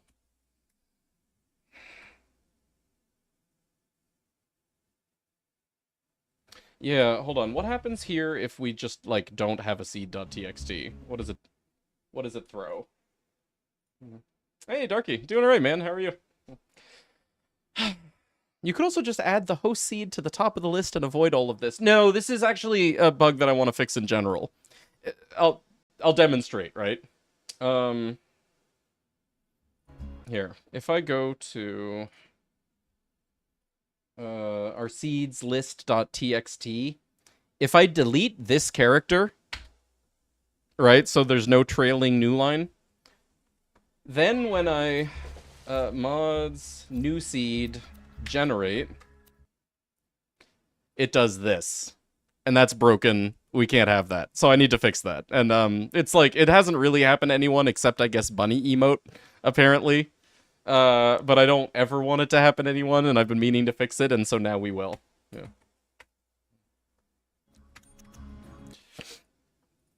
Anyway, yeah, let me rename this. Seeds list .txt.back. Does mod still read that as 2 seeds? Yeah, no, that's the problem. Put the new line at the start of the seed instead of the end. What do you mean? Why? No, we have this solved. I'm just implementing it. Okay, value error. Negative seek position, -1. Yeah, right. Okay. Actually, I guess I could do... Here. Back to my test.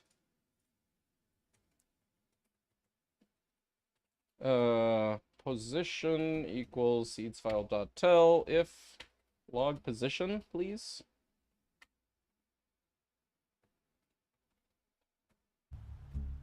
Zero, okay. So actually, let's just do that check. Position equals seedsfile.tell, that'll be position. Um, now, if position is greater than 0, see, it's file.tell. Yeah, you're right. Thank you. Here. So that we don't do that again. Yeah. Yeah.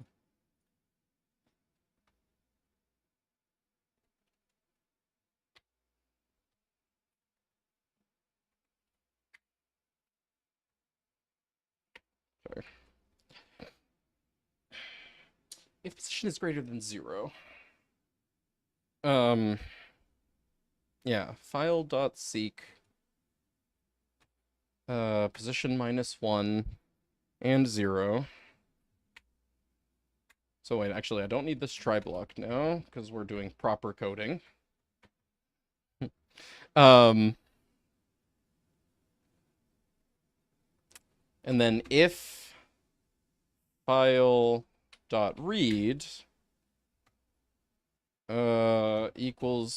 does not equal a new line character,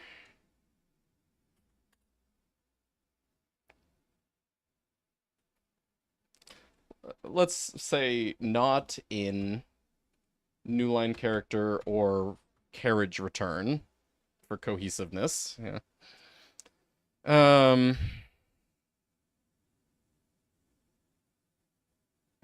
Then file.write a new line. Okay.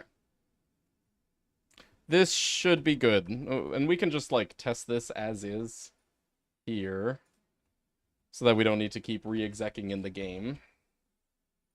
Yeah.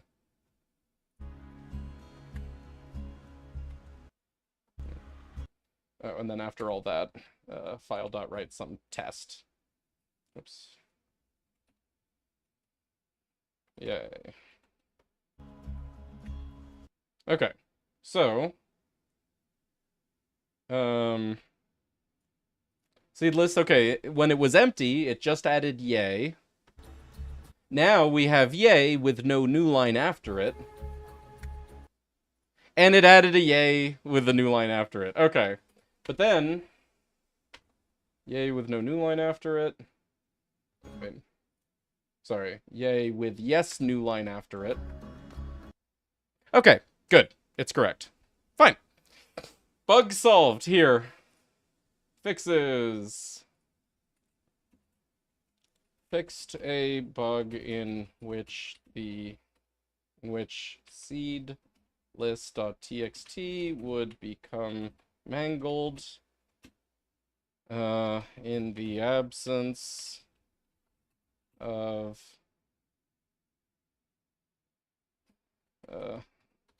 mangled under some circumstances. We don't need to overtalk here.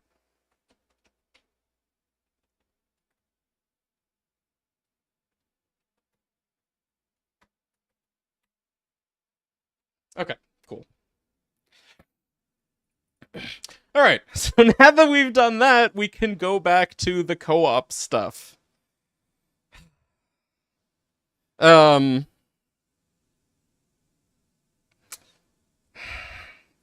Now we can have... now that we, have these, like, file reading powers, we can have the client, read the file, see if it's, if it already contains the seed, and if not, append it. Yeah. I kind of want to make a generic function that adds a seed to the seed file. Something like, def, save seed string.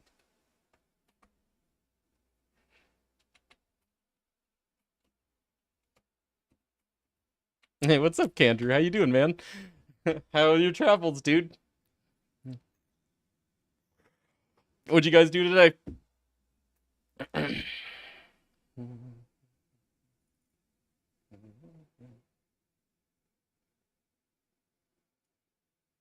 Yeah.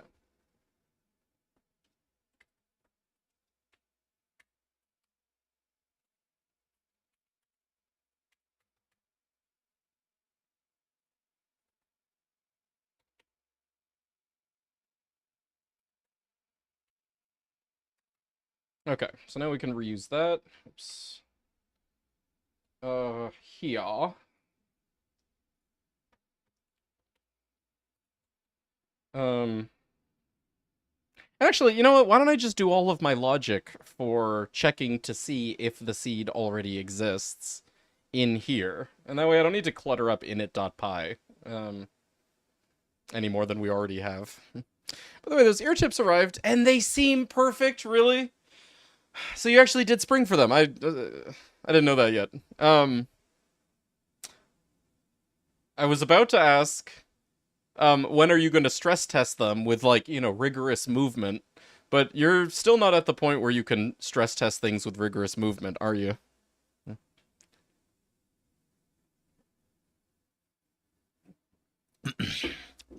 You did lawn work. What, helping your brother with lawn work? Man, you are a really good guest. Then went fishing. Hey, cool. You ate in them last night, and chewing wasn't a problem. Oh yeah, I could see how that would be a problem. If chewing wasn't a problem. That was something that, like, was an issue with, like, normal tips, was jaw movement would knock other tips out of your ears.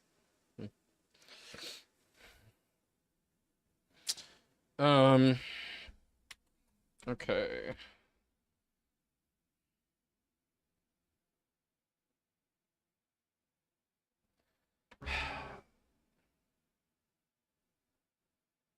You know, if we're just always checking the contents of this, maybe we don't need even, like, this position checking.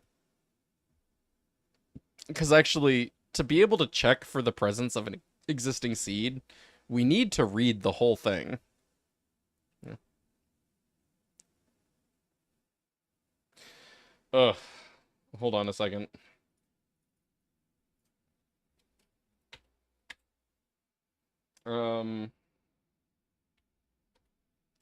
File.read.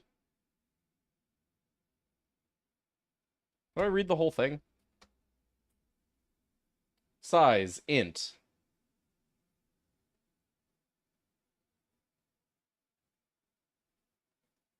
It's also fix a bug in which a duplicate seed was generated. Yeah, that's what I was thinking. Right.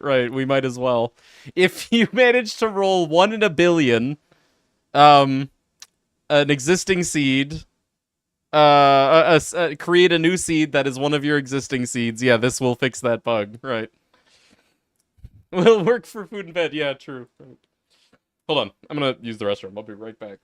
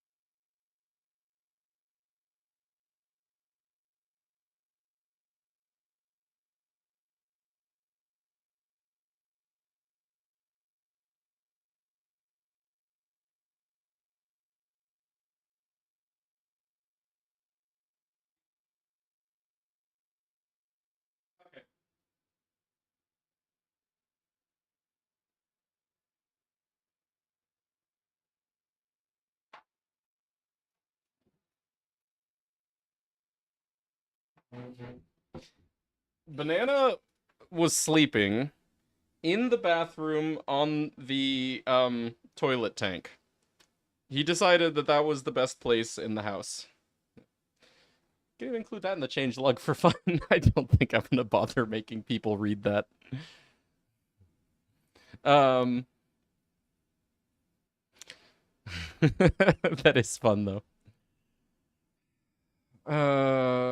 Yeah. How do we read just like the whole file? Like, this is a stupid question, but Python read entire file.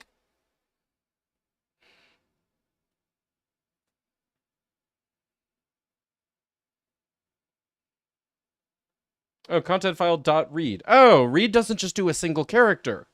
It only does that if we're at, like, the end of the file. Okay, so first thing, file dot seek, 0, 0, file dot read. Okay, seeds equals file dot read. Is that right? Yeah, yeah, okay. Yeah.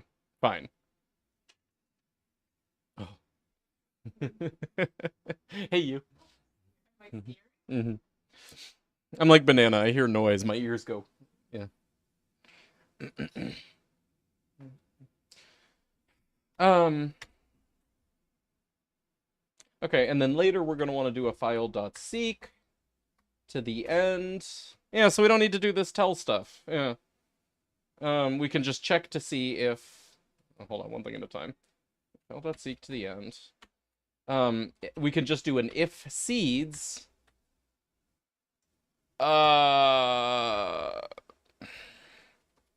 If length, oops, of seeds is greater than 0, and seeds.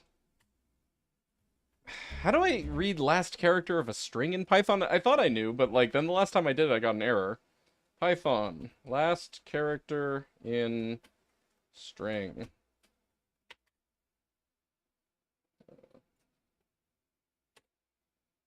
String indexing Python 0 based. Index of the last character will be the length of the string minus 1. Oh, do I really just have to do that? Oh, s minus 1. Yeah, so why did that not work the last time I tried it? Alright, whatever. If length of seeds is greater than 0 and seeds minus 1, and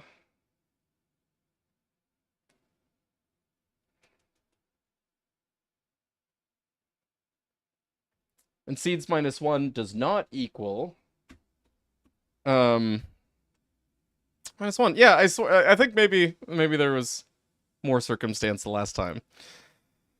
Anyway, hey Phobos, welcome back. Good to see you.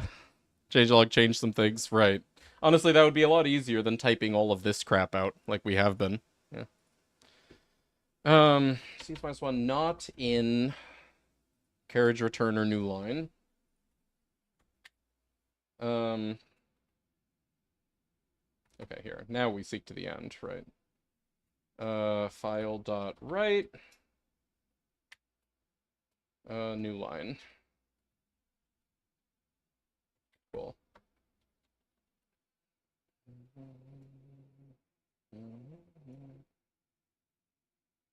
And if...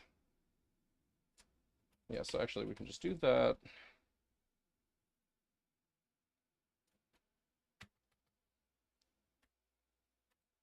Oh, wait.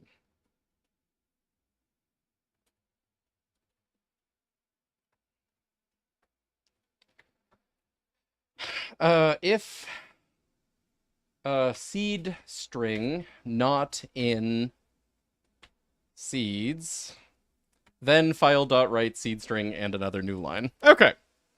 Okay. Very cool.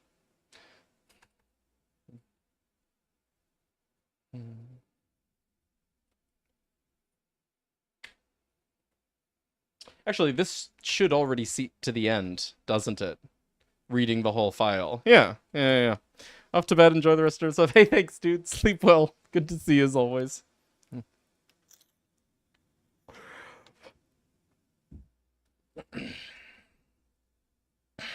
Let me just copy this over as is, again, so we can test without, like, actually having to re-exec the mod.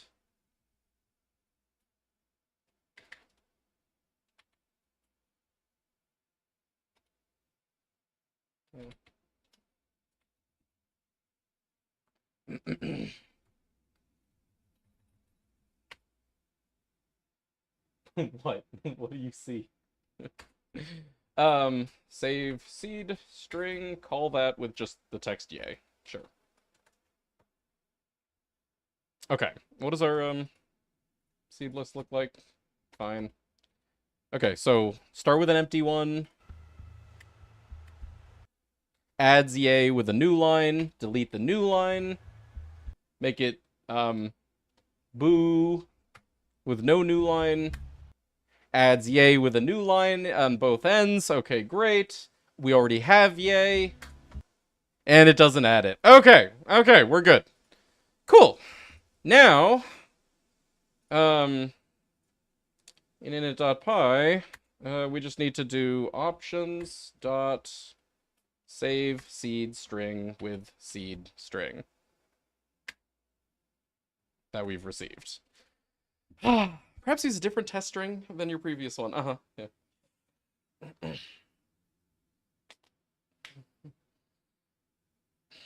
Okay, so I think now clients seeds list.txt should be pretty robust. Well, everyone's seeds list.txt should be pretty robust. Love when a plan comes together. Yeah. Alright, so here, you close, relaunch, and then we'll also launch the second instance and we'll mess with this.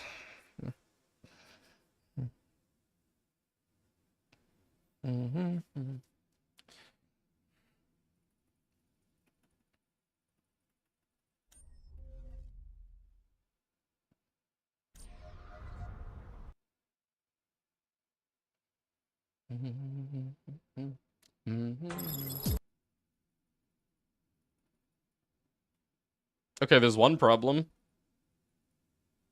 Both my instances of the game use the same seedslist.txt file.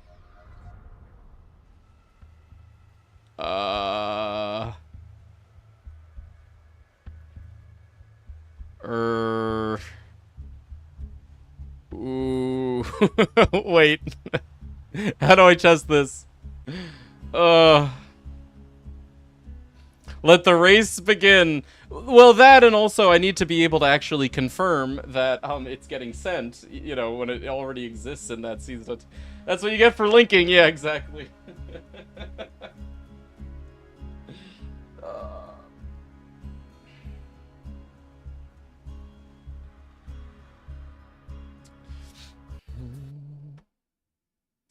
I guess I really should just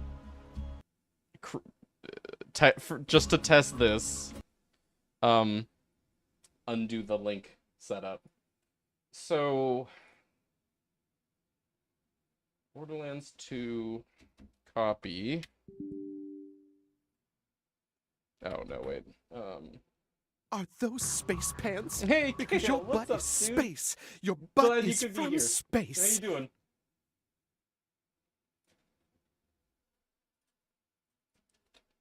Okay. I need those. 53. Yeah, that's right. You're right. It's 53. Correct. Good job. I could just rename this mods.back. And then create a new folder, mods, and copy everything. Yeah.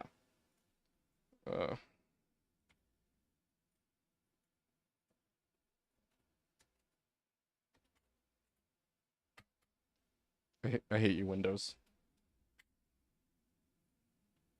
I hate you, Windows.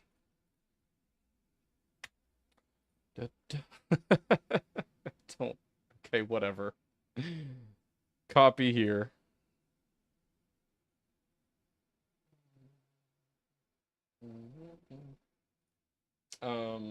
Now we do have loot randomizer with stuff in it, including seeds and seeds.txt, which is empty now. Good. Here, let me go ahead and revert this one.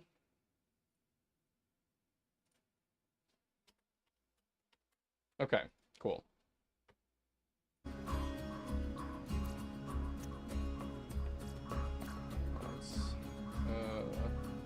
Select seed 7H. Okay. Okay, launch second copy of game. I'm in a full-on beef with Windows right now. Nice. For some reason, my PC keeps enabling audio devices I disabled and makes one of them your default.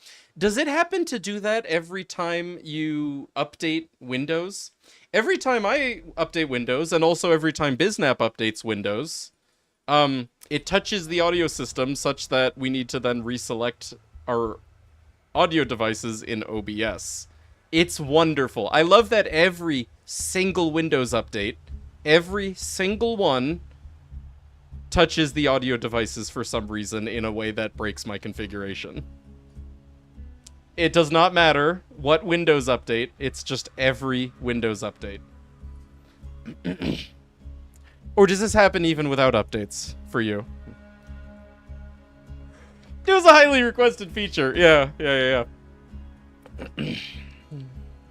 This is why, you know, people still use Apple. You know, like Apple's $5,000 desktop PCs in production work, you know? You don't have to live like that. Every time I shut down... Okay, never mind.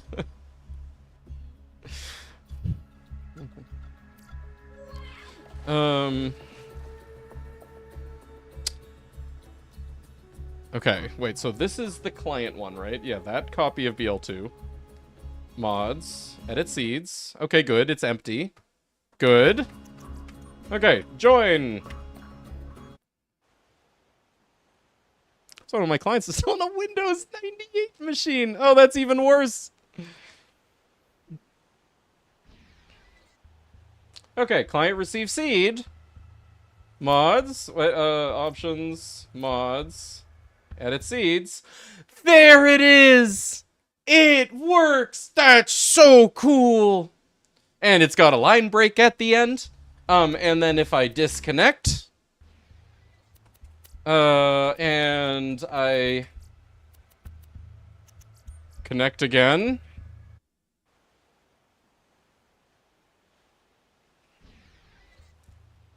Client received seed.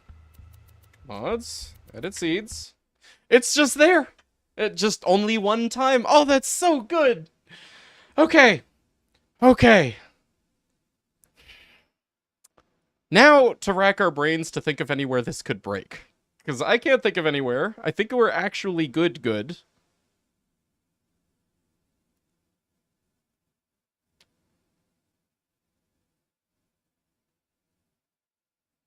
I think it's safe. I do too. And it's so cool. It's so fancy. You know, like, I always talk about how much I hate writing co-op code. But honestly, in the end, when it works, it's like magic. You know, when you actually have this, like, you know, synchronization of two remote entities. Unless you type some nonsense. Yeah, and I will let people break it if they want to do nonsense. That's okay. I'm not going to account for people typing gibberish into their seeds.txt. Yeah. If there are 3 players, can the host be transferred? What do you mean, transferred?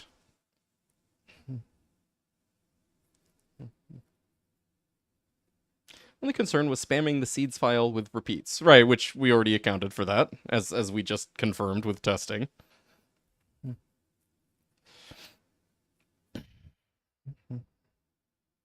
I mean, even if you just have 2 players, you can switch who joins who. Sheep. And, you know, whoever joins whoever will receive, you know, the seed to add to their seeds list. Yeah. Hey.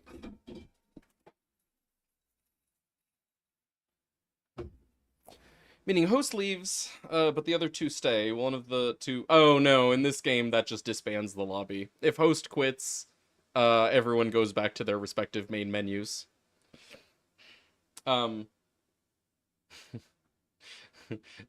Things like that are not a very, like, polished aspect of the Borderlands co-op experience. It's still like that in 3. And you still need to disband the lobby, aka save quit, every time you want to farm something, because even as of Borderlands 3 and Wonderlands, you can't farm things except by going back to the main menu and then reloading the map from memory, from scratch. Yeah.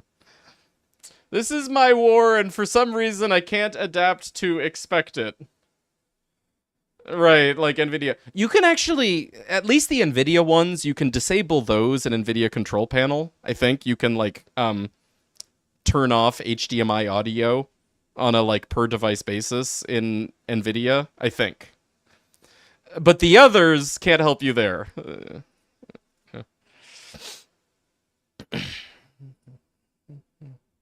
Because I'm sure you didn't actually want speakers 3 Vanatu T0, speakers D9 OSE, speakers FIO. You didn't want all of those. Actually, if the problem is an NVIDIA one, yeah, disable it in NVIDIA control panel, because you were complaining about how it was setting these to your default device.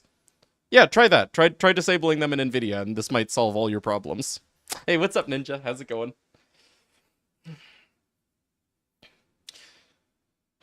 Okay. Okay. Okay.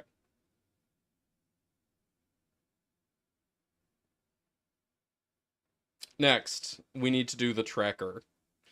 This is I think this is actually the absolute last thing in our to-do list for this version, is we need to update client trackers when host tracker updates. So, close these boys.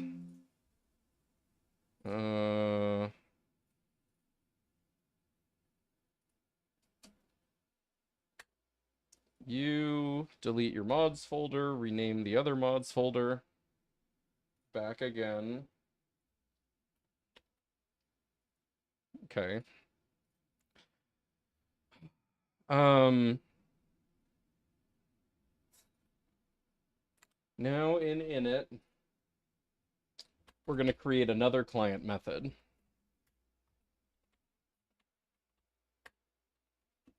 Def send tracker. Self. I think the way that I want to do this is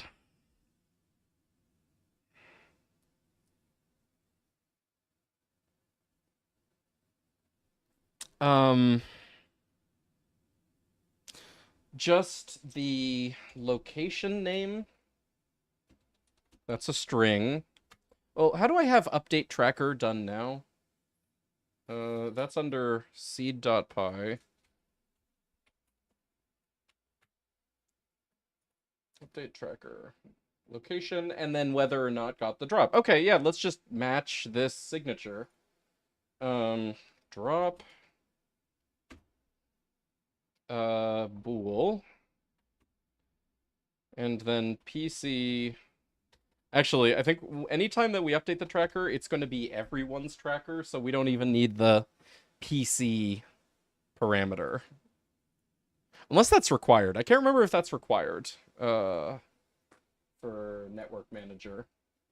The decorated function may optionally include a parameter named PC. Okay, fine. If it does, and if a player controller is associated... Okay, great. All right, we can leave that out.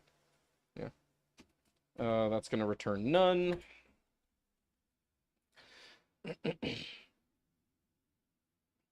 And yeah, when this happens, I think all we need to do is seed dot update seed dot applied seed. It's gonna throw an error. Really, this should be, yeah, here. If seed dot applied seed dot update tracker with the location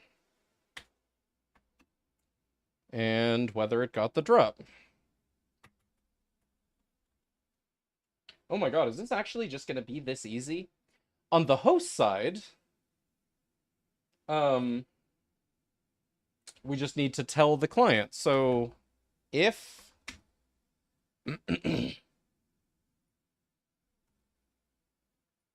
hang on, net mode. Okay.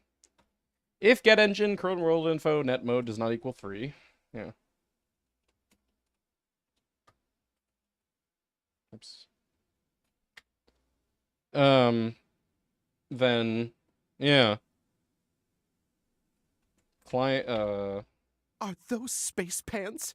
Because your butt is Options space. dot Your butt mod is from instance space. dot send tracker location and drop. We might have actually like just done it. That might be it. Hey Shane, good to see you, dude. Hey, glad you could join us for this, man.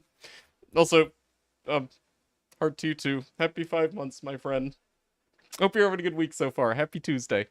I left my PC on and it automatically downloaded Windows 11. Are you kidding? Throw the trash can. Okay, I will say this. I don't hate Windows 11. It's barely different. It's got performance improvements for certain CPUs. And it's the first Windows that I can actually say looks aesthetically pleasing to me. And other than that, I don't really notice anything different. But, you know, I hope you don't hate it for whatever reasons.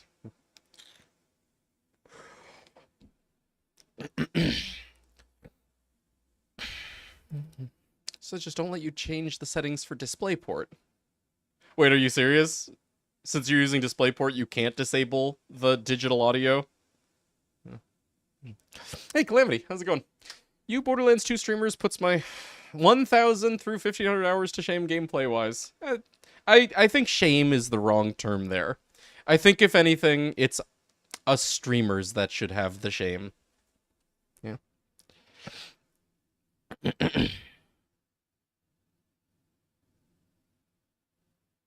Anyway, I think that actually this will just do it.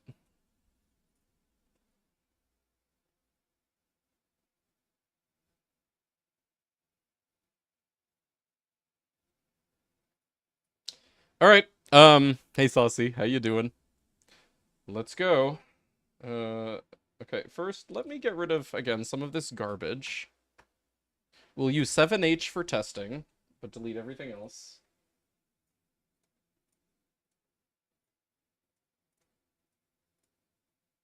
Whoops.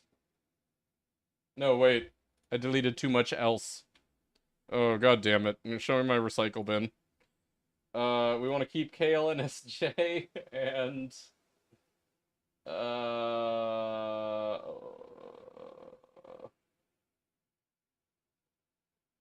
MC, was that? I think it's that. Are you kidding me? Ugh.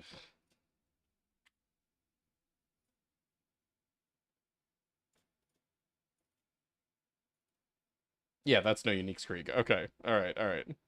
Anyway, keep KLNSJ and MC and 7H. Delete. We're good. Okay. Managed to get really sick over the weekend. Oh, hell yeah, dude. Bravo. But I'm feeling better today. Oh, that's cool. Just over the weekend. What was it, like, not a cold? It was, like, stomach thing or something? We'll be gone by the end of the week. Alright, yeah. How you doing? Hey, pretty good. This is a pretty big update to Loot Rando, as it turns out. We're doing everything on our to-do list. Notably co-op stuff, but also lots and lots of other little things. Here's our change log so far. Yeah. Okay, let's test. Everything except uninstall the NVIDIA audio driver. I mean, that sounds like a good bet. Assume I need it for the audio processing. I have the GPU handle. I mean, it sounds like it would make sense if NVIDIA audio output would be its own driver. Like, if you're talking about, you know, in Windows audio devices settings, how you can click on one of the NVIDIA ones and tell it to uninstall driver, that would probably just be for the audio output. That would probably work. If not, then, you know, reinstall NVIDIA, whatever. Okay, who's who? You're you. You, just ahead of time. Select seed. 7H, okay, good. Actually, here. Okay.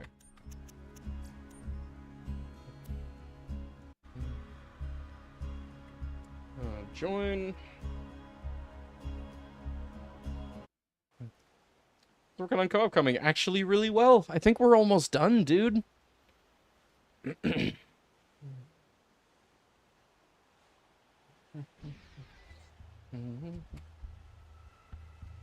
Client received seed. Oh, it's just so cool. It's like magic. Also, I should get rid of those logs now that we're done with those features.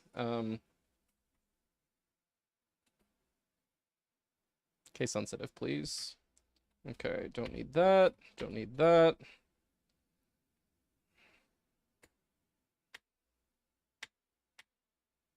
Okay, those are correct. Same thing in seed. Alright, sick. Where else do I have logs even?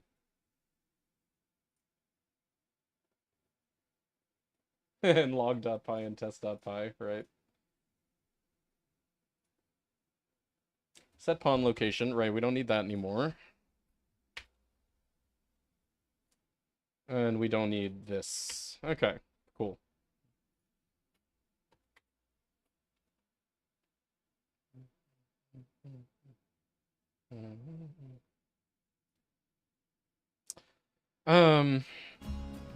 So now we need to, like, go to a source where we can test.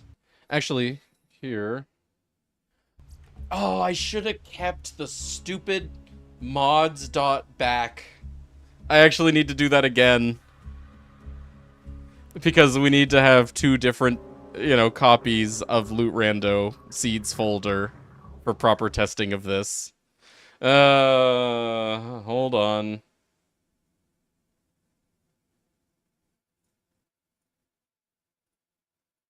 Okay.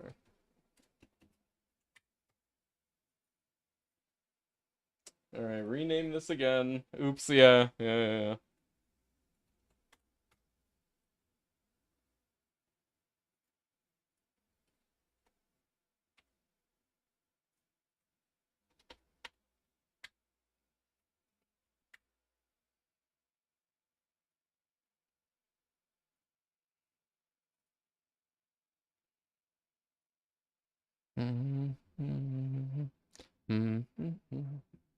Oh god, I hope this works first try, because if it doesn't, we're gonna have to, like, keep the loot randomizer folder synced every time between the 2 copies, and that's awful.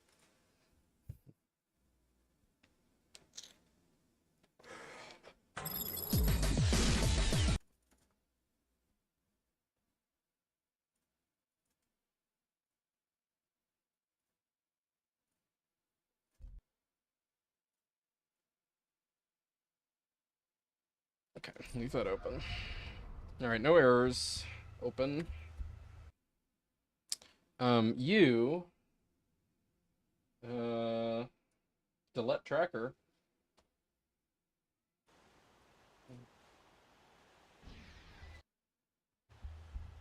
Okay, you. Go!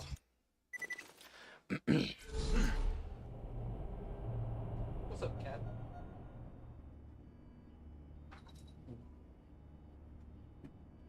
Alright, so, like, all we have to do is just kill an enemy. Here. Lynchwood.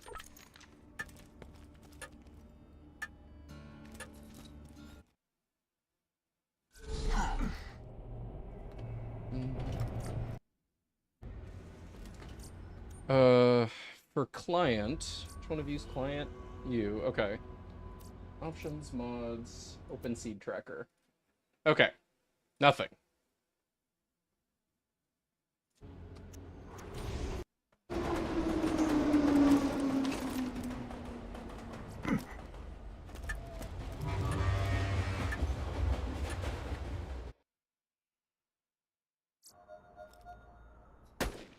Oh man, I did OP8. That's annoying. Hold on. Technical difficulties.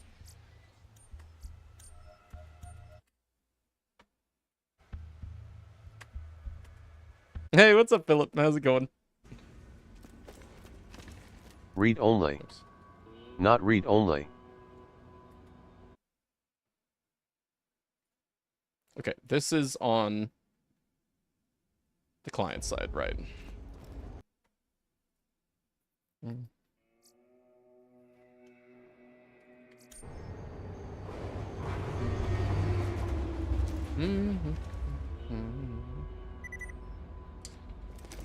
Okay.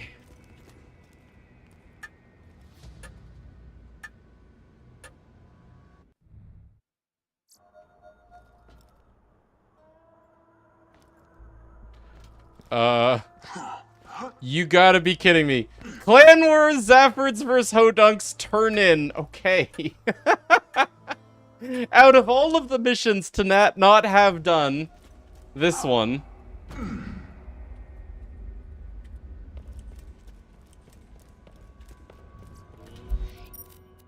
Good job, me.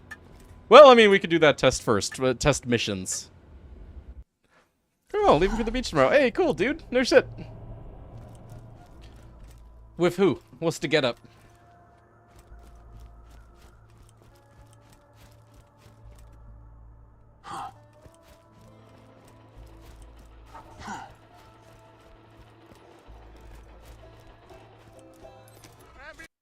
Okay. All right. No, not that. That. Clan Wars. What? Oh, because. Okay. Clan Wars. It did not.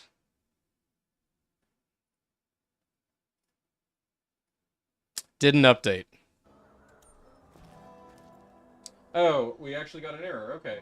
Object of type mission is not JSON serializable. Oh, duh!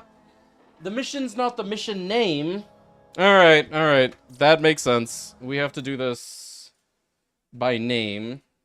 And I do have infrastructure for doing that, but I gotta remember it. And let me change these to location name for...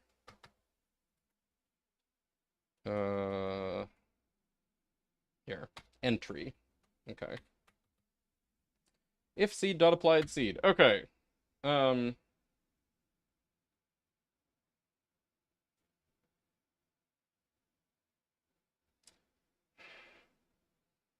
Seed entry. How do I have these entry objects work? From seed. Okay. Seed dot seed entry. Name string tags tag. Okay. Name entry. And then I don't think actually I need to do tags. That's okay. Yeah. I was eating dinner. To explain a bit, I was at a camp last week with my church. Okay. Your throat started hurting on Friday, only got worse. Okay, yeah, so you've got the flu or whatever. Sinuses are killing you. I'm sorry, dude. Ugh. Frickin' church. What good has it ever done anyone? Ugh. The mission also didn't seem to give you anything in game. Yeah, that's because it crashed. It threw an exception. Yeah.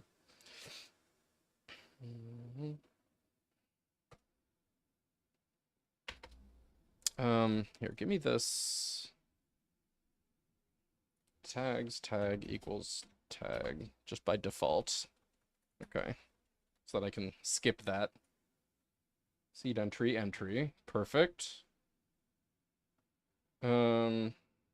Dot match location.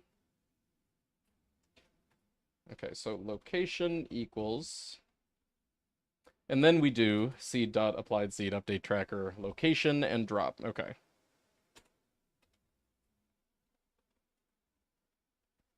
And then when we're sending it,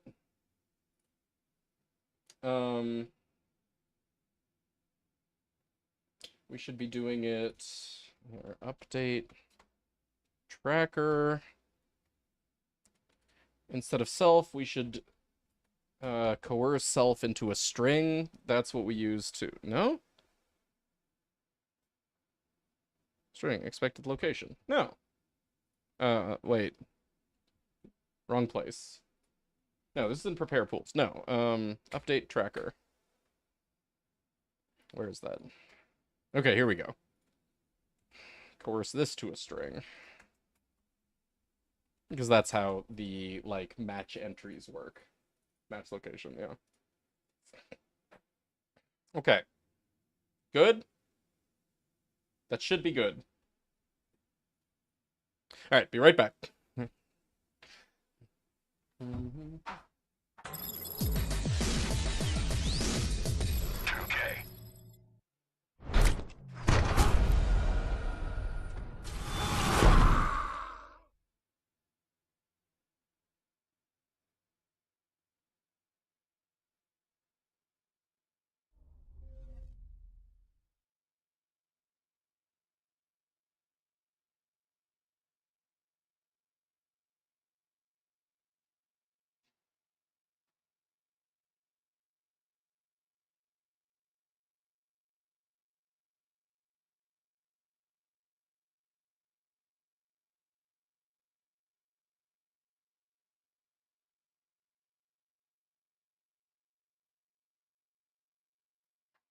Doop, doop, doop.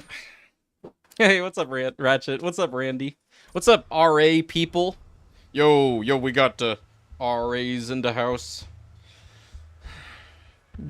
Heard a midget in games say, I'm the one who knocks. Oh, yeah. I mean, the shotgun midgets say that.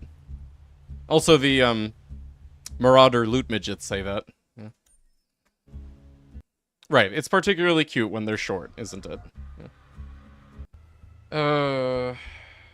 Okay, everything look good? Failed to read seed with invalid format, yay. Wait.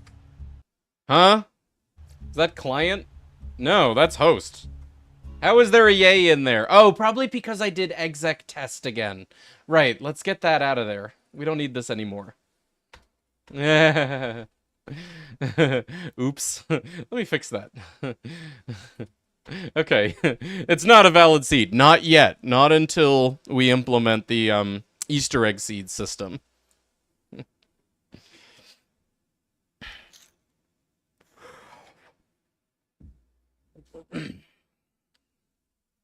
Okay. So anyway, you're good. You join. Anyway, using Python, sad face. Let me hear your rant, Ratchet. Lay it on me. Why using Python sad face? Oh, we did OP levels again. No. Read only. Not read only. Okay.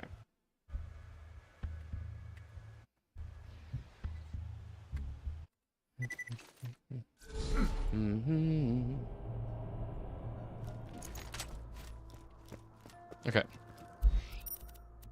Lynchwood. Why? You asshole. Fucking client. Fucking mopioid. Because Python. That's not a rant, that's a word. Now, I want you to, like, really rip into it. Anyway, Python's a good choice of language, for projects that are highly modular, right? Modular, excuse me.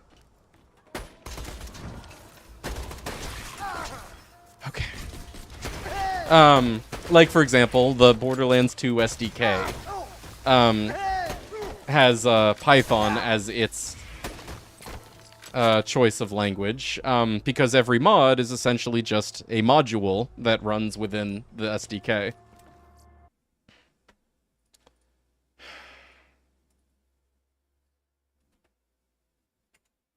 It didn't update. Why?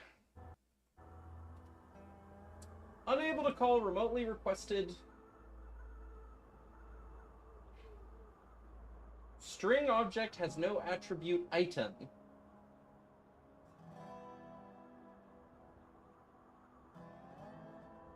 Line 213 in update tracker. Okay.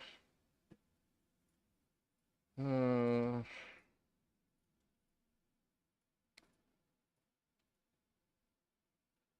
my god, not enough screen real estate.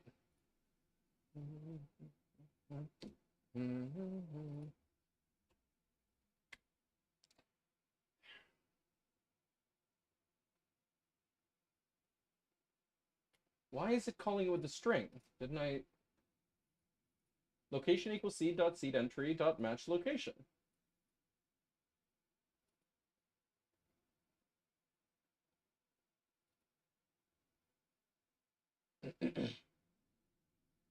So why is this a string? Match location returns a location. Or none, but in this case, not none. It's getting a string. Oh! I know fucking why. Remember how I said anytime we made changes, we're gonna need to copy it over? Well, we didn't do that.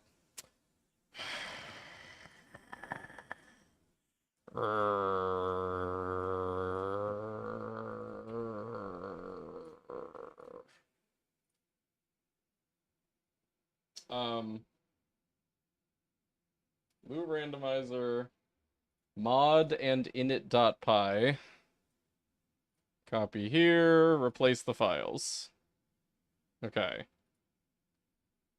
So now this one will have the updated init.py. As it should. Right, okay. Right. God, I hate co-op modding. Oh my god. Why not take my changes when I used old files? So, most of my normal workflow, Ratchet, is to have both instances of Borderlands 2 that I'm running, because we're testing co-op stuff,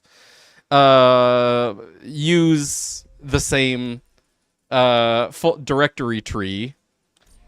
I can't do that right now because I'm testing something that specifically involves pushing changes from the host's copy of the game to the client's copy of the game.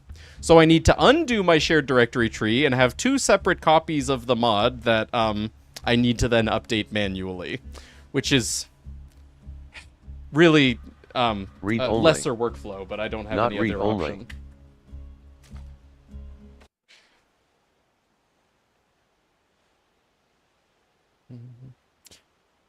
Hopefully, this will just work, and we won't need to do it anymore, and we'll be happy. What are you pushing? The randomized stuff? Updates to the tracker. So you know how Loot Randomizer has this feature where it keeps track of all of the information you've obtained in your playthrough in a tracker file? I want client to get their tracker file updated just like host does. And the tracker file, well, it's stored in the mod directory, as it should be. But that means we need to have two separate mod directories, which means we need, when we make changes to one, we need to copy it to the other every time we test. I just fucking hate this shit. Anyway, we good? We good? Try again. Hey, Phobos. Good night, dude. Nice hanging with you. Wish me luck. Okay, you're not loaded in. Great. Okay.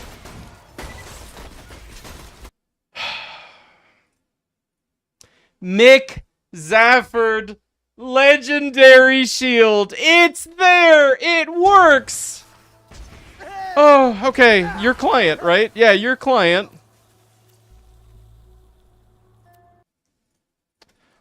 Oh.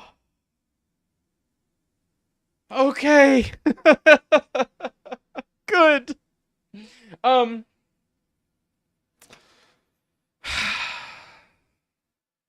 Now a mission. Sure. I mean, that code has no particularness about the type of source, but sure. Good, the bad, the Mordecai. Let's go open the stash. It's in this map and everything. Who's host? Oh my god. This mess. Okay, you. Read only. No, not read only. Not read only. Hi exec test.py. Alright, run.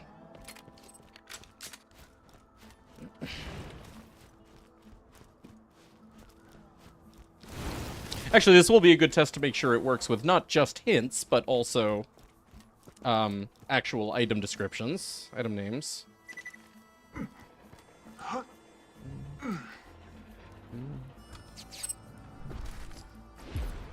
Congrats. Blood of the Ancients for Good, the Bad, and the Mordecai.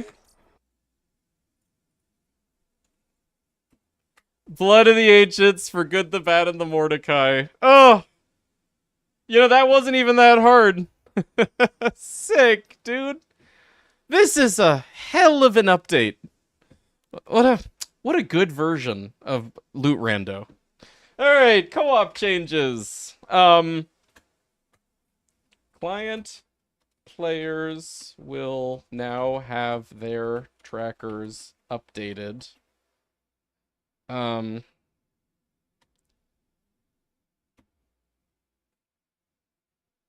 players will now have their trackers updated as version 6.9. There you go. Someday, Randy, someday. I don't want to give the implication that client players will just, again, have the entire tracker beamed to them. I want to, like, make sure to specify that it happens when they are in another game. Client players will now have their trackers updated while in another host's game. While information is a obtained when information is obtained while in another host's game. Is that too verbose? It kind of needs to be verbose. Yeah.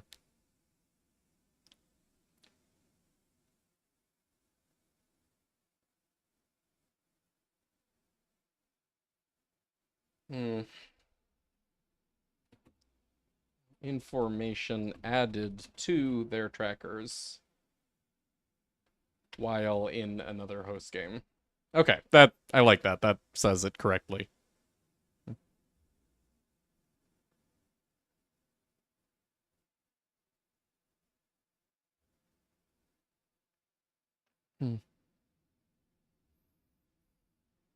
I can't think of anything else to do in this version. And I can't think of any holes. In any of the work that we've done. So, like, is this version actually just ready? I should probably ask people to beta test it. Like, I'll, zip it, and I'll post a version in the Loot Rando Discord for people, particularly co-op players, to beta test. Before I actually ship it. Hey, what's up, Phony? Good to see ya. How's it going? Just send it. Yeah, no, for the co-op stuff in particular, I do want there to be some level of, like, testing.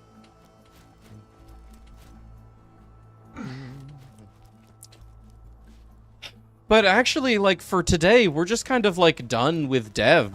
Like we have done everything that I wanted to be in this next version.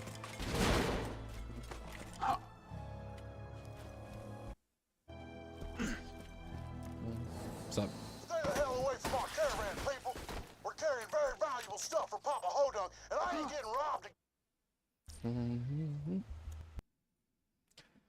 This is so cool. The, like, sending seeds and the sending tracker updates. And it wasn't even that hard. It was just, you know, implementing. Yeah. We're not a company with 25 employees and 3 billion revenue. Just push it. I mean, I can still get you guys to beta test it for free. That's how I compensate for not having the 3 billion in revenue, or the employees. Yeah.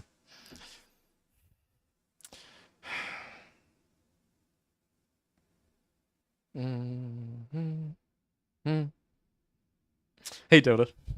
Yeah, what's up, Deceptics? Good to see you, man. Long time, bro. Ugh, I feel like I haven't seen you in weeks. How have you been? What's new? What you been up to? How's your life? How's the midpoint on your summer? Added to their trackers while. Client players will now have information added to their trackers. Oh. While in another host game, yeah. Information.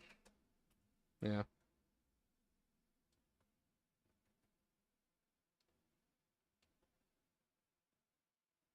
Yeah, okay. God, it's midpoint of summer. Yeah. So wasted. You're an adult. Actually, I guess I did do something with my summer. Like, as a summer thing. You know, our honeymoon. That was like a very summer activity. Currently dealing with wrist pain. Yeah, you were kind of going really hard for a long time. Like, every day, long sessions of intensive things. That makes sense why you're taking a break, and I'm glad you are. Just take the Microsoft approach. The user is the QA team. I feel like that's not the flaw, the folly of Microsoft. Really, it's just that Microsoft doesn't, you know, like, have a big R&D department. I don't think it's a lack of testing. I think it's really just that they don't really have much of a development process. Yeah. You know, things that should be updated, they just don't spend the money to update. Whatever. Windows is cheap. It's okay. Not really.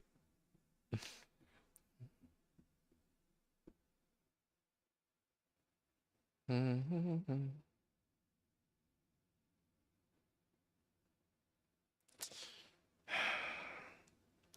just trying to think if there's anything else that we should do before I, you know, like, call this version good as far as we know, and make it a beta. Because really, like, all of this stuff is awesome. Vehicle missions, now with toggleable options. Seed trackers now properly only display Butt Stallion under Commander Lilith. Fixed written by the victor, not being repeatable. Fixed iridium crates and digipeak spawning Hatterax loot. Fixed purple weapons dropping as their gemstone variants even when Dragon Keep wasn't enabled. Fixed, oh here, this should be in quotes. Fixed Pete's burners being unable to drop Torg tokens. Killed a zombie for good this time. Fixed a bug in which seedlist.txt would become mangled. Buffed Dukino's mom, Rue, Sinkhole, Shorty, Big Sleep, Sandman, Deckhand, Arizona, Spider Pants, Bandit Leader, Marauder, Bandit Leader, Nomad, Jerry. Oh wait, we didn't buff Jerry, we added Jerry.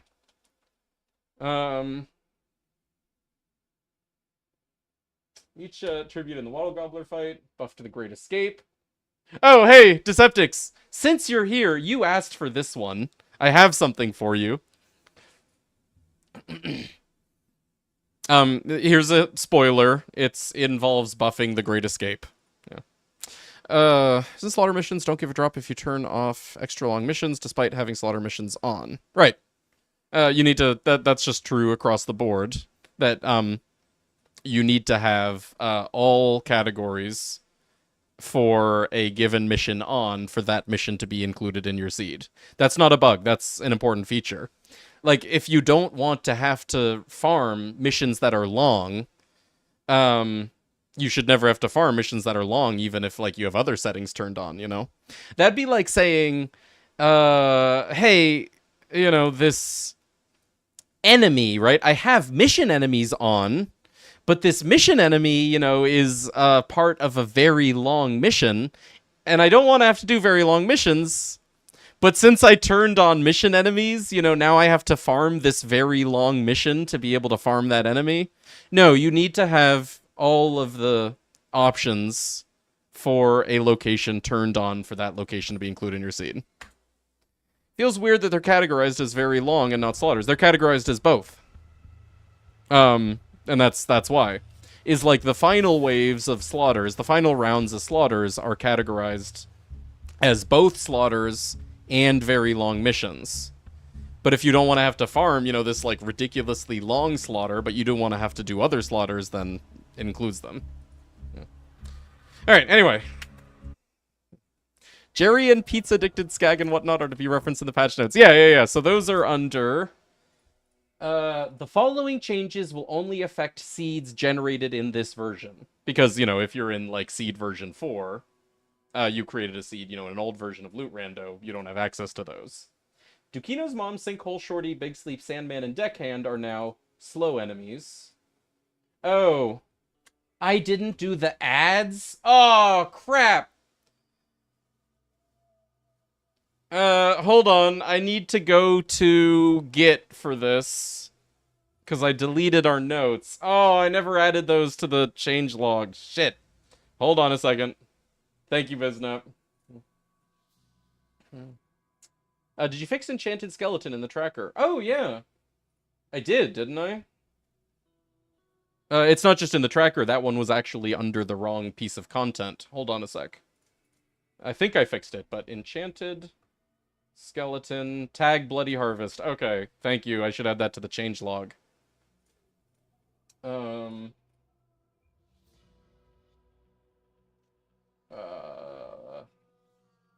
Okay. Enchanted, whoops. Catalog. Enchanted Skeleton is now properly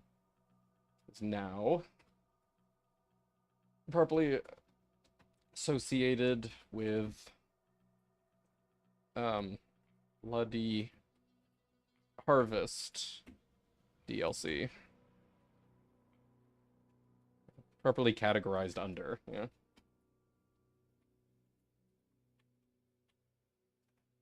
Okay. Vanguard's now a long mission, but we need to do the ads. Yeah. Added. GitHub desktop. Catalog. Oh god. Actually, wait, I can do this in, here. Let's move the changelog over here. Catalog, show me open changes. Yeah, there we go. And then is there a way to go to next change? Next change. Alt F3. Okay, thank you. It's kind of a clumsy... It's also not working. Go. Next change. Go. Next change. Why isn't it working? Go. Previous change. Screw you, VS Code. Alright, whatever. Here we have a change. Vlad assault rifle added. Radio 1340. Sinkhole and Shorty. Overseer. Okay. Added. Overseer? You know, I actually did mean to make sure that that was, like, the correct name. Yeah. Don't forget to add, re-added. I think I do have that in the changelog, right? No, I don't. Oh my god. Added item. Vladov. Assault rifle. Added locations. Overseer. Etc.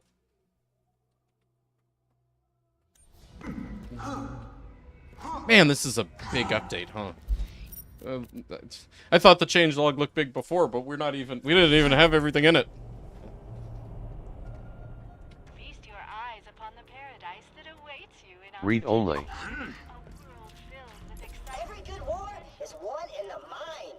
So long as Jack's got those propagantastic statues of himself around opportunities, Wait, we need can to truly shoot win this statue. war. Go, minion! Blast those statues to bits! The statues are bulletproof. Oh yeah, he's actually just named Overseer. Minion, I need you to search the opportunity drop zone for a deactivated constructor. What a weird name. Then you can Why integrate Overseer? through the statues for you. Cool. You found a constructor. Just boot him back up and he ought to treat you as an ally. You'll be like his mommy. His gun-toting, profanity-spewing mommy. He's waking up. Is it overseas? Gotcha. Trust It's overseeing the construction site, I guess. All right. Hacked Overseer. Make sure to I feel like I should name it Hacked Overseer. That's better.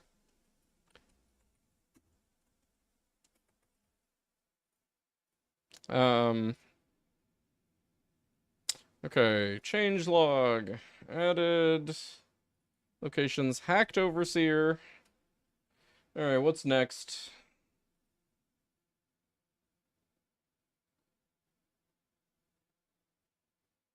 Sleeps Landman, Deckhand, Arizona, Spider Pants, fuck you. Alright, Loot Nest and Pizza Addicted Skag.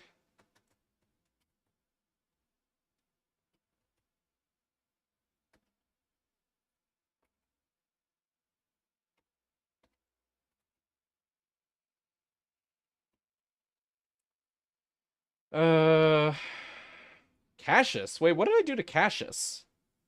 Oh! I forgot to add him to, the changelog, that's what. Sandman. Deckhand. Cassius. Okay, added Jerry.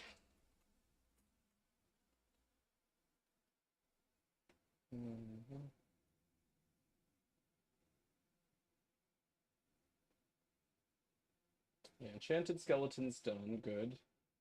Rue buffed. Positive self-image. Oh yeah, that's vehicle mission, right. Arms dealing vehicle mission. Customer service vehicle mission. Declaration against independence. Vehicle mission. I don't need to list all of these. You know, like that's covered here. Yeah. You have to include the Spider Pants buff. Oh, didn't I? The adjustments. Oh, buffed. Yeah, no, I did. Thank you. So who knows what I've missed at this point. Measure the speed of love, all the death races, egg on your face. That's vehicle mission, right? Vanguard. What'd I do to Vanguard? Vanguard is now a long mission. Oh. Oh, yeah, okay, I got that. And then... Butt Stallion with Mysterious Amulet. Okay, we got that. Okay. Added locations, hacked overseer, loot nest, pizza addicted skag, Jerry. Okay. Was that really all? I feel like... Am I forgetting one? I feel like we added something else, didn't we? The ones that we added, though, I might be thinking of, like, Great Escape and Loader 1340. Yeah. Jerry! Yep. Jerry. Yeah. Yeah, I probably had those and, like, you know, lumped in my head with, like, things that we were adding, but really those are just buffs to existing sources. Yeah. Okay. Oh, that was good proofreading of our changelog. Yeah. You did also want to include Ulysses. So Ulysses is actually just the buff to the Great Escape. So here, I was going to show that off. If Deceptix, you're still here. Anyone else that hasn't seen this yet. Not read only. Feast your eyes upon the paradise that awaits.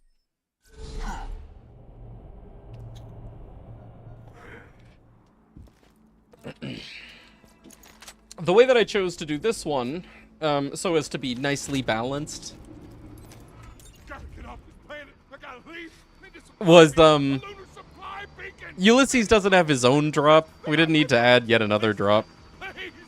But we did also want to buff this mission, the Great Escape. So many other times, I couldn't do it. That beacon, my ticket out.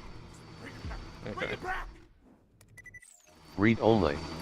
I'll activate the beacon. Oh, hey, look, it's Vlad off AR! No way, dude! It makes an appearance.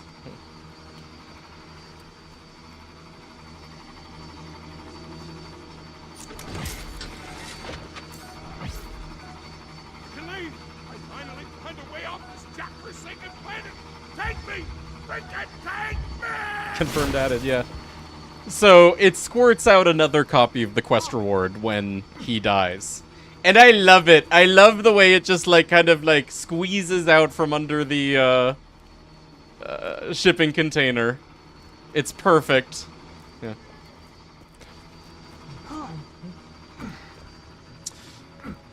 Okay. Well, we proofread our changelog, too. Is there anything else to do right now?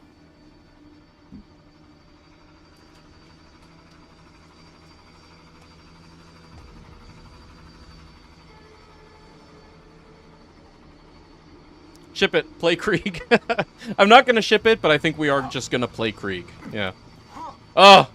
Dude, now I have to play Krieg in a seed that doesn't have all of these cool new things that we did. What if we just made a new Krieg seed? What if we just started over?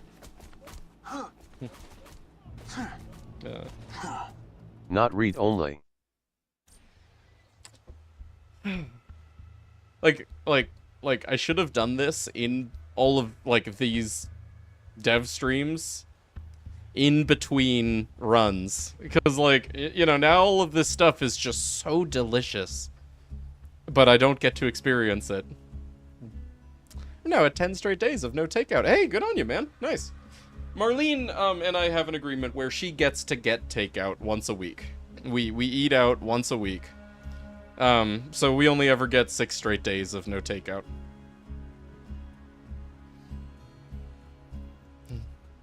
So my buddy's iPhone factory reset. Why? Lost all of his images, which fucking sucks. He doesn't do iCloud. Anyway, he asked me if I had any pictures of him from the last 3 years, and I was like, yeah, of course. Let me look through Lightroom and stuff. Turns out your iPhone has albums of just him. Oh, that's cool. Because the recognition thing. Along with all my other portraits of friends and whatnot. Yeah, that's neat. I've seen that feature before, but I've never really used it. Actually, you know what's crazy? I was looking at those auto-generated albums once. My phone has an auto generated album for pictures that it detected of Winky. You guys remember the cat that I lived with at my old place, Winky? I have an album of pictures of Winky because it was smart enough to detect Winky's face. Which is so wonderful. We'll never forget Winky. Yeah, we'll never forget Winky. And now I have a whole album of Winky pics. Yeah. When I'm old, I will forget Raptor. Right, but not Winky. I'll forget Mopey. I'll forget Raptor. I'll even forget Umpy.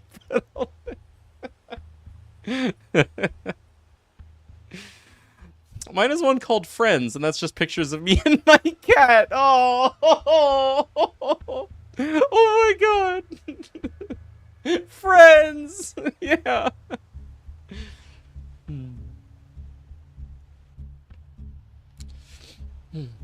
Anyway.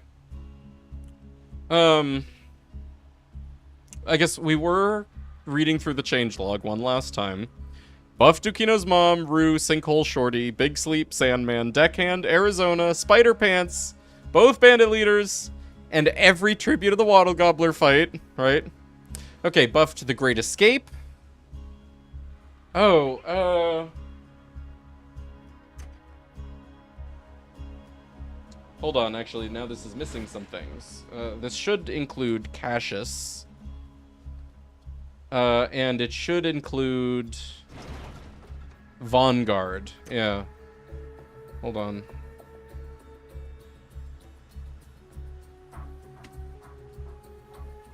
Cassius. And then buffed the Great Escape and the Vanguard.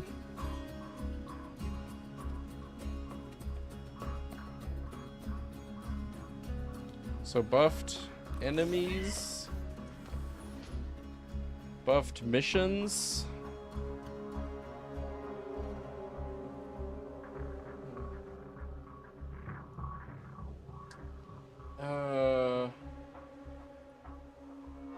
Actually, I guess this should include 1340. Hold on, do I have anything about 1340 in here? Oh, yeah, okay. Final form of, yeah, we should put that separately. And maybe actually... Yeah, we should do something special for the Great Escape. Final... sequence?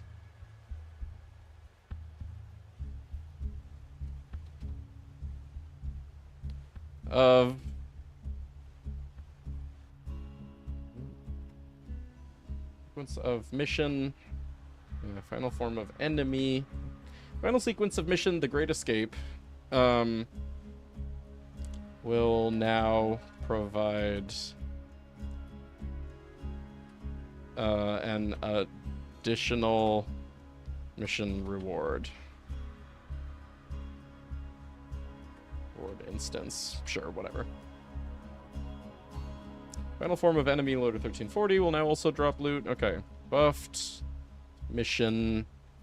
The Vanguard. Okay. Added item, blood of assault rifle, added locations, hacked overseer, added enemies. Hacked overseer, loot nest, pizza addiction, Sky and Jerry. Enemies, Dukino's mom, Sinkhole Shorty, the Big Sleep, Sandman, Deckhand, Cassius are now slow enemies. Enemy Enchanted Skeleton is now properly categorized under the Bloody Harvest DLC. Mission... The Vanguard is now a long mission. Now considered a long mission. Who dis? What's up, Evie? Oh, you can tell it likes it. Oh, that's nice. Did you see the picture that Marlene and I posted in the Discord from our honeymoon of the wild cats befriending us? The well, maybe not wild cats, the urban cats, the city cats, the street cats. Yeah. All right, co-op changes. Fixed client players crashing in maps in which certain missions had been completed. Great. Client players will now automatically have the seed of the host player applied. Great. Client players will now have information added to their trackers while in another host's game. Okay, great. Cool.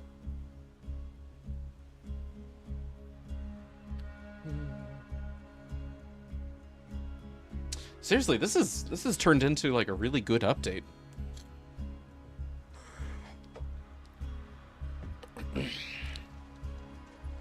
All right. Let's do something else. Let's play some Borderlands.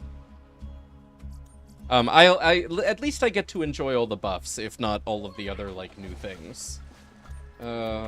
Options, mods, select seed, MCL. Do you want to add applied and added to their seed list? Nah. That's self-explanatory, I think.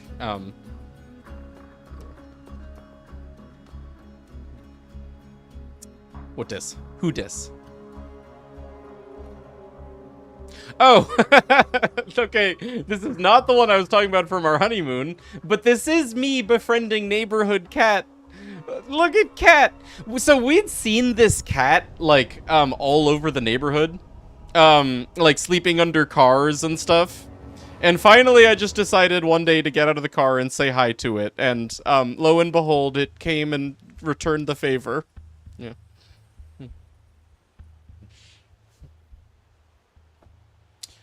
Okay, I'm gonna close VS Code. No more. We're done. Close everything. Oh my god, it's actually such a relief to have those, like, ugly, cramped windows off of my screen. I hate modding on one monitor with everything 2x zoom for you guys to be able to read it. You're welcome. Alright, Discreeg. The first picture I saw posted on Marley, yeah, right. Is this it? Yeah, dude, look at this. So this was in Puerto Rico. There's just like a community of cats. This is the cat hood, you know, cat neighborhood. This is where all the cats in Puerto Rico come to hang out. Yeah. Gang, yeah, that's right, the gang. And then Marlene got initiated into the gang. Look at it. Love. It's just a cat, dude. Just got a third monitor. Yeah, but the problem is I can't stream a third monitor. I can only stream, you know, one thing to you guys, so that wouldn't even help. Alright. This Krieg is at Sawtooth, and we don't really have any gear, but we're pretty close to level 31. And at level 31... we can go down to Raving Retribution, take Elemental Empathy, take, Numbed Nerves. Maybe I just want Elemental Empathy, because we, you know, probably want some DPS, too. So I kind of want to just, like, farm 3 bars of XP before we do Sawtooth, because that would be such a nice setup for Sawtooth. Need more OBSs. That's true. I should multi-stream. Yeah. Let's say you can't multi... Right. Yeah. Titles. Oh, yeah, huh. Alright, hold on. YouTube. End stream.